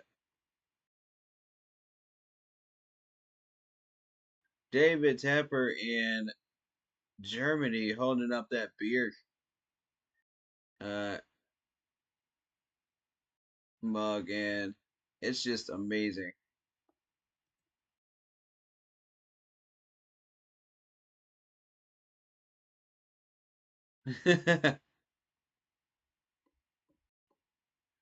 Hey, somebody said, yeah, shout out to Christopher. He says, the cup is cool. That's about it. Facts. Facts, you ain't lying. Wish somebody would leave Tepper in Germany. Jeez. Yeah, that's the tamest comments I've seen all year, though.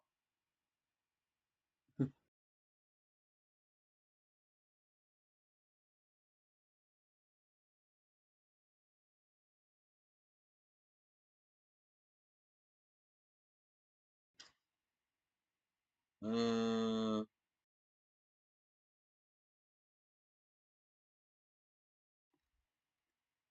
this is start to a beautiful thing. Go rookies. Love it. Derek Brown says. Uh, how about these kids today? Great showing. Sean Christopher Spicer.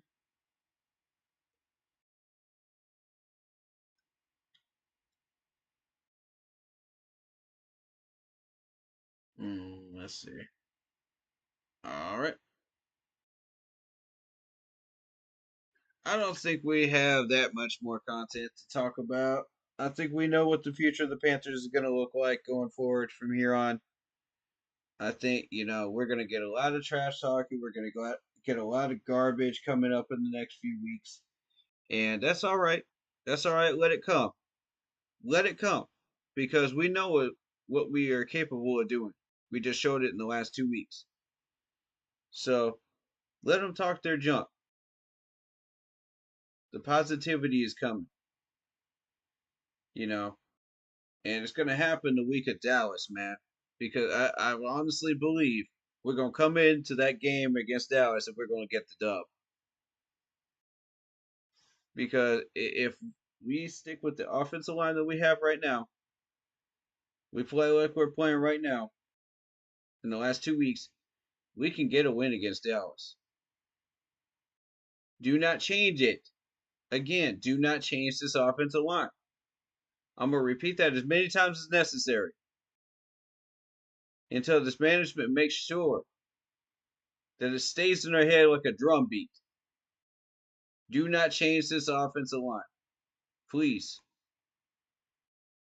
This is it. This is the combo. Don't screw it up. Please don't screw it up. I believe in you. I believe in you.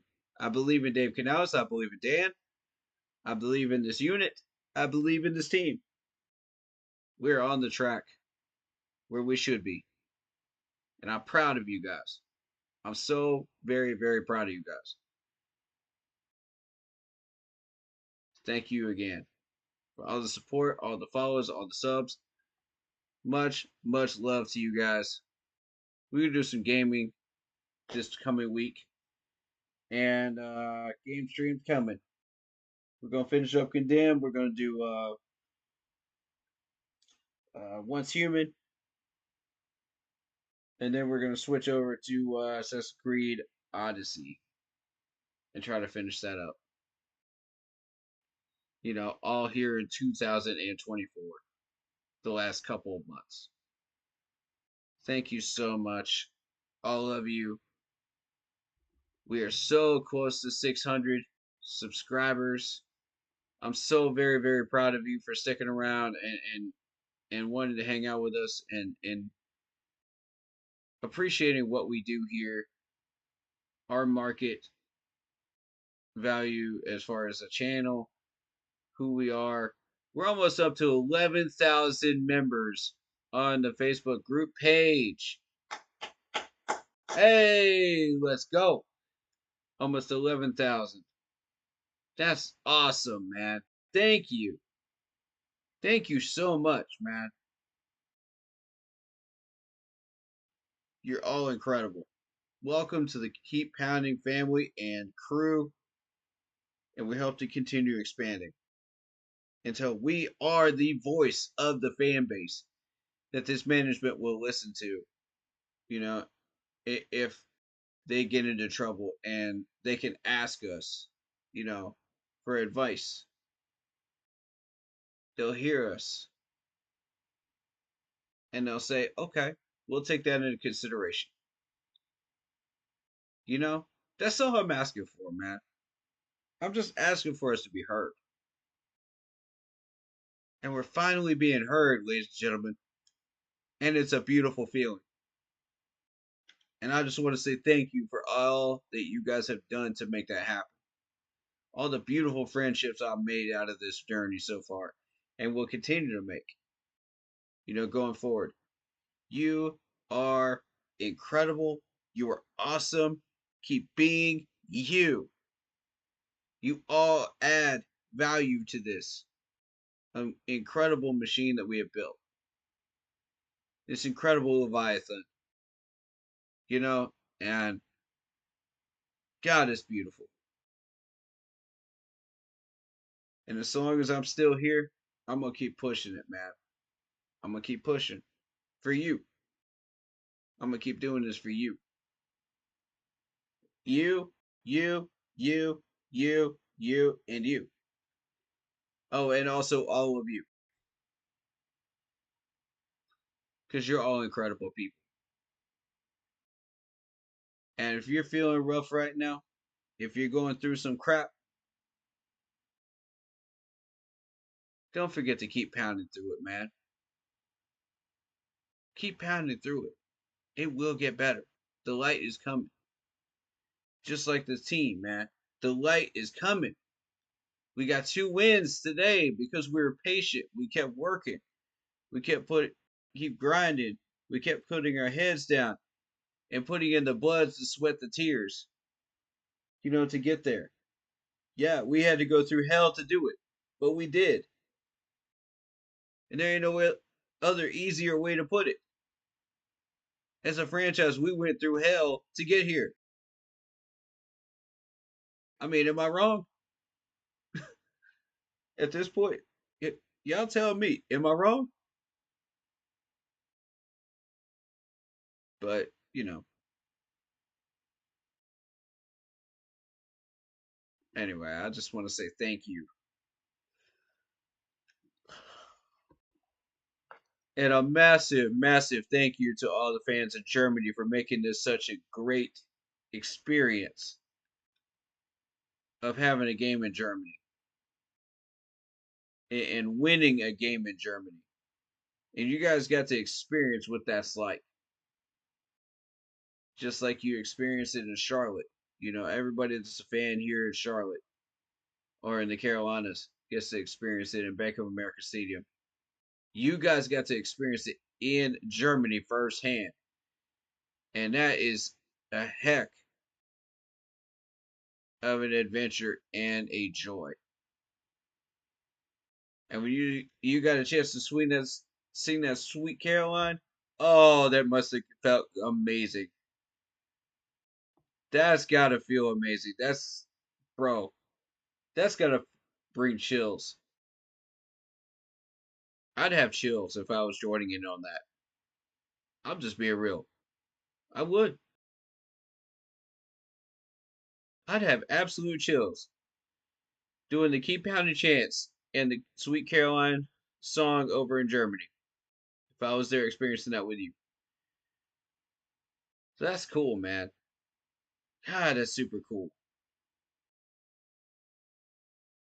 I can't even imagine what that would feel like. Because we don't get that many chances to feel that anymore.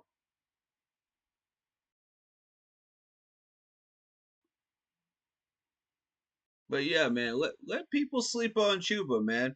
Let people sleep on Chuba. He's the number 3 running back in the NFL. Let them sleep on him. It doesn't matter if we got a winning record or not. Let them sleep on him. Because the more y'all sleep on Chuba, man, when he's healthy, the more he's going to trample you. And the more that train is going to run you over like a steam-powered monster. So, man,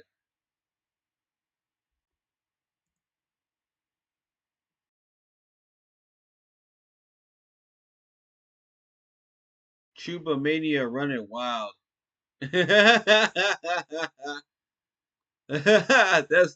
That might be my favorite one so far. That's hilarious. I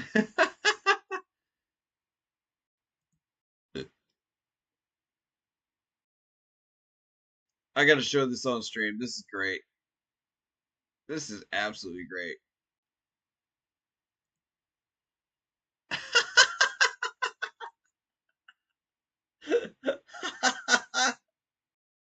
I love it. I absolutely love it, dude. Oh, that's fantastic. Chuba Mania is gonna run wild on your brother.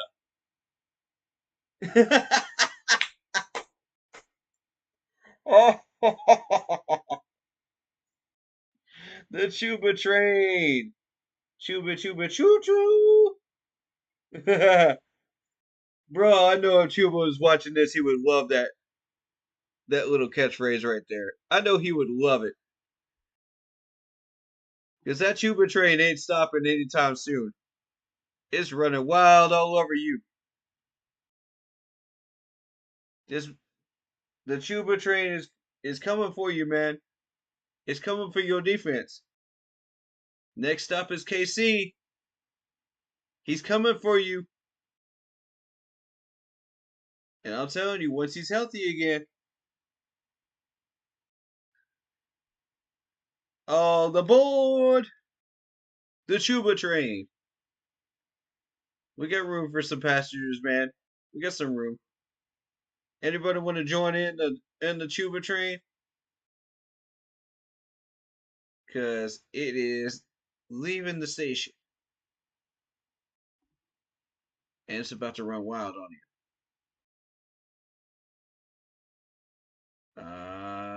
Yeah. All right, so one last thing. Dave Canales. We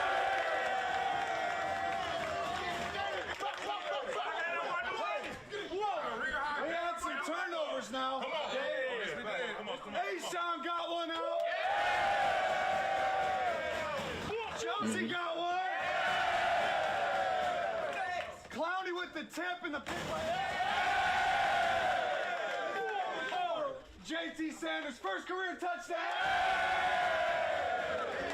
And we got a couple sacks right here. One time for A-Sean. DJ Warner.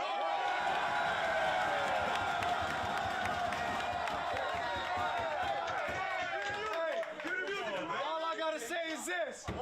Finish. Yes, guys. It's about the finish. As long as it takes, whatever it takes. It wasn't pretty. We got it done, and that's what matters, okay?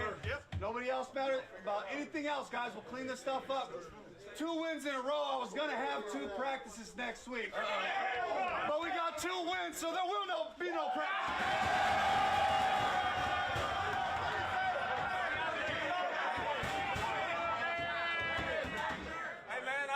Last week, bro, ain't nothing wrong with going on the winning streak, bro. That's 2-0 in November, bro. Be safe, bro. Hey, for real, be safe, man. Get back and let's handle business. Family on 3. 1, 2, 3, family. A career high, 153 rushing yards. A career high. A career high, ladies and gentlemen. A career high. Hey, hey. Hey, hey. You love to see it, man. You love to see it. Any Carolina win is a good win for me. Facts. Panthers win. That's incredible.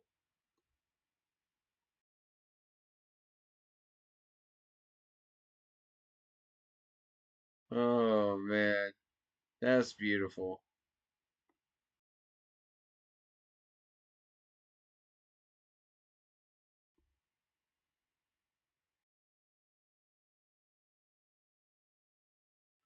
Y'all are all posting the same stuff over and over again, but hey, whatever. Whatever.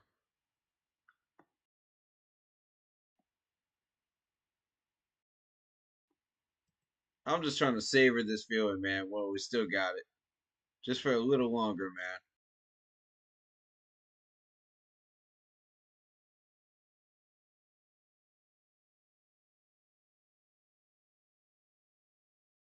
man. Oh my goodness. How in the world did he get that pass off? That's crazy.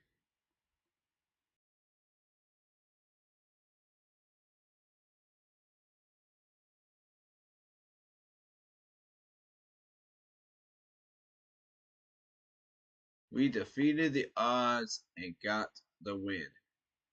Keep pounding. And I mean, that pretty much sums up everything that we've been doing today. Thank you, Chris Baker, for that post. You're exactly right. All right. So that about wraps things up in Germany. Bye week. Relax. Enjoy yourselves. We're gonna do some gaming. We're gonna do some reacting to NFL games on Sunday, obviously, in the afternoon. No, we'll be live. We'll be live. You know,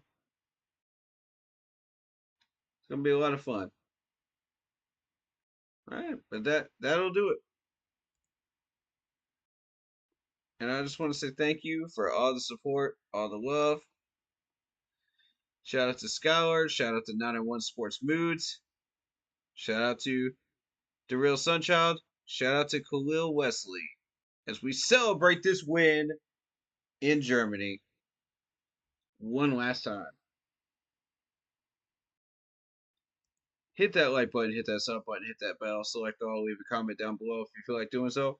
And don't forget to check out the Facebook group page. Keep pounding in all caps for in-game post polls, opinions, and reactions to NFL news, such as scheduling for the channel.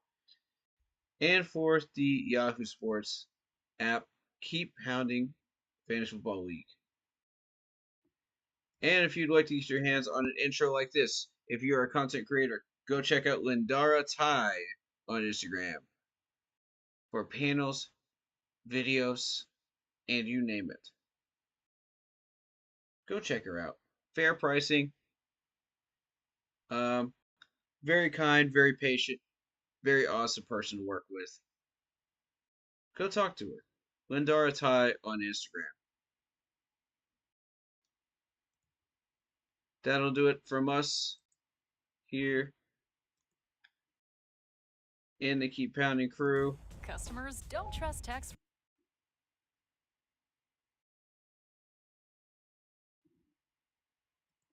And you already know.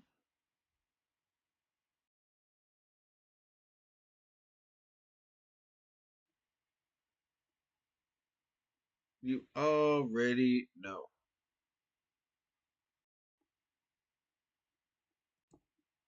Still together.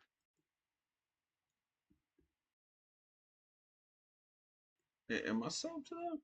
Yeah, I'm sub to them. Okay, cool.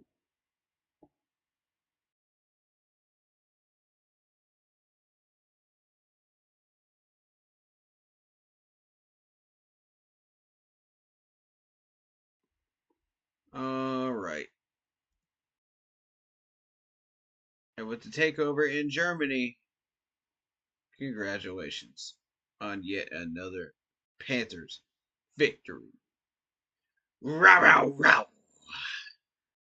Stay happy, healthy, and well, and we'll see you guys next time. Peace.